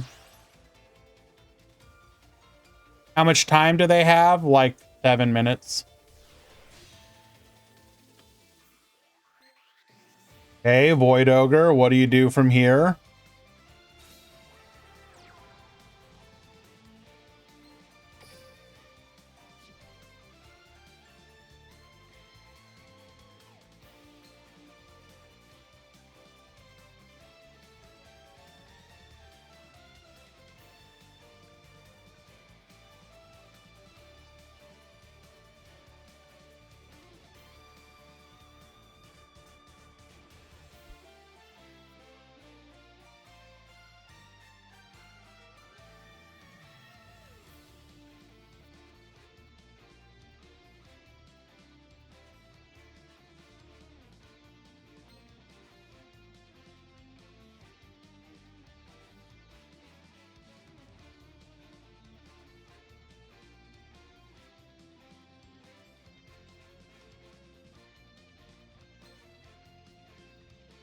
All right, what are we doing?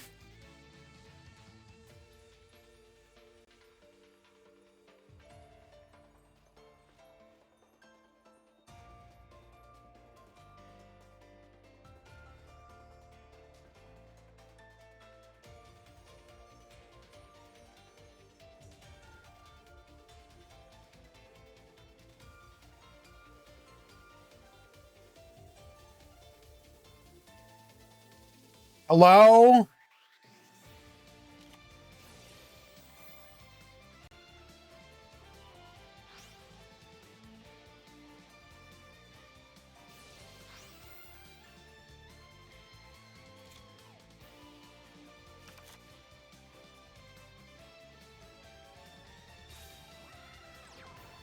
Are you kidding me? No shot. No shot.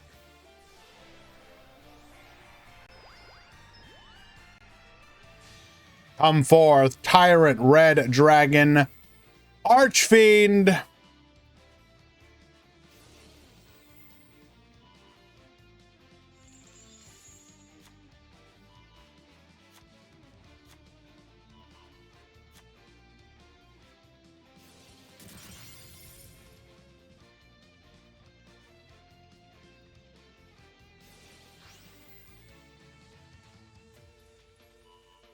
Bro, stop. Just go for game. What are you doing?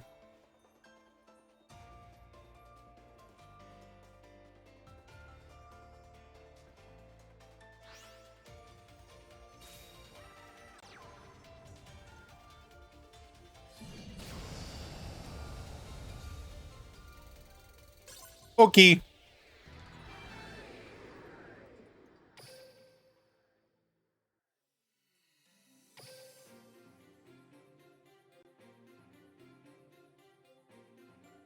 Swiss rounds are complete after so many attempts by the players to sabotage A speedy tournament.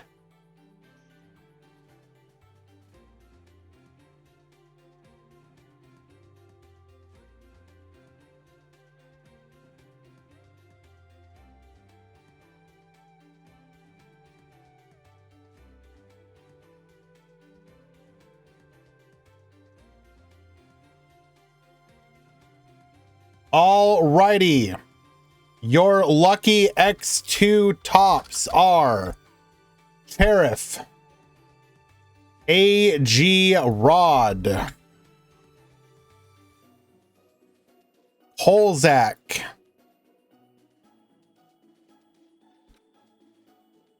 Yamo,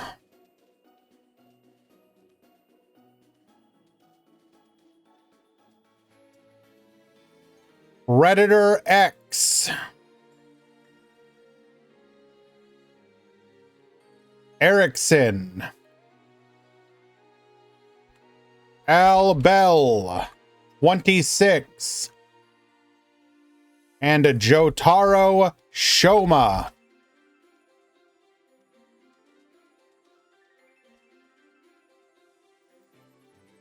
Your name is literally not pingable. Congratulations. I can't notify you.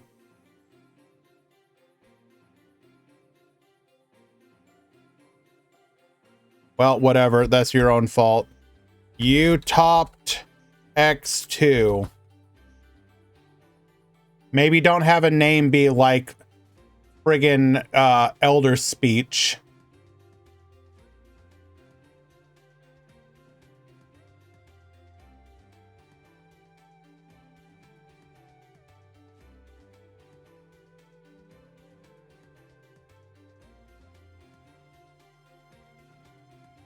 Top 32 has begun.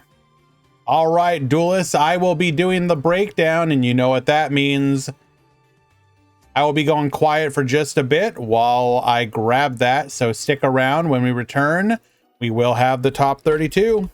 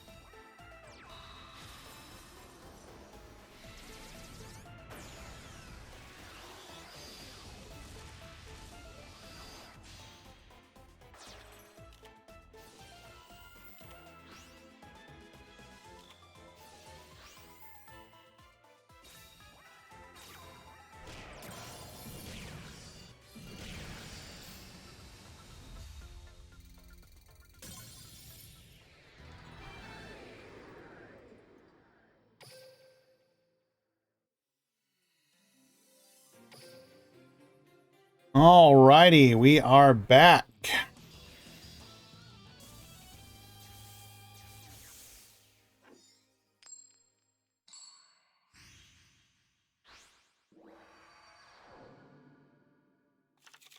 Duel.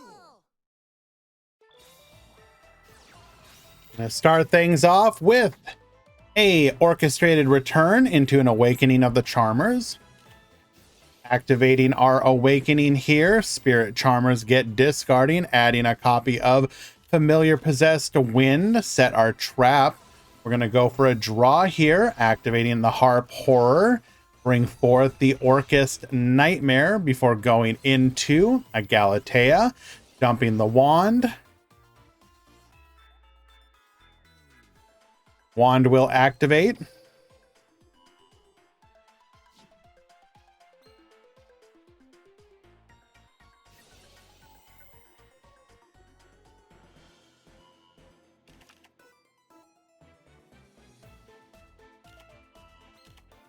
We're going to go ahead and set a Babble here, activating it.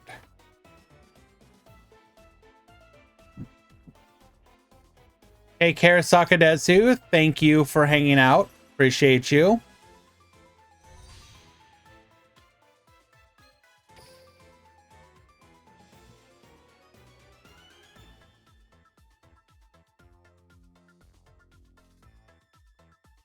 All right, not the ideal setup here, but better than nothing.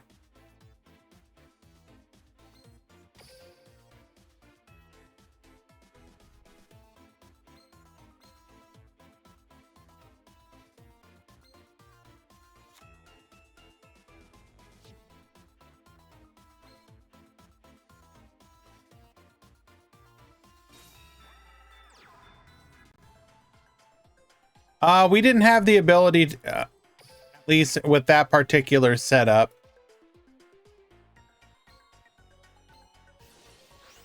We are going to go for the Nightmare here.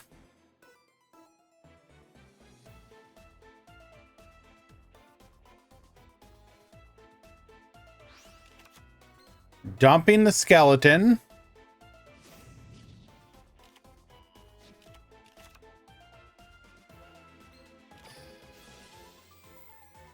Activate the Boot Sector launch.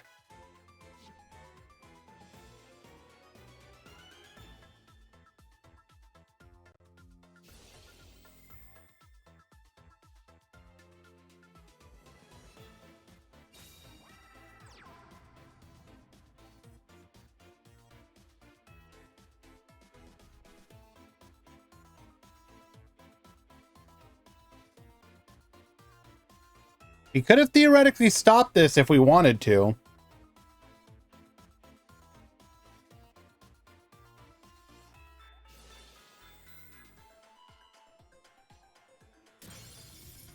We are going to go for the Rocket Tracer here.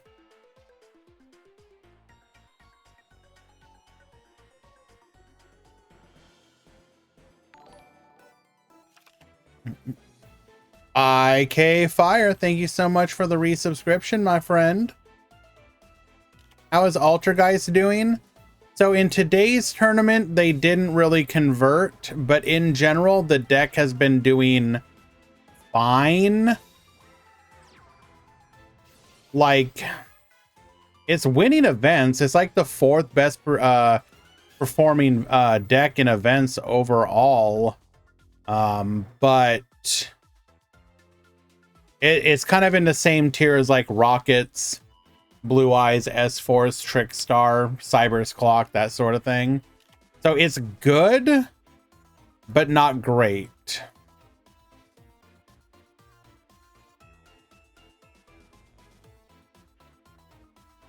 There is an S-Force in Top Cut, yes.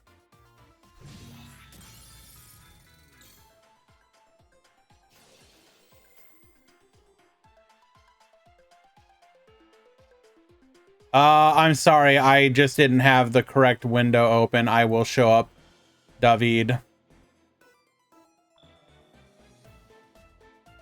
Be right there. I always forget to open up the dashboard window again. Hello.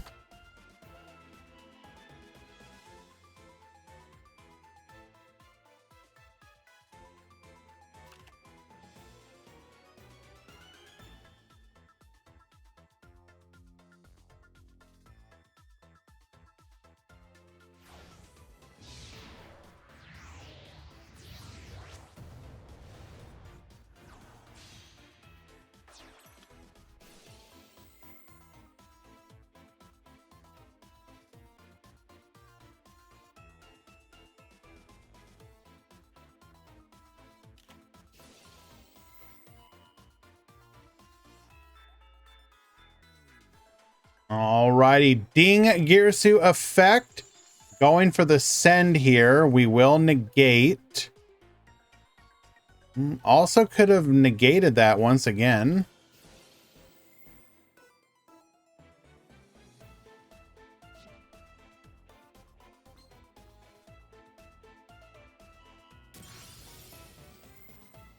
We will take out the field spell, draw us a card. We will still be under the Fiendish Chain.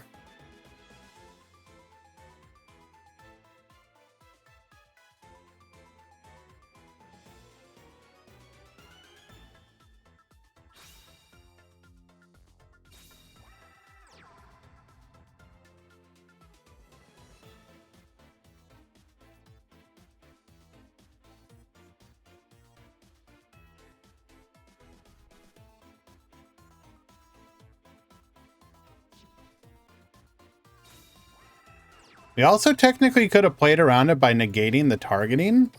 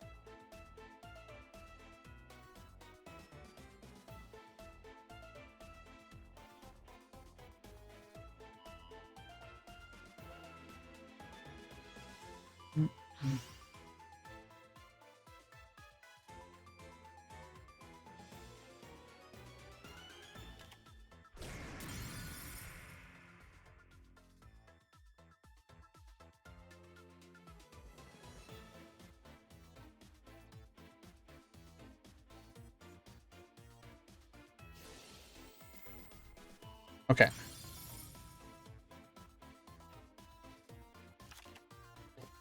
What deck would you like to get skill to boost it so that it can be playing on any character like the Charmer skill? The immediate one that comes to mind for me is Noble Knights. I would love to be able to play a revamped version of Noble Knights.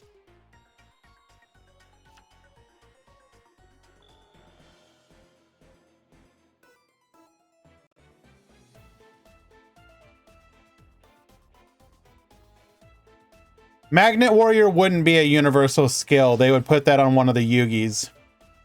Probably like Little Yugi.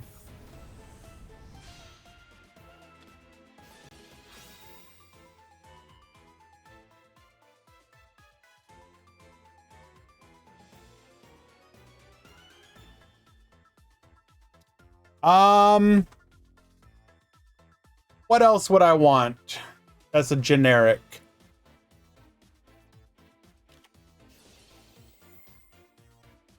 If you figure it to be something, it would have to be something that doesn't have a character that already supports it. What are some other good examples?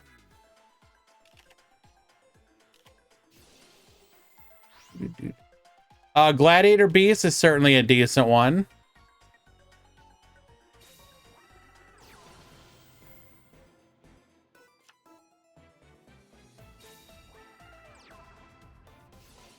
Like if we just go look at the current list of decks that have been played recently. I I'm just gonna try and pick a couple that I think would be neat. Oh my god, and we had lethal. Well done.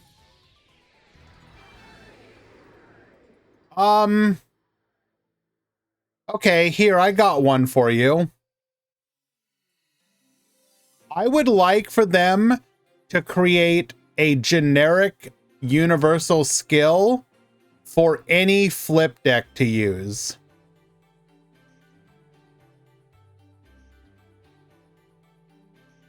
You could make it crawler themed, but I would love a skill for flip decks.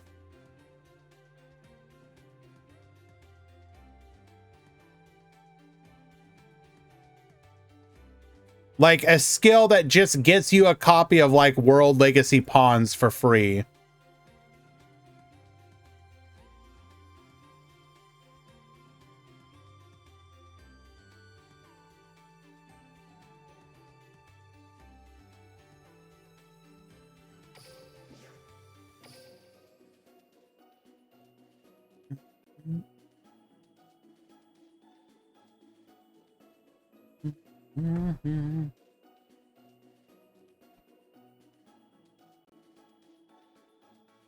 I mean, if I was to make, actually, now that I think about it, if I was to make a crawler skill, how about this, guys? So I would make the crawler skill have two effects. Effect number one would be to reveal a crawler in your hand, shuffle it into your deck to set a copy of World Legacy Pawns, but you could not flip it that turn. And then the other effect would be once per duel, you could discard a card from your hand, target one of your crawlers and destroy it. This counts as your opponent destroying it via their card effect. So basically you could make you could send a card, pop one of your own crawlers, and then it would float into two more crawlers.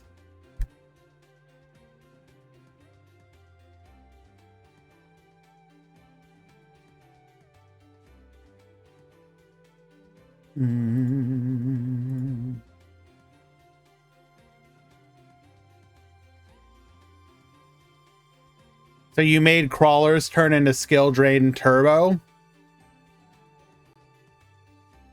Oh, why? Because of the big crawler? Then just put a clause on it that you accept Deus Ex crawler, whatever, who cares?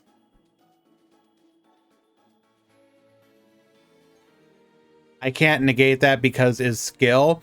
The point is to let you make the crawler links easier.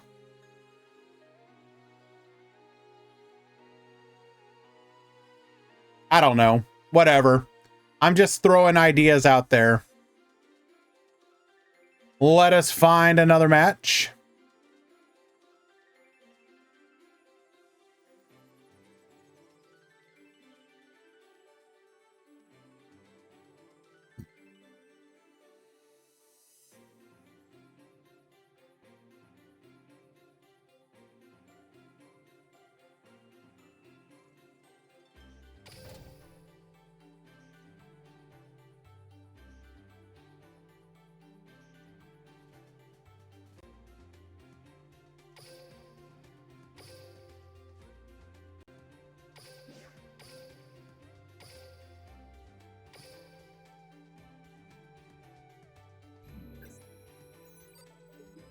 Let's see. What's another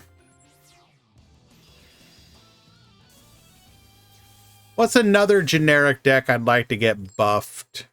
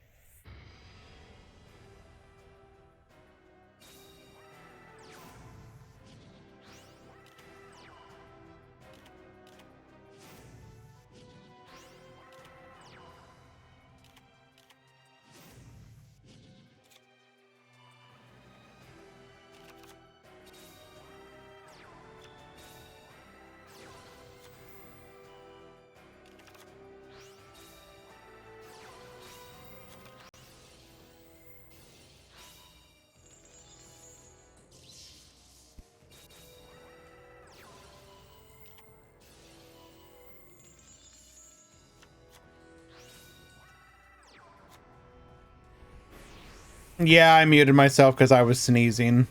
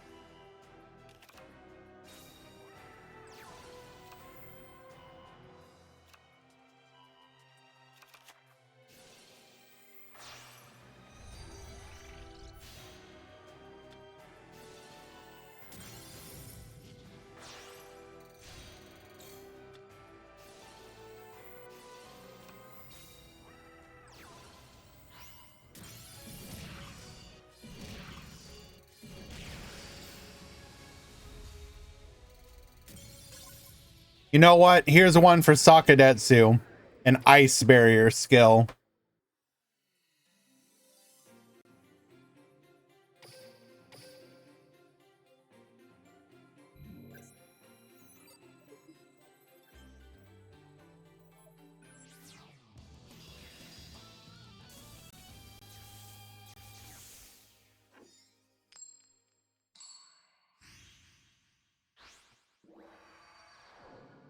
Ooh, what would you even do for a Tellarknight skill?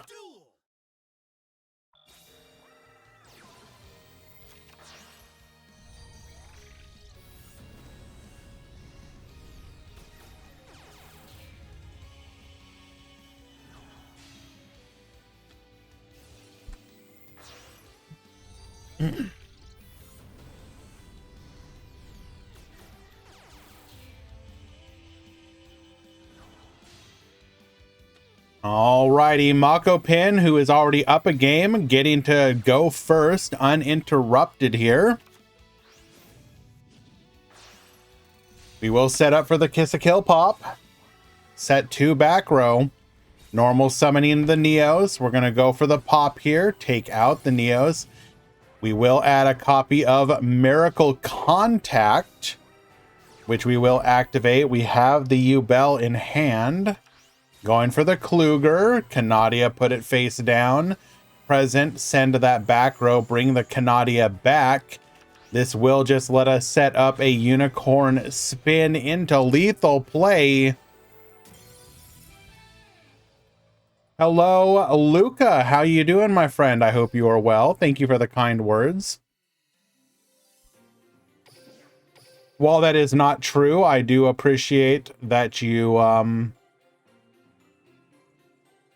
appreciate what we do. Means a lot to me. Who do we want to watch next?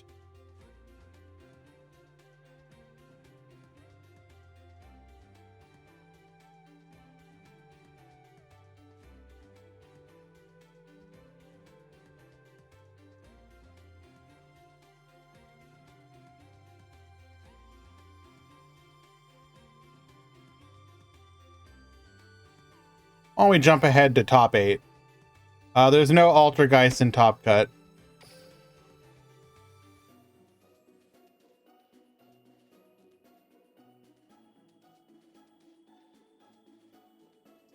Monarchs, I think we can do that.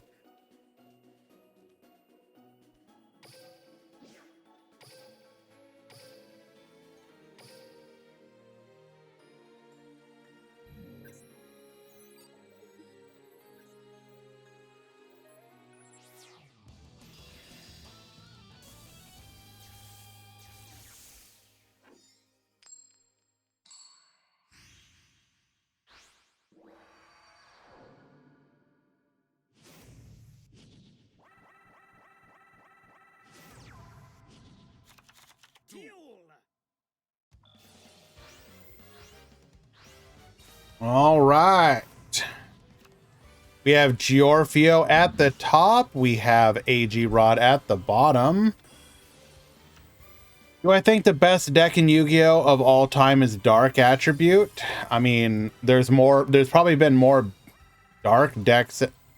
Actually, now, would it? If you were to look at every top deck in the game ever, what is the best performing attribute? Is it Dark? It's probably still Dark. Although, like, ever?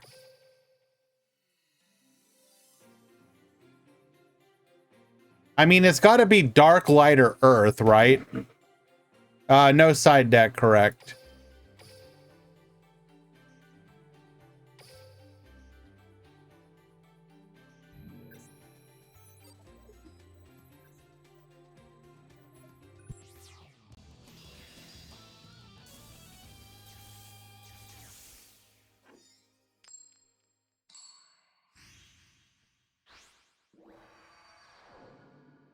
I know in my heart of heart, I know it's probably Dark, but I think Earth and Light are probably pretty close.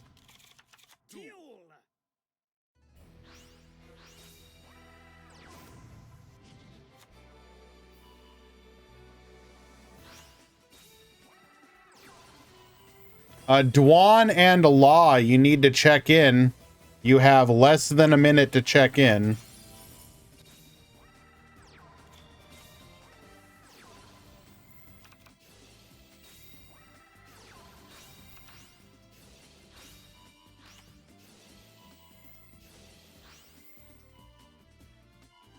Any odd eyes? There are in the top cut. I don't know if they're out yet. Exclamation point, top 32.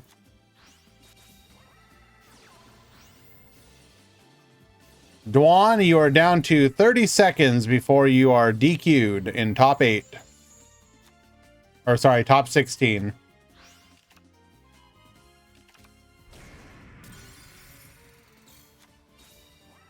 Top 16, please DM me your deck list using the DLM deck editor.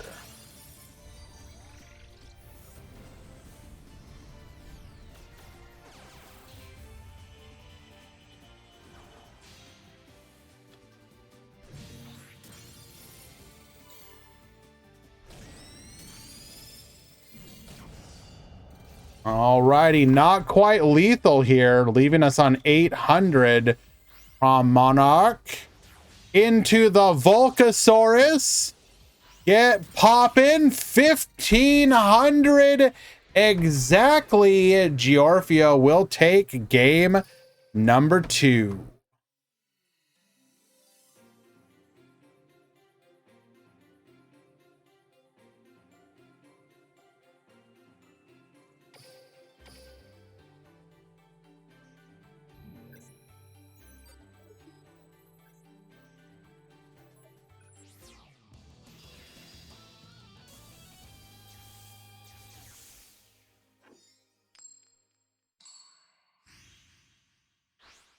Did you not know that, Hans? Isn't that like literally partially like Time Thief Redoer's like whole gimmick? Also the paleo traps.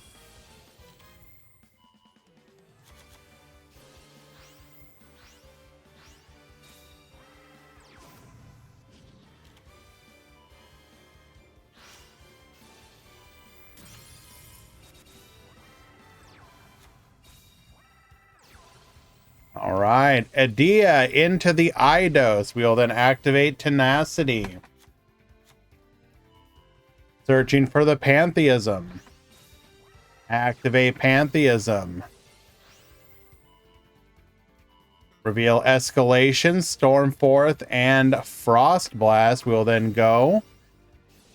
Discard the Frost Blast, pop one of those back row. It is a Crackdown. Go for the Kuraz, get poppin', Adia effect. Returning the Pantheism to hand. Pantheism, draw 2. All that, and we still can only set 1. We are going to force out that back row. It is a Prime Monarch. Super Soldier effect. bring out the super soldier. We're gonna go for an ether here. Ether effect.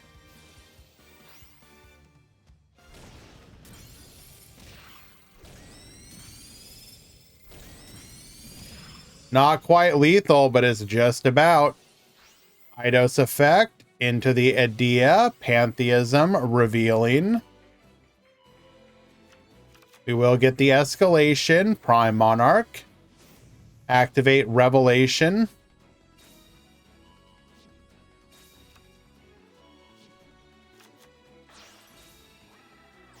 We'll go for the Erebus, Idea effect, add the Tenacity back to hand.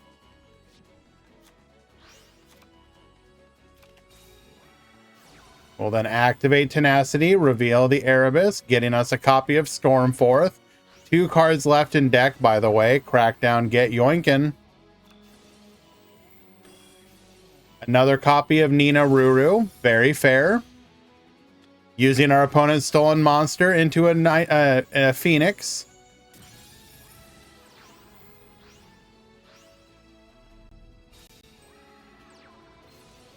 Into the Blackluster Soldier. And that's that.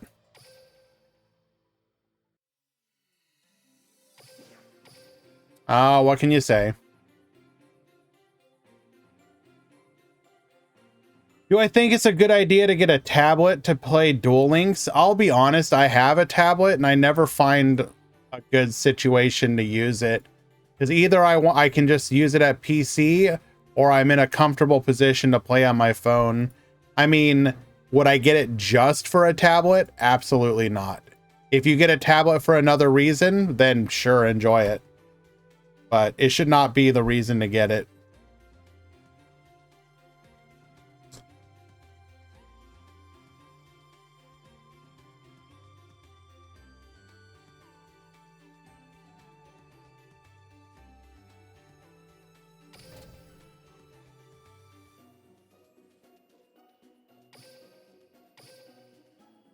Yeah, I agree. It's perfectly suited for a phone. Why did we not report? Awesome.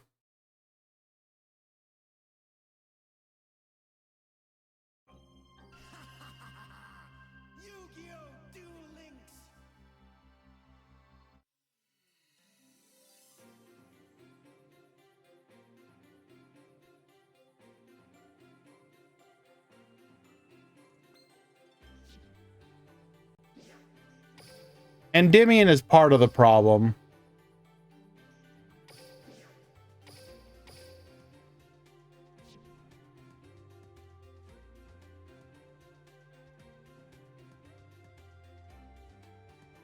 It's a two-part problem. The benefits Endymion gives, in addition to limit 3s, and also the fact that you continuously plus. If you remove all those pluses, you have way less back row and monsters to deal with. Like, legitimately.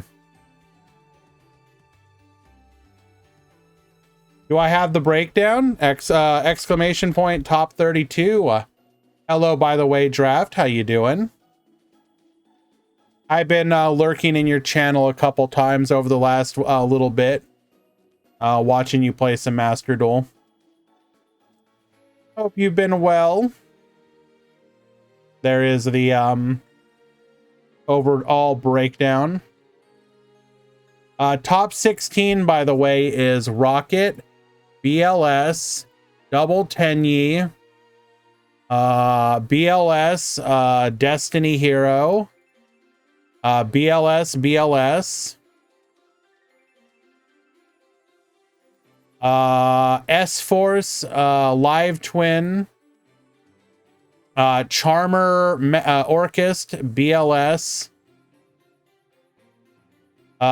Trickstar, Live Twin, Blue Eyes, and Live Twin.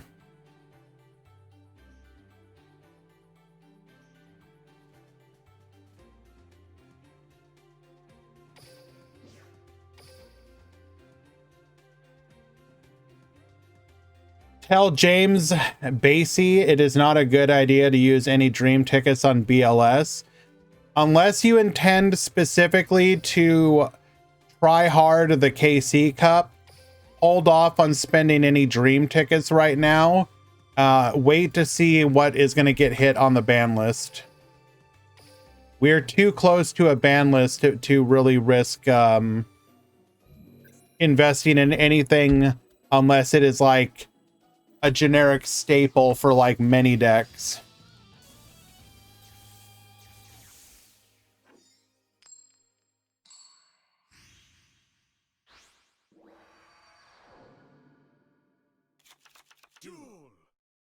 The problem is I already invested.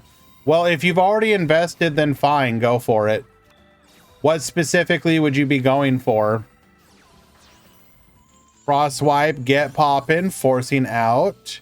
The S-Force chase. We're gonna go for the Leela. Leela bring back. Into the Kiss-A-Kill. Force out the other back row. It is a showdown. Kiss-A-Kill effect. Secret password. Grabbing a copy of present. Are Thunder Dragons doing well? Absolutely not.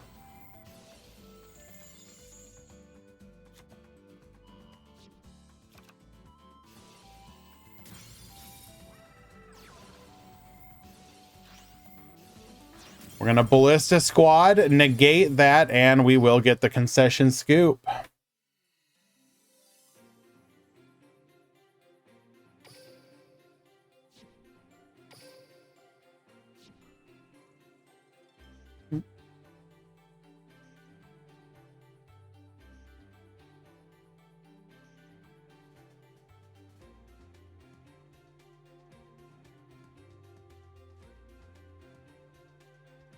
What's going on here? Why aren't we playing?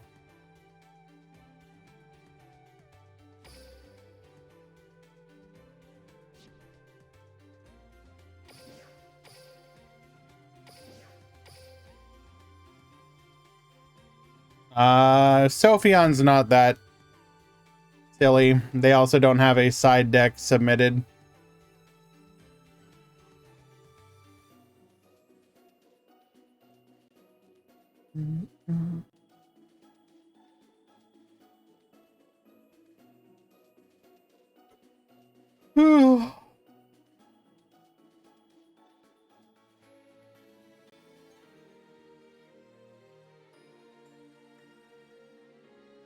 Well, I don't particularly want to wait for this, so we will come back.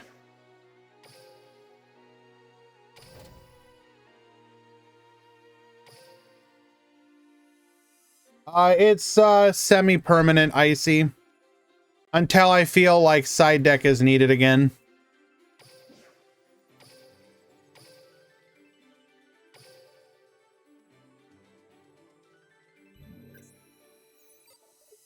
I don't really feel that side deck benefits the meta right now. It only lets like the best decks be better. No kitties.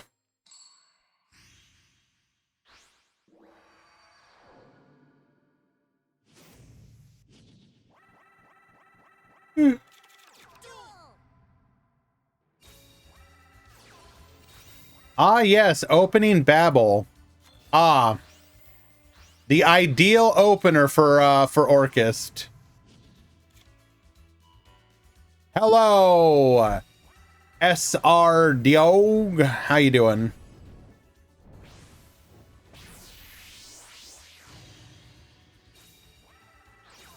Well, we are just incredibly yep dead here. Does not even want to play. The draft, it was the restroom being worked on, and yes. The only annoying part was they left like all the junk from the repairs in the front yard for almost a week. I literally had to start yelling at them like to like literally not leave trash in the front yard. It was pretty annoying. Very unprofessional.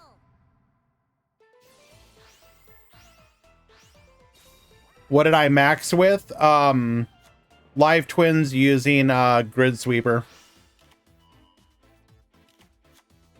Field spell Grid Sweeper.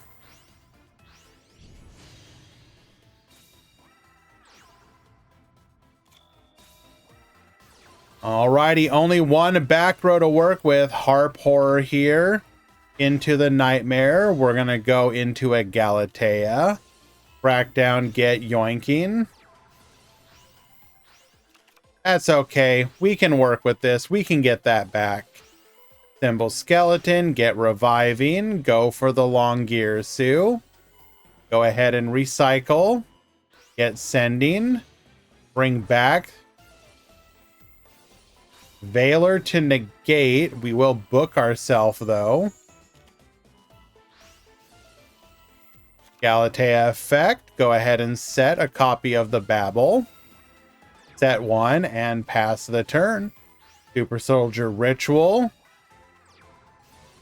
Orcus Nightmare. Get boosted.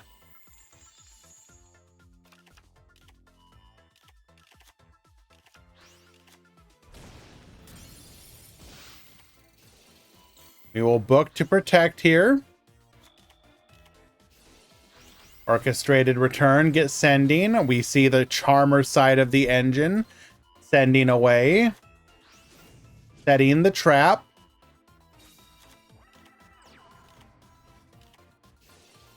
Awakening of the Possessed.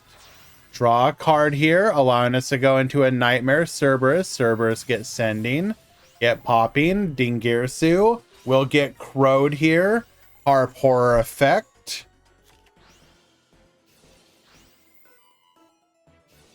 We're going to get to it anyways. Get sending, and that is lethal. Is Charmer an anime archetype? No. It is a lore archetype. Not even lore archetype. Wait, no. It's tangentially lore.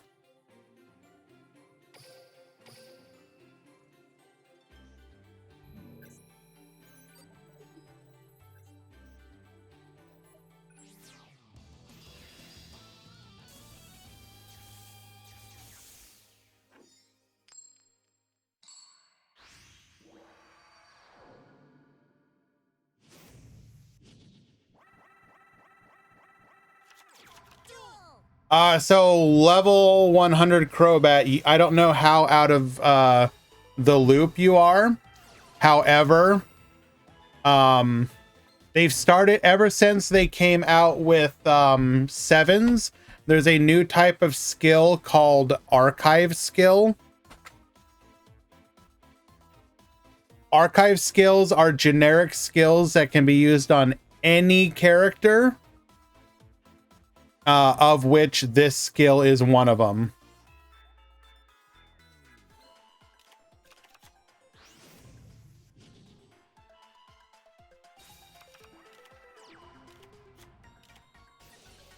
Awakening of the Possessed. We're going to get drawing here. Orcus Harp Horror. Go for the Galatea. This is game 3, yes.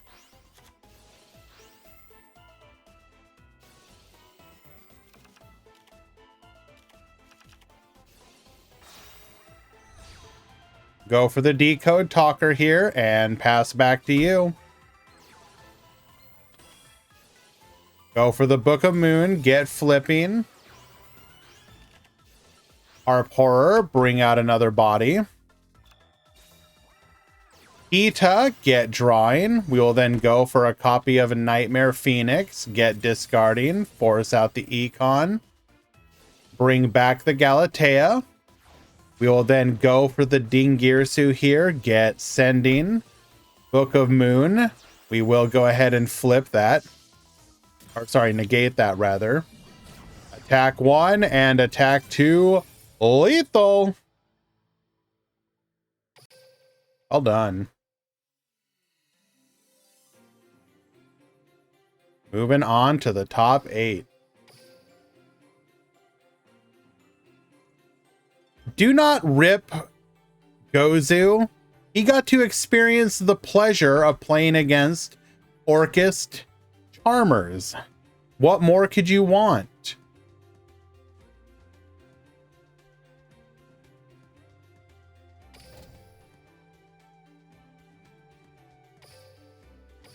While I am not a super fan of Orchist, I do enjoy the neat variants that they use to make the deck work.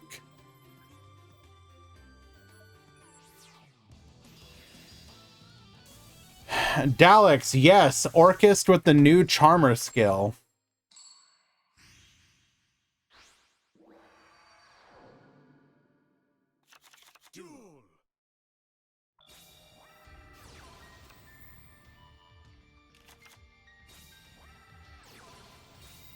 All right, Edge Force Razor into the Chiwamaru. Gravitino, search for the S-Force Showdown. Set 2 and pass. Grid Sweeper to the field. Going for the Link Disciple here. We're going to force out one of those back row. No, we're going to go for the Gravitino. S-Force Showdown into the Chiwamaru. Leela Effect. S-Force Chase. That's okay. We're going to play the game anyways. Live Twin Home. Chiwamaru using the S-Force Chase into the Lapsawell. Gravitino searching for another copy of the Bridgehead. We will set 1 and pass. This is just brutal. Gravitino got us on lockdown, using the retroactive to get us into a copy of the Justify, the tie that binds. Crackdown, get yoinking.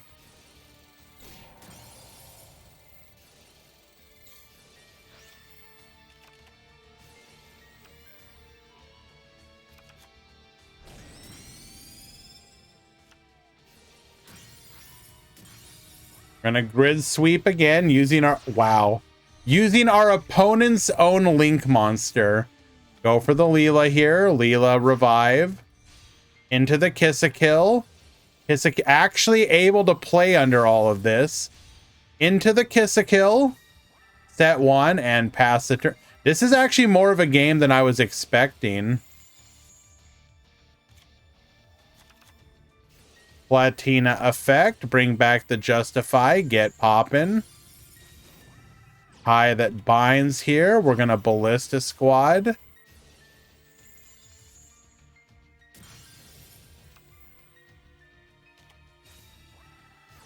Secret passwords. Searching for a copy of Evil Twin Present. Into the Kiss-a-Kill. Kiss-a-Kill, bring back. Get poppin'.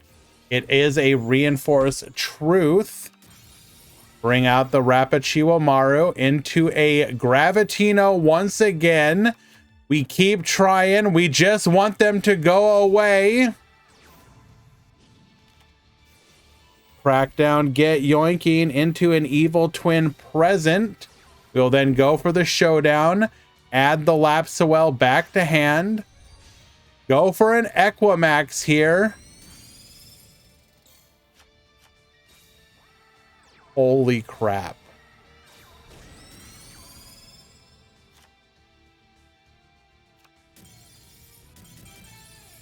Okay, that was actually a really good game, considering how one-sided it could have been. Very well played.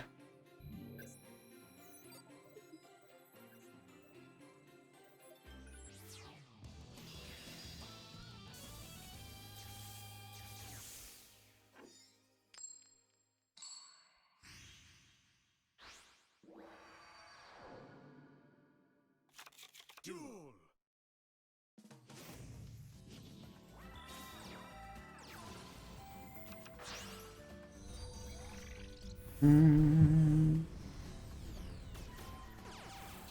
Anyone here know how to play Monarch? Just if you go back and watch the Monarch games that we did streamed during this one, you should be able to get an idea. Why Light Barrier? Look up the card Grid Sweeper, Mr. Clapper.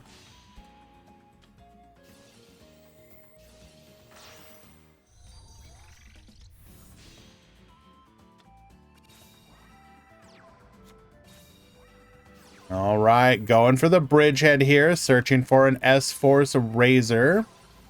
Razor into the Gravitino. Gravitino searching for a copy of the S-Force Chase. We're going to set 3. Kiss a Kill, get Poppin', forcing a back row. Crackdown, get yoinking. Crackdown, get yoinking. That's just rude. Crosswipe using our opponent's own monster. We'll then go for a Nightmare Unicorn, completely dismantling this board.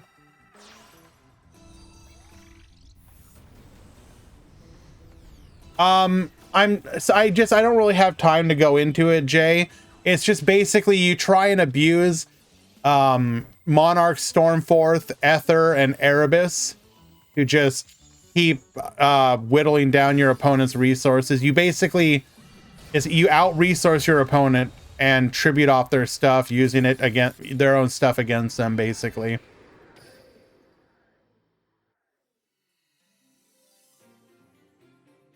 All right, well done.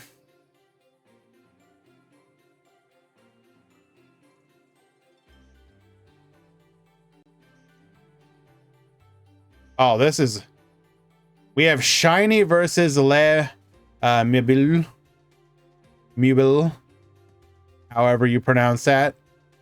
That should be an interesting matchup. We will certainly watch that in just a bit.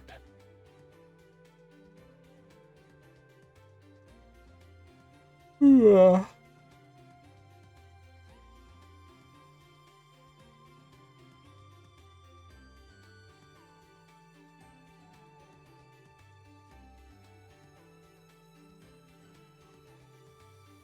Me blah. Blah. Me blah. Blah. Me blah. I feel like I'm still...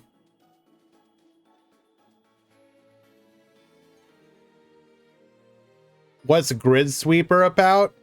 So the idea behind the Grid Sweeper version of Live Twin... who do I have it on? I have it on Sora.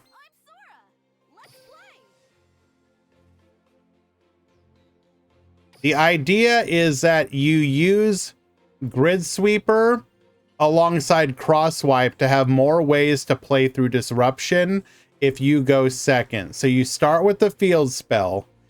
If you open the Grid Sweeper, you can special summon Grid Sweeper.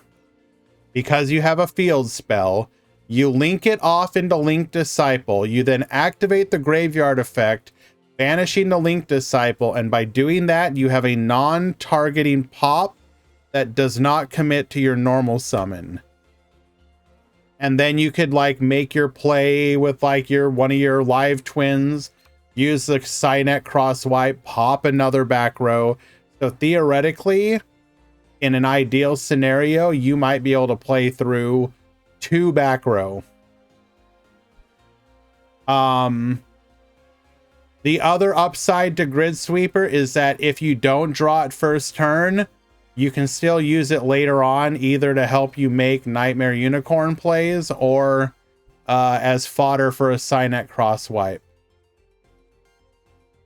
Well, you can play it even... You just need a field spell to special summon it.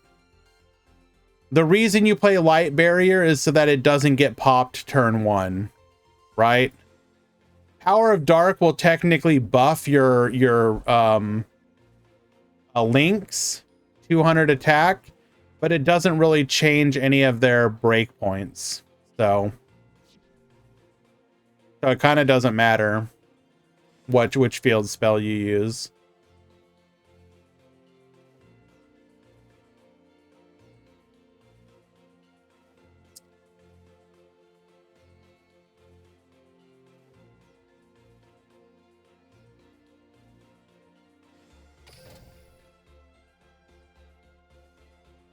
I was not leaking Shiny's list. That's literally what I hit D level max with.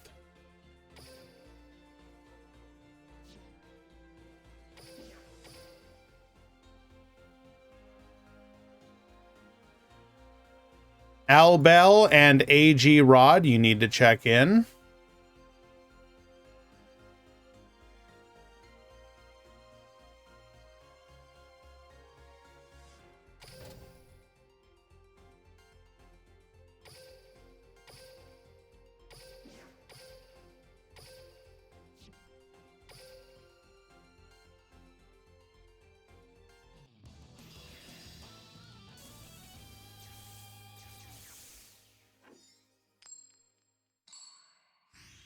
No skill for link recycling. You usually don't need it. You rarely actually need to recycle the links.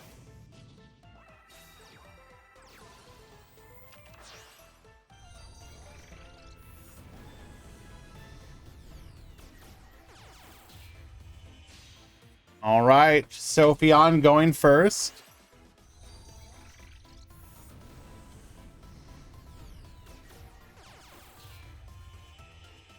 It's the tour guide song.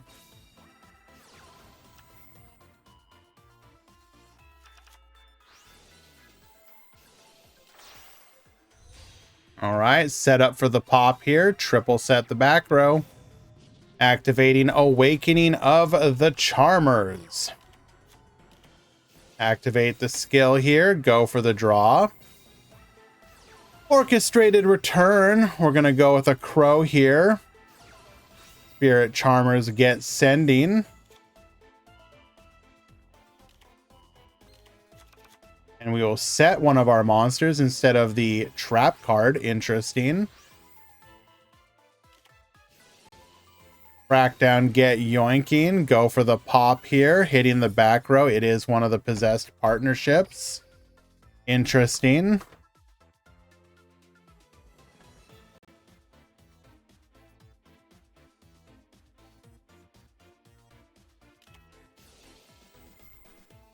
Present is going to be able to force out that other back row.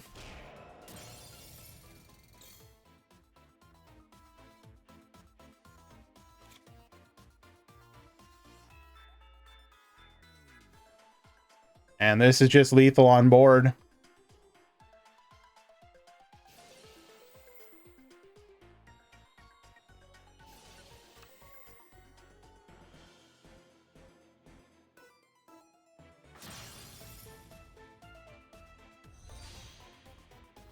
Nightmare Unicorn, get spinning.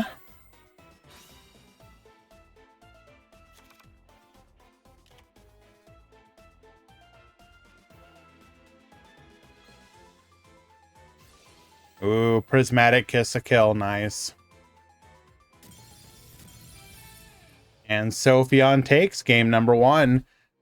Revive, pop, 4,200 damage on the board, or 4,400 damage on the board.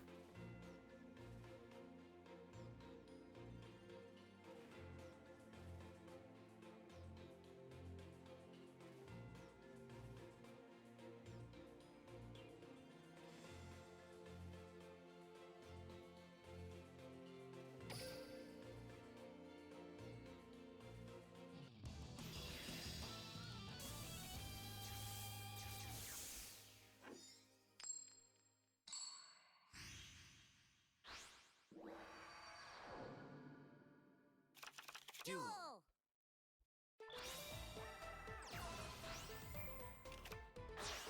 Alrighty. No interruptions here.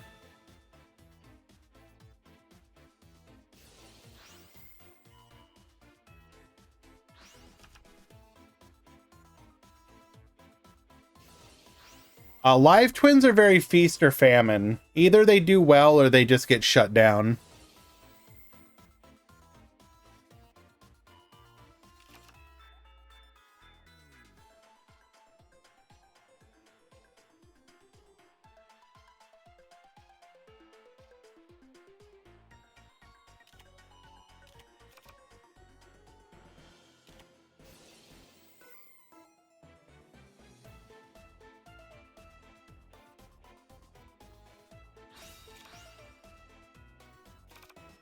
Draw 2 more.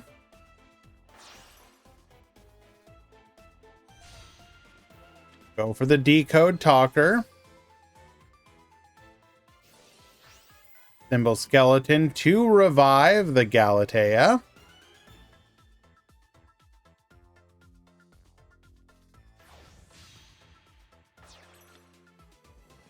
Into a Dingirsu, get reattaching.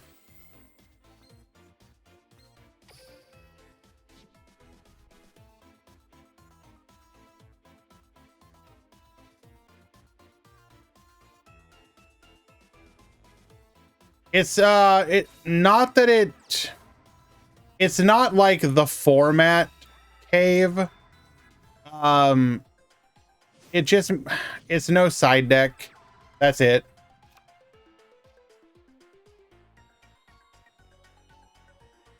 Is S-Force still alive? No, they lost in top 16 to Sophie on here.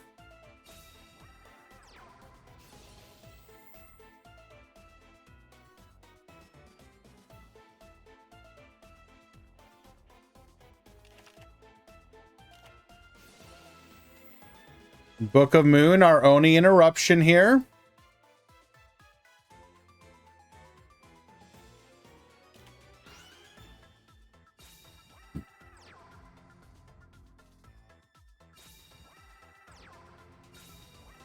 Ooh, triple back row though. Only one negate available to us.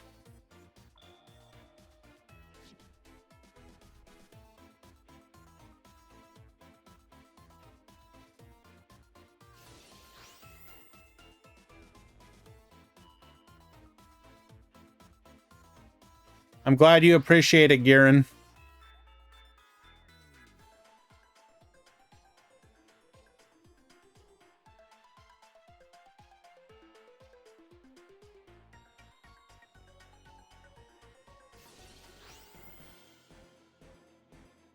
That's Sophion with the mat. Although, isn't that just a generic mat?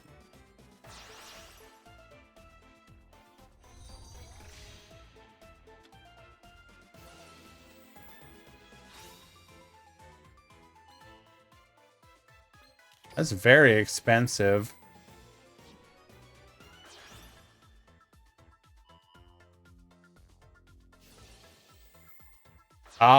Thank you, Zaid.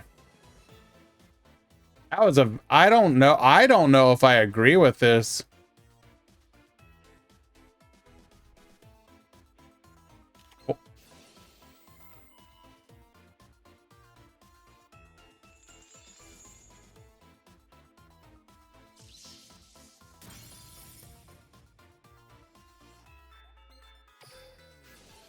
I mean, we will be able to revive here.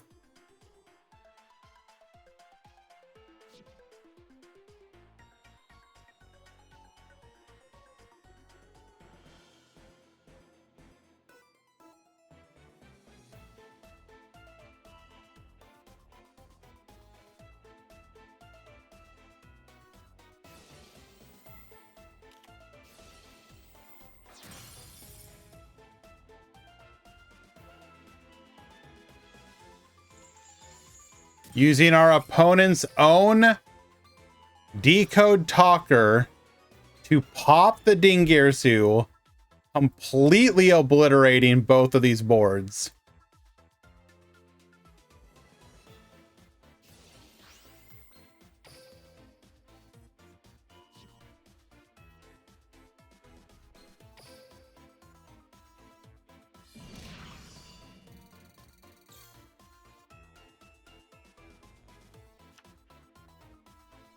All right, Shiny.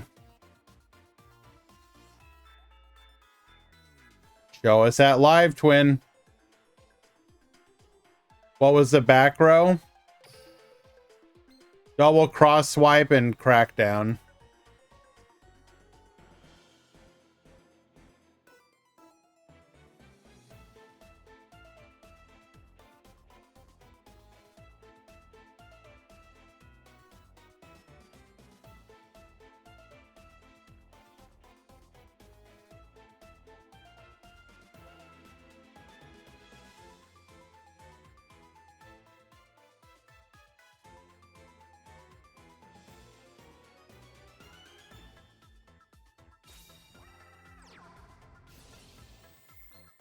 What were we thinking about for so long?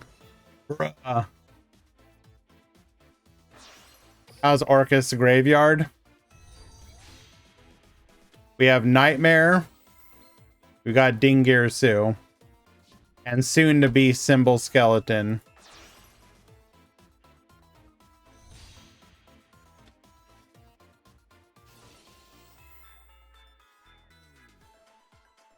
Hello, Udius.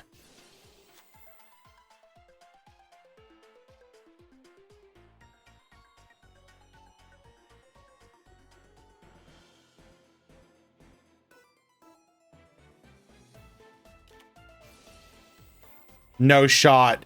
Do we have the grid sweeper? We've got the grid sweeper. Bro.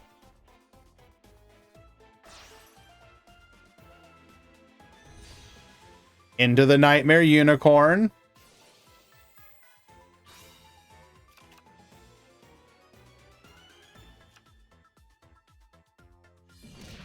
We don't have lethal though.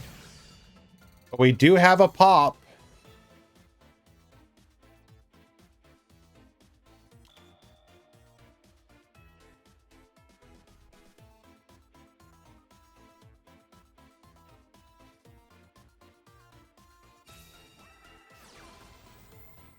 Ah, what a lovely top deck. Sweeper is once per turn for each effect, yes.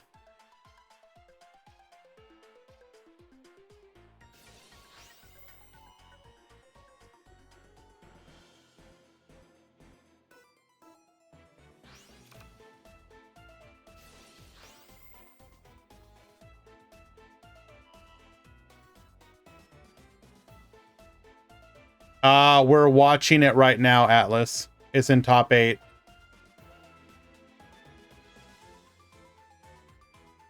Wait, did we not activate the effect? Oh. Ah, we went to the battle phase. Then did it. Very interesting.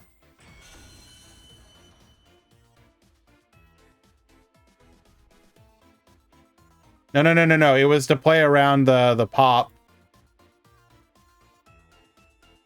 Because all you could do in that situation is pop Babel, which is kind of whatever.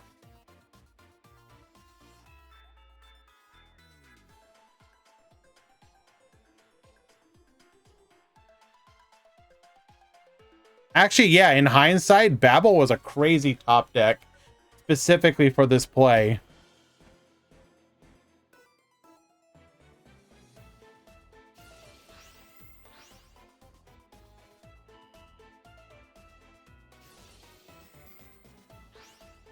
Dean Gearsu with the protect here. Oh no. We should have let it go. We should have let it go. We got baited.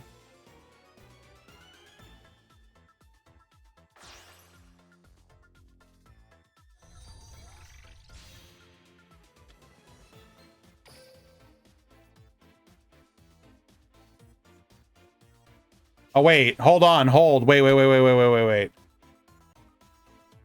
So if we... No. We can... We're going to force out the field spell. Okay. Yeah, we got Galatea. Okay. We do have Galatea.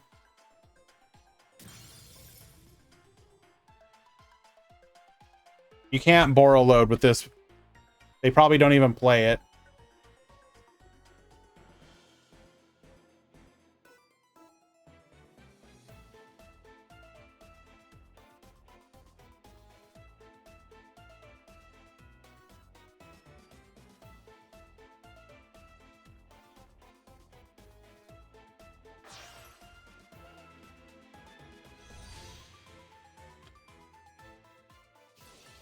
Okay, so we're digging for back row.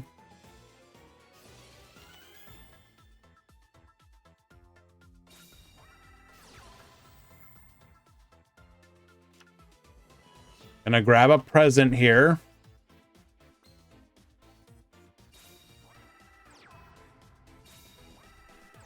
Setting 1 and 2. Okay.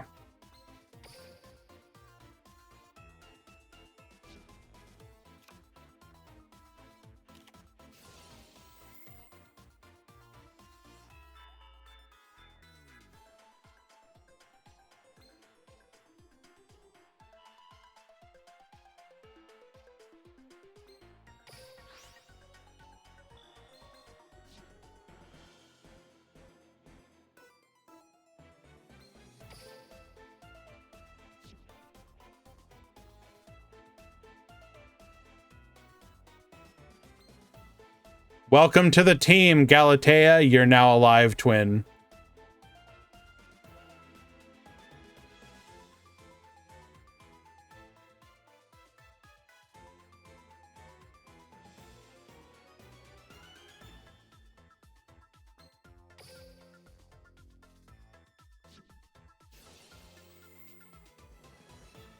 Tempting the force to battle phase here, it seems.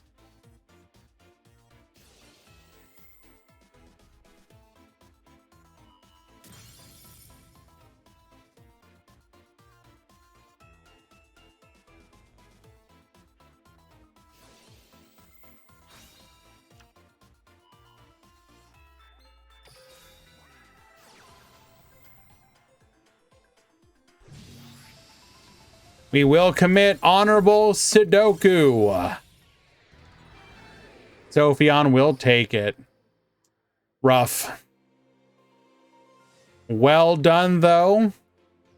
Excellent match overall. And a hell of a run, making it to top 8 with Charmer Orchest.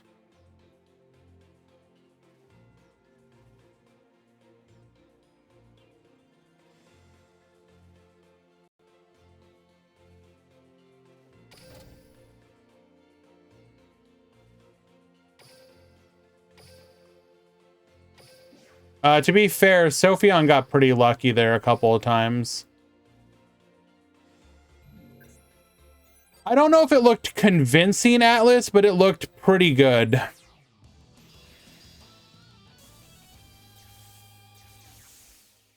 But it looked good in the same way that, like, the other Charmer variants have looked good. Like, you get a free non-targeting pop, revive, and draw for a relatively modest engine. If you're taking a relatively modest engine, combine it with another modest engine, and make them work together. Alrighty, we got a Crow taking out the attempt at a revive on the Abyss Dragon here. We are going to search for Dragon Spirit of, or sorry, a Blue Eyes Alternative Dragon and the regular Blue Eyes. Attacking in for 1,000. Dark Hole, wipe the field. Go for the Licorice, bruh. Summon out regular Blue Eyes, White Princess, get reducing, just enough for us to beat over normal summon Candiner. Searching for a copy of Light Sage. What a crazy match this is.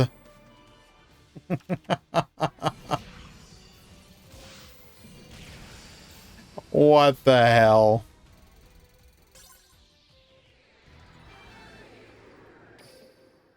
I don't know if it was a throw, Steven, but it was a very heavy investment of resources that we ultimately ended up not being able to recover from. Could we have done it differently? Maybe, but we don't know how that would have gone. So is Live Twin still in? There is one currently in the top 4.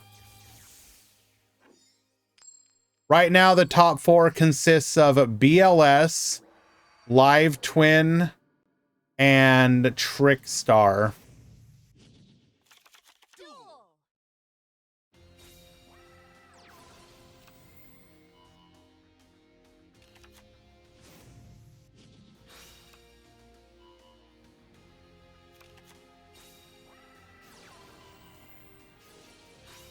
We crow again.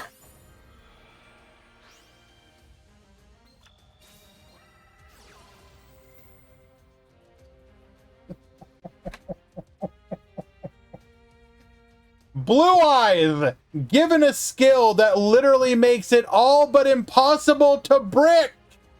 And yet Erickson manages to find a way. Very impressive.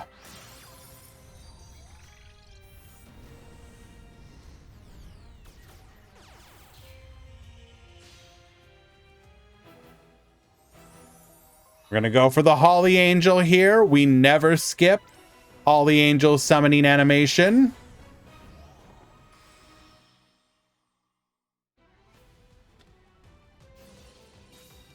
Orobane to the field. Activate our skill here.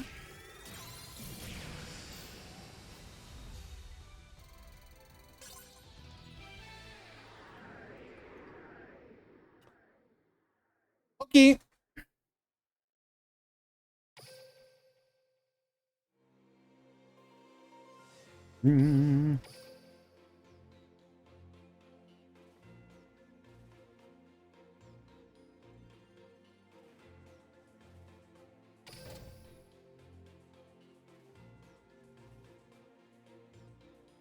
Bring back Galaxy Eyes. My man. My man. Let's do it. Bring back Galaxy Eyes.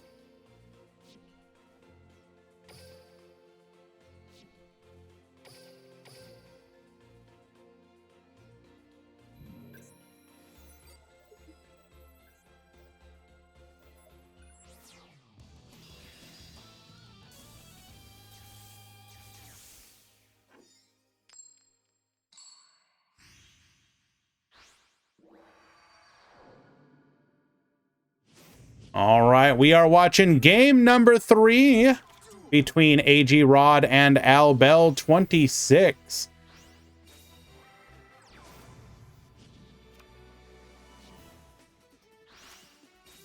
We're going to set 2, 1 Super Soldier in defense MST, forcing out the back row. It is a Book of Moon Destiny effect. We're going to go for the Cosmic Cycle, or rather, excuse me, Polymerization, allowing us to get into a copy of Dystopia. Dystopia force out that back row.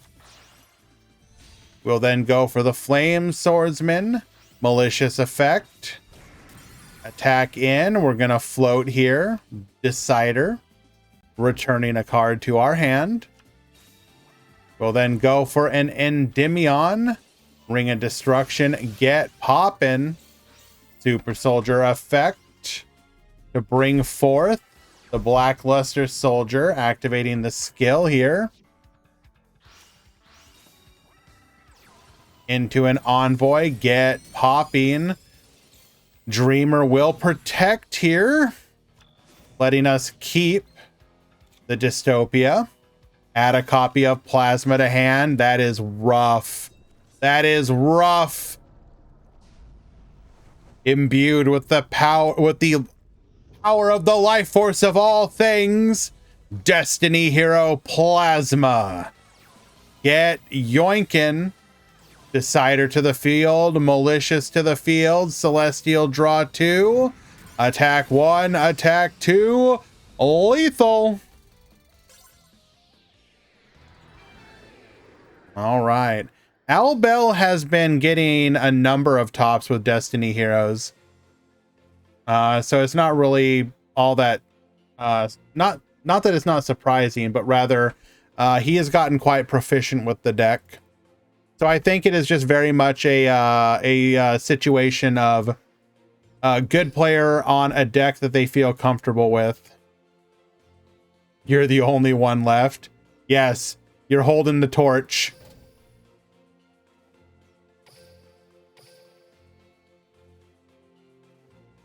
One day they'll come crawling back the next time Destiny Hero gets a new skill. And when they do, they'll see the look of contempt in your eyes.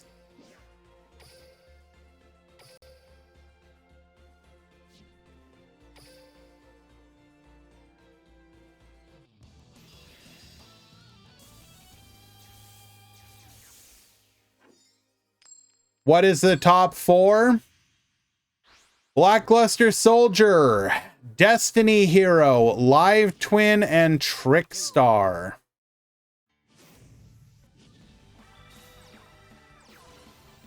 Will we get crowed is the question.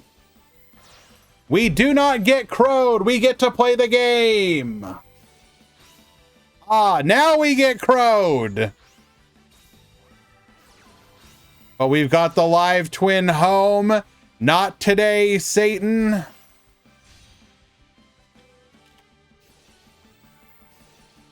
Grid Sweeper. Set 1. Pass the turn.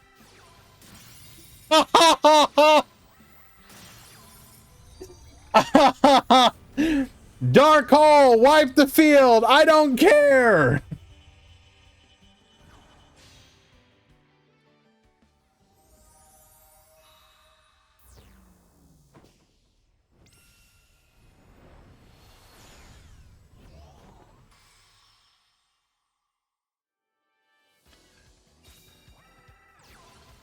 Murata, you technically can just play GG EZ.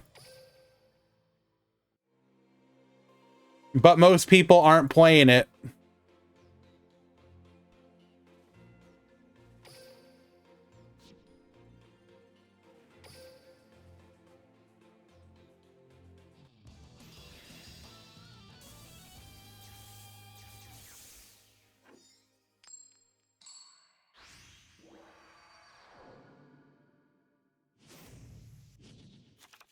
Duel.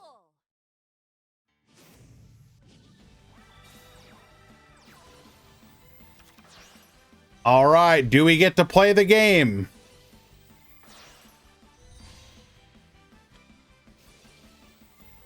We get to play the game again. Go for the kiss a kill.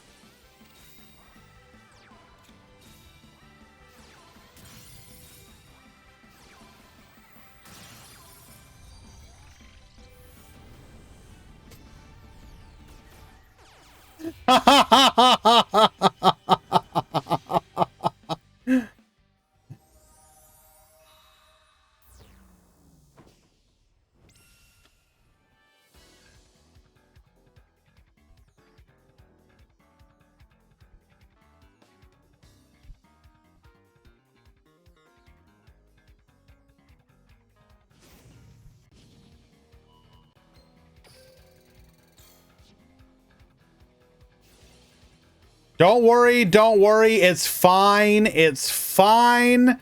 It's gonna be crackdown into full combo next turn. Just trust.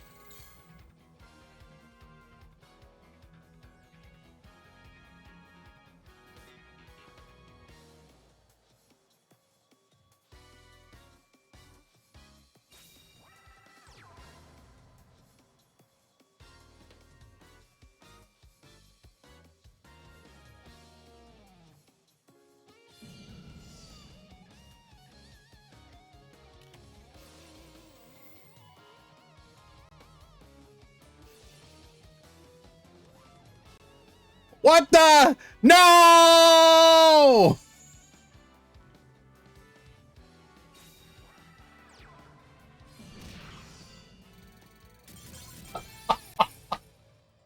Literally custom hand, bro.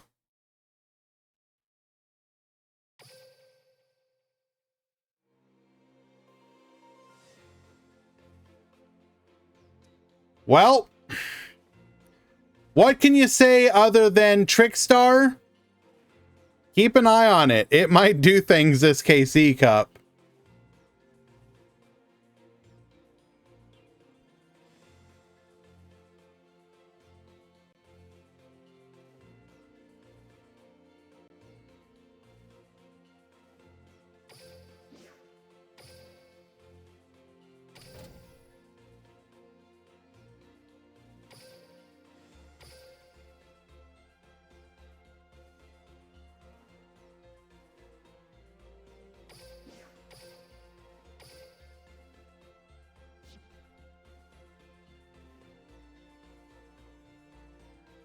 Ah, we have ourselves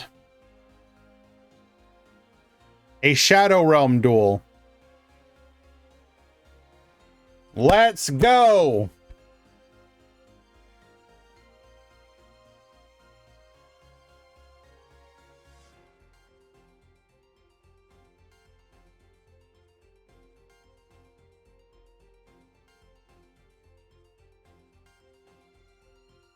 Mm, mm, mm. Mm, mm, mm.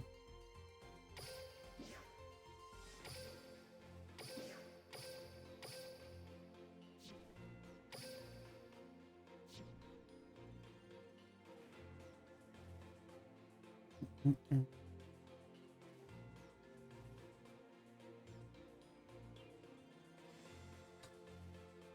Well, unfortunately, we have to wait until this ends.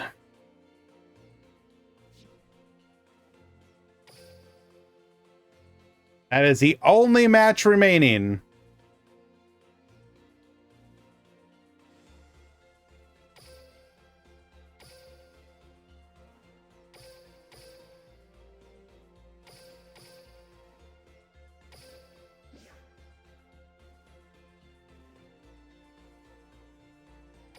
Time Lord versus Skull Servants. Let's see how this one goes.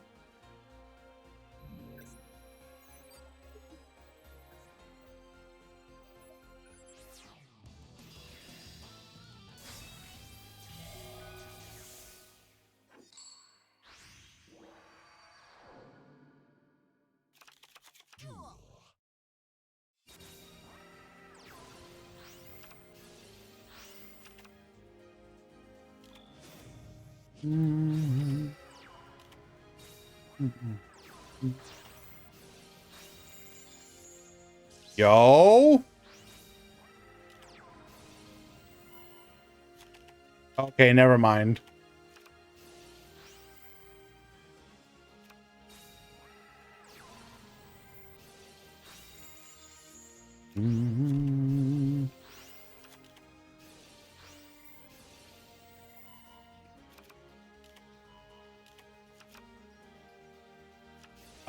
The only other match is Shadow Realm. We can't do anything until it finishes.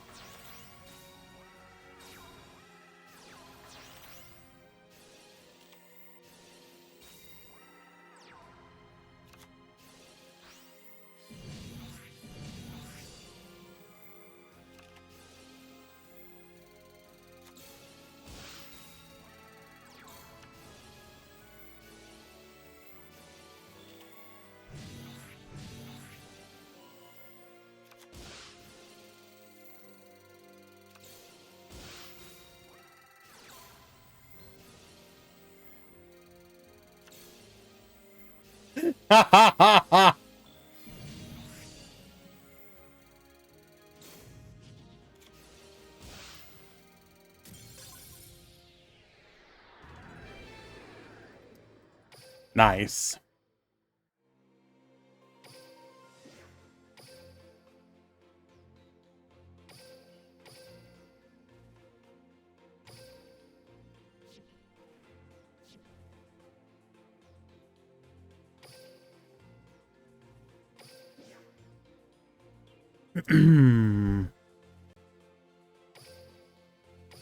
Find some interesting ones. Shinato versus the Mask of Remnants. Okay, I'm sold.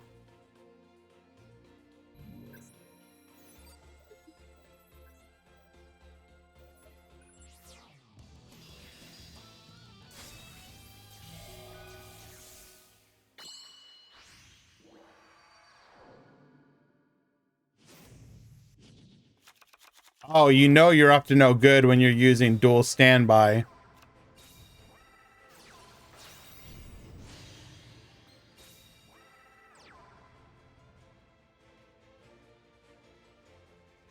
I'm sorry, what? Tributing off my Blue Eyes White Dragon to bring out Cyber Angel Dakini, sure. Into a Floodgate Trap Hole. We'll then summon out Shinato, King of a Higher Plane, sending a Blue Eyes White Dragon with our advanced ritual art.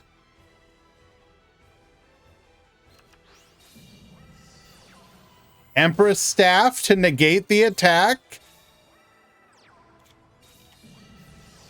We're going to go for defense draw here.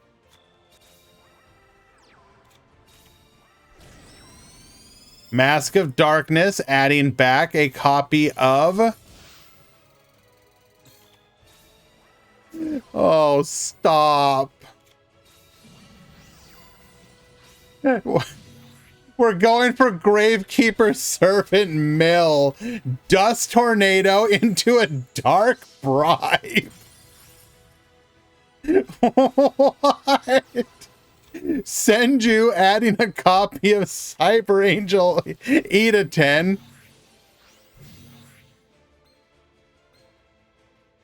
Attacking the Spirit Reaper, which can't be destroyed.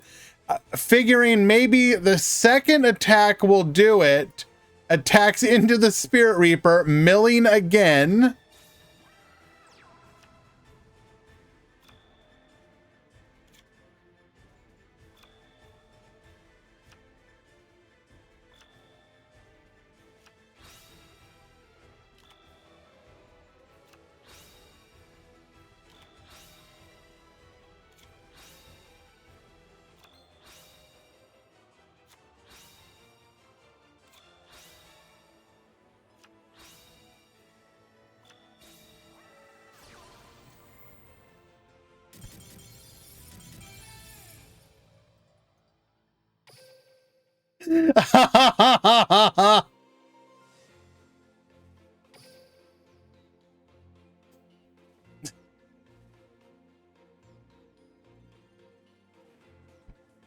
Yo, I call this brew lockdown.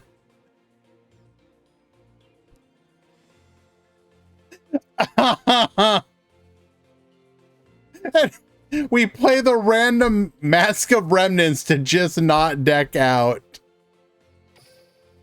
Oh my god. We literally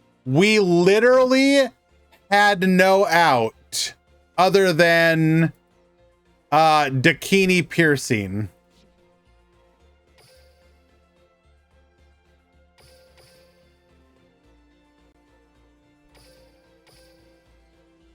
All right.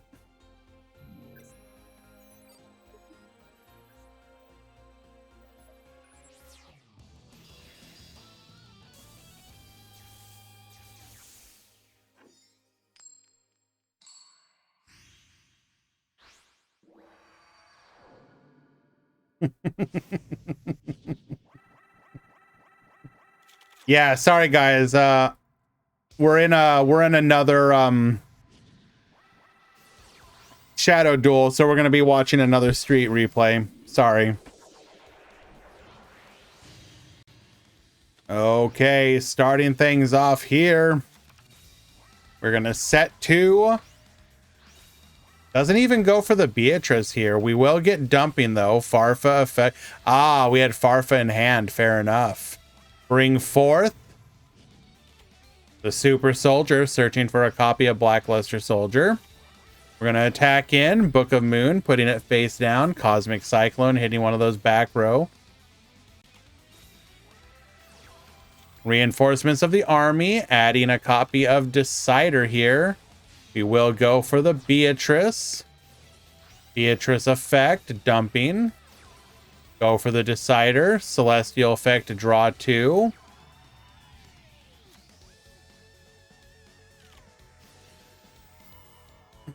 Transmigration Prophecy. We're going to go for the BLS Banish. Beatrice get dumping. Gonna burn. Decider effect. Stop the burn, adding back to our hand, and we will float. Wait, what? We burned anyways? Nightmare Phoenix gets spinning. Hit by a warning point. We'll then use our Destiny effect, adding a copy of Plasma to hand. And no way to make a play. We will get the concession scoop. Game 2.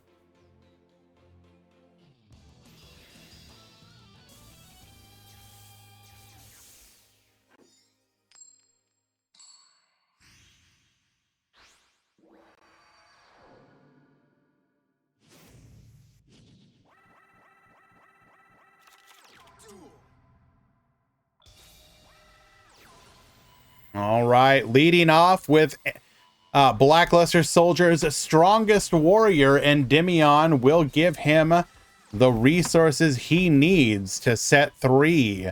Adding a copy of Blackluster Soldier to our hand. We're going to then draw and spin or send back. Only 2 though here. Drill Dark into a warning point. Unlucky. Activating Destiny effect here. Gonna go for the polymerization into Destiny Hero Trinity. We are just gonna YOLO it. Book of Moon will unfortunately put that YOLO to an end. Feels bad, man. Force out that back row. It is a Ring of Destruction.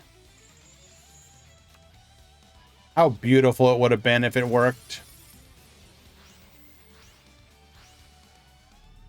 Bring forth the BLS, and unfortunately... Oh, wait. Ooh, hold.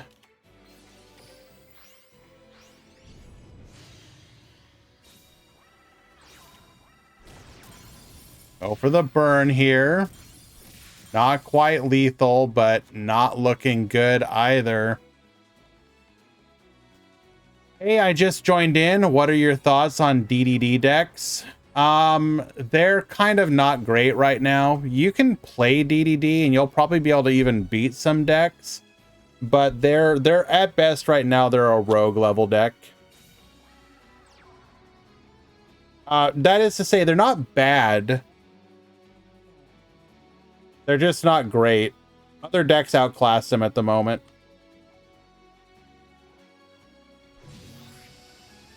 We will get the Honorable Sudoku.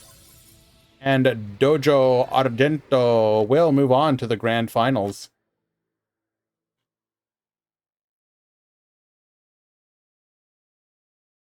Like, if you already have DDD and you want to play it, like, play it, basically. There are some DDD hands that will just absolutely annihilate people, but then as others have pointed out, there will just be times where you just kind of get shut down. Kind of depends. They also don't tend to have very great defensive plays. You just kind of like wall up, maybe have like a Book of Moon or something to protect you. That said, do keep an eye for a ban list post KC Cup to potentially move them back up into consideration. And they are also one of those decks that, like, Konami will always eventually throw them a bit more of a bone, you know, because they are technically an anime deck, and they're kind of like, they've gotten like love a couple times, so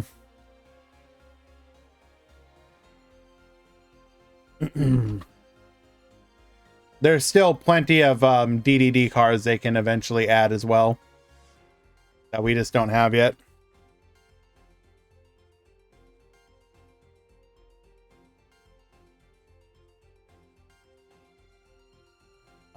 There's like 24 technically. Wait. Okay, wait, hold on. There is 1, 2, 3, 4, 5, 6, 7, 8, 9, 10, 11, 12, 13, 14, 15, 16. Wait, no, that doesn't count. 15.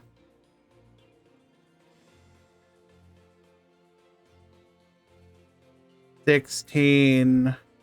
17. There's like 17 cards they could still 17 or 18 cards they could still get.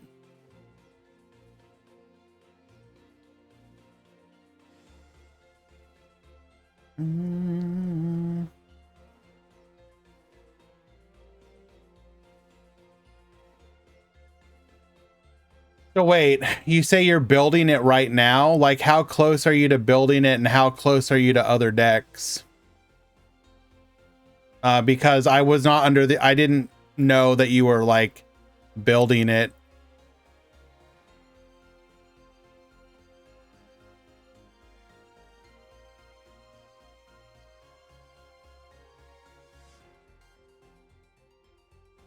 Like, if you just started, I don't know if I would necessarily recommend continuing, but if you're already pretty deep in, then maybe it might be worth like not ruining your investment, so to speak, by just abandoning it.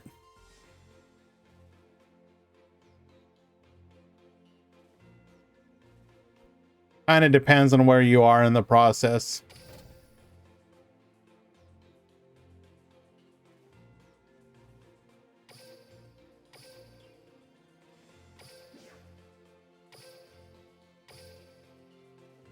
All right, here we are with the grand finals.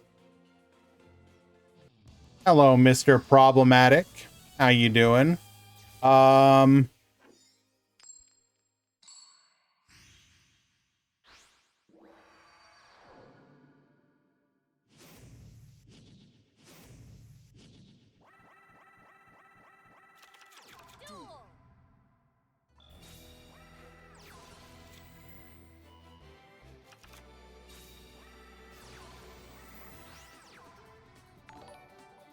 If you go here, you can see some examples of decks that have topped recently with it. And also, thank you for the follow, my friend. Appreciate you.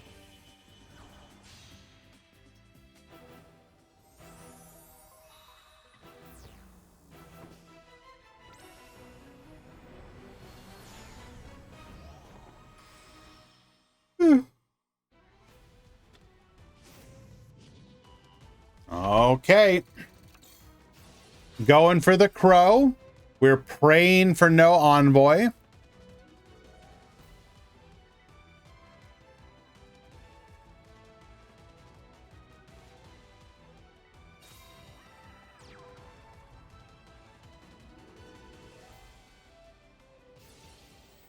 Endymion effect. If we had a Veiler here, I'd probably be like waiting on it. Your opponent's only real out is a BLS. Sorry, envoy.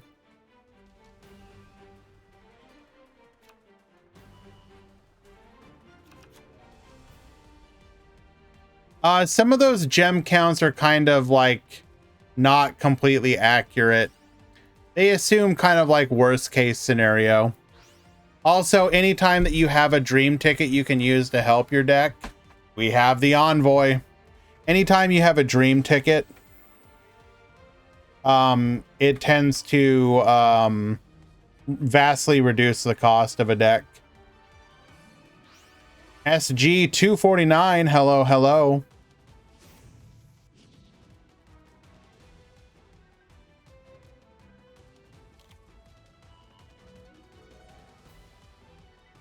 Also what AJ said. There's a difference between like best deck in the world level and like playable on Duel Links. Or even playable in tournaments. Like tournaments tend to be fairly high level. But you will see plenty of people do well with like suboptimal builds. It's just, you know, you just tend to if you're facing off against like the top like 10% of the player base, you can have a bit more of a struggle, but like on the ladder, you can win with like so much.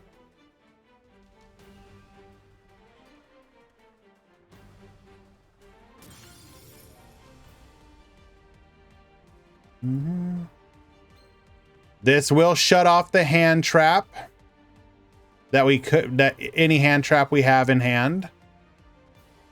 We cannot attack with the envoy though, as we banished.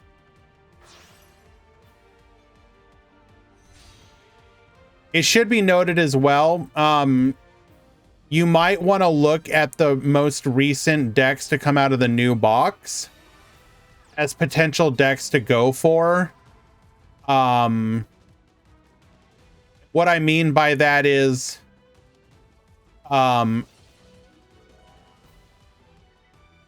hold. What I mean is stuff like the Blue Eyes deck and the Neos Ubel deck are relatively free to play friendly, as in many cases you can build them with like a structure deck, 1 or 2 cards out of the new box, and then a bunch of free to play cards. Let me see if I can find an example.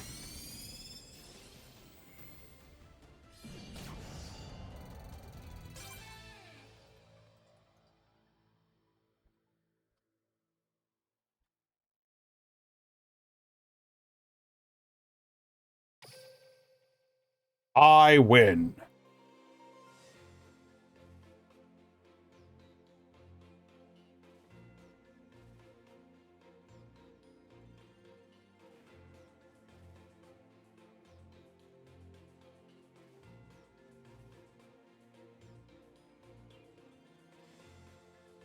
Mm.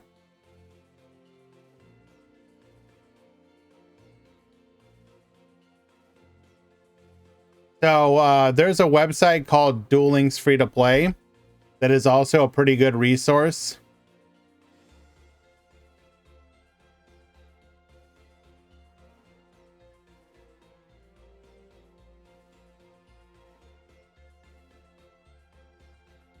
Where you can find some examples of free-to-play decks.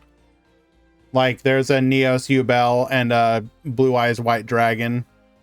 Relatively free-to-play friendly.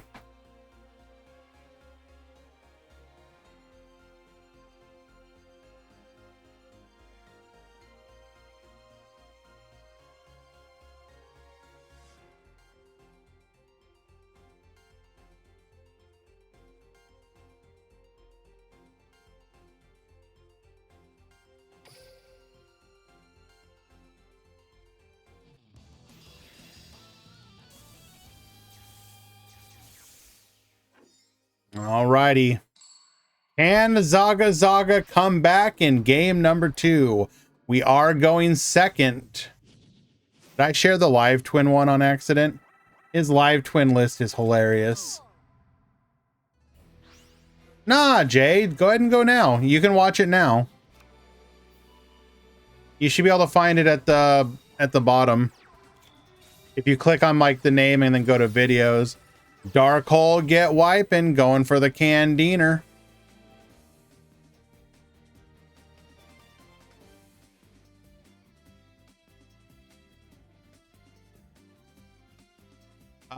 Dueling's Free to Play also has a really nice YouTube channel that I highly recommend.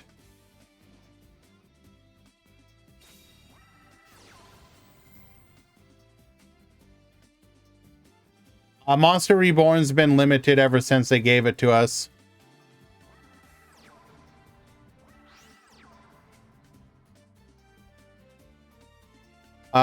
Yeah, but Dueling's Free to Play is a fantastic resource for anybody who wants to be as budget as possible.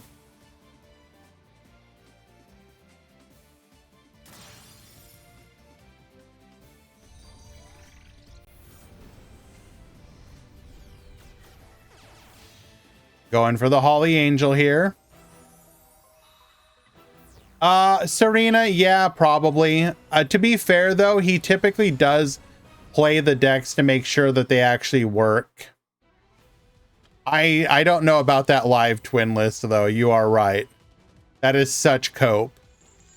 But again, his mission is specifically to make it as free to play as possible. So, I mean, mission accomplished.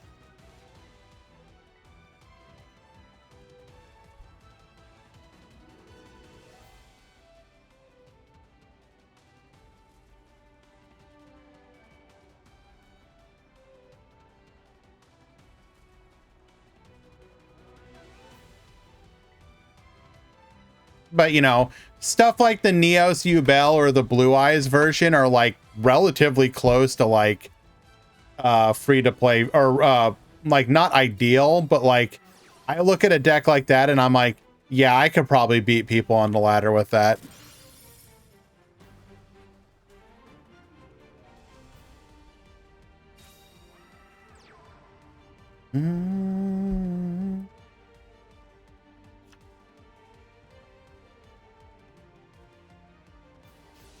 Wait, were we worried about the BLS in our opponent's hand being able to spin? Did we activate instead of...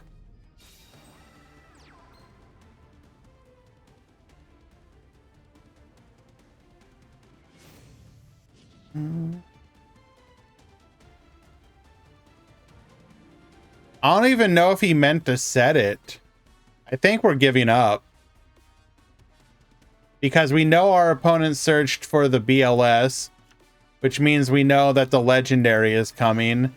And any monster on the field means you just spin.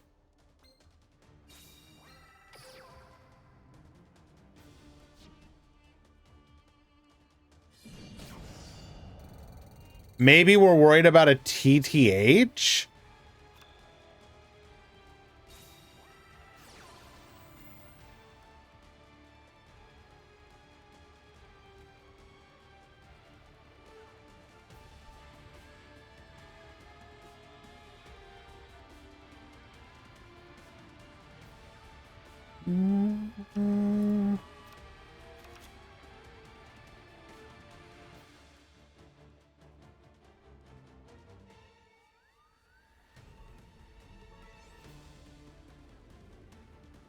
Searching for Candina. We can lock down one of those back rows.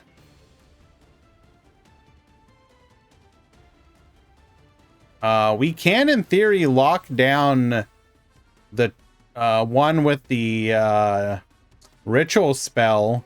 And by doing so, we ensure we can't... Ooh. Ooh, wait. Wait. Oh, no.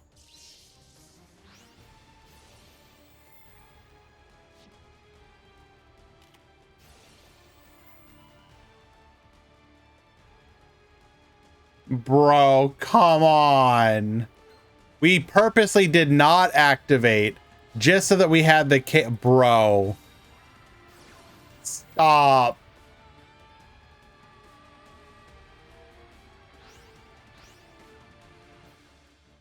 Oh, Hemi.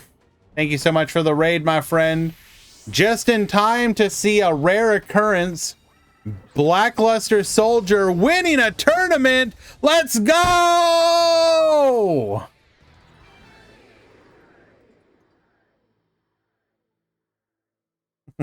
I heckin' love Blackluster Soldier! Well done.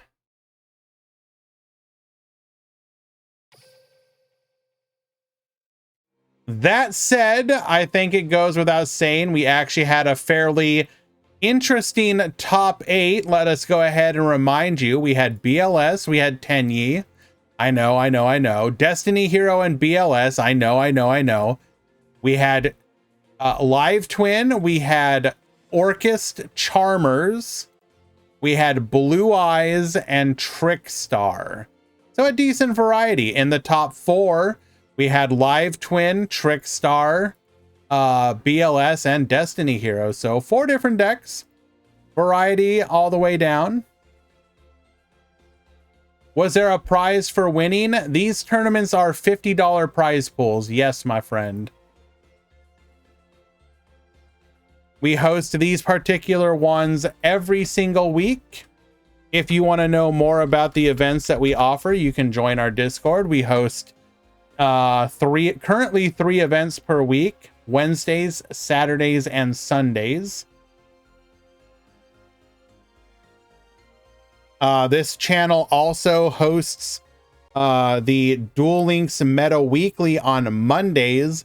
That one does require you to be a subbed member of the DLM Discord. However, if you just want to see, tournament gameplay, hang out and whatnot, then we'd love to have you come hang out. Otherwise, that will bring another one of these to an end.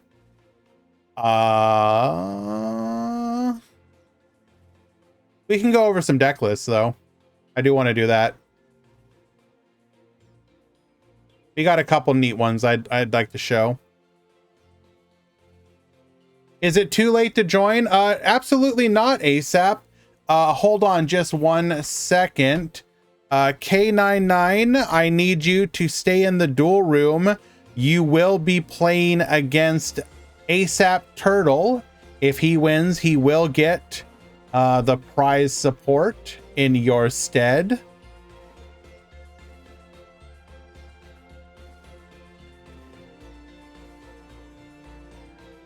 All right. Alrighty, so K99 with a semi-standard deck list, perhaps not exactly how most people have been running it. One copy of Valor, one Crow.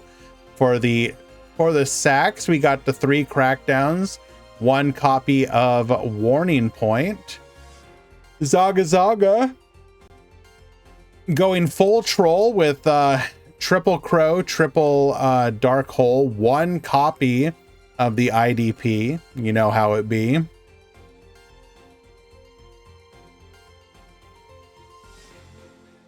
Al Bell with the list he's been running for a while now, Destiny Hero.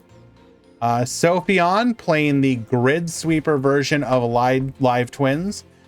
We are running 3-3, 1-1 on the hand traps there. 2 copy of the Grid Sweeper, 2 copy of the Cynet Crosswipe, 1 copy of Enemy Controller, 1 of the At Home, 2 passwords. We've got 3 of the Limit 3s, 2 crackdowns, 1 IDP, double Ballista Squad, and a copy of Present. We are sacrificing 1 of our slots to play a Rastaliger, although I don't think I saw Shiny summon Rastaliger anytime we were watching them. I would be interested to know how often they summoned that. Decent list though, running Light Barrier for the Grid Sweeper play. Erickson on Blue Eyes. Only 1 copy of Dragon Spirit of Light. 2, making more room for the stuff like the Valors. Very nice. Keeping the deck nice and slender.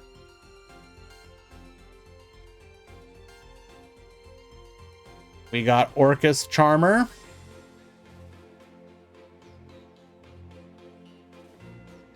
Yeah.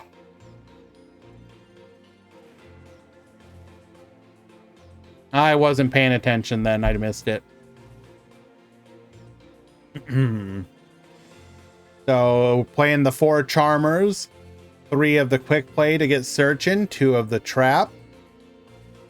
3 draws here. We're playing a fairly decent draw engine.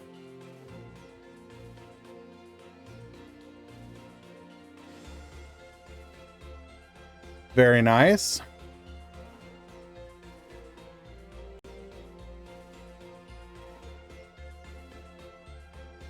We will be yoinking that and giving it a try.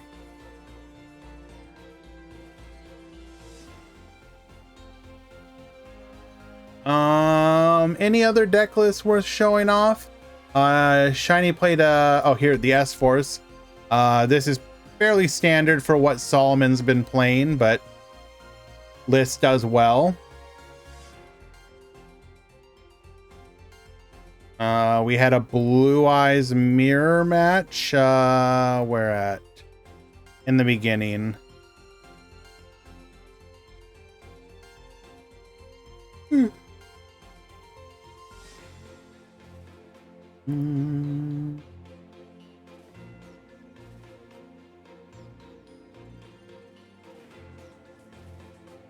Yep.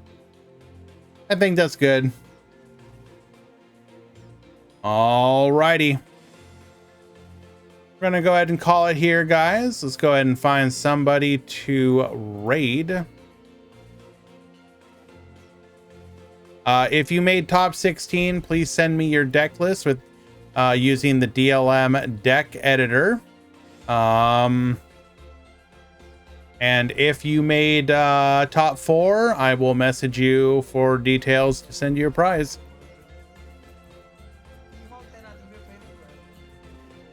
Watch final deck. I don't know what that means.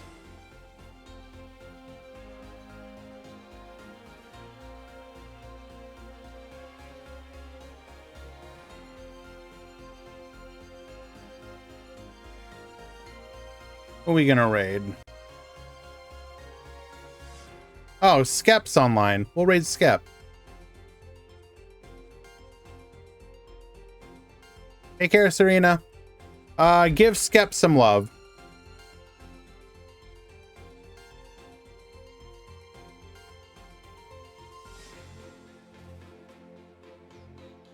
The link, Albel.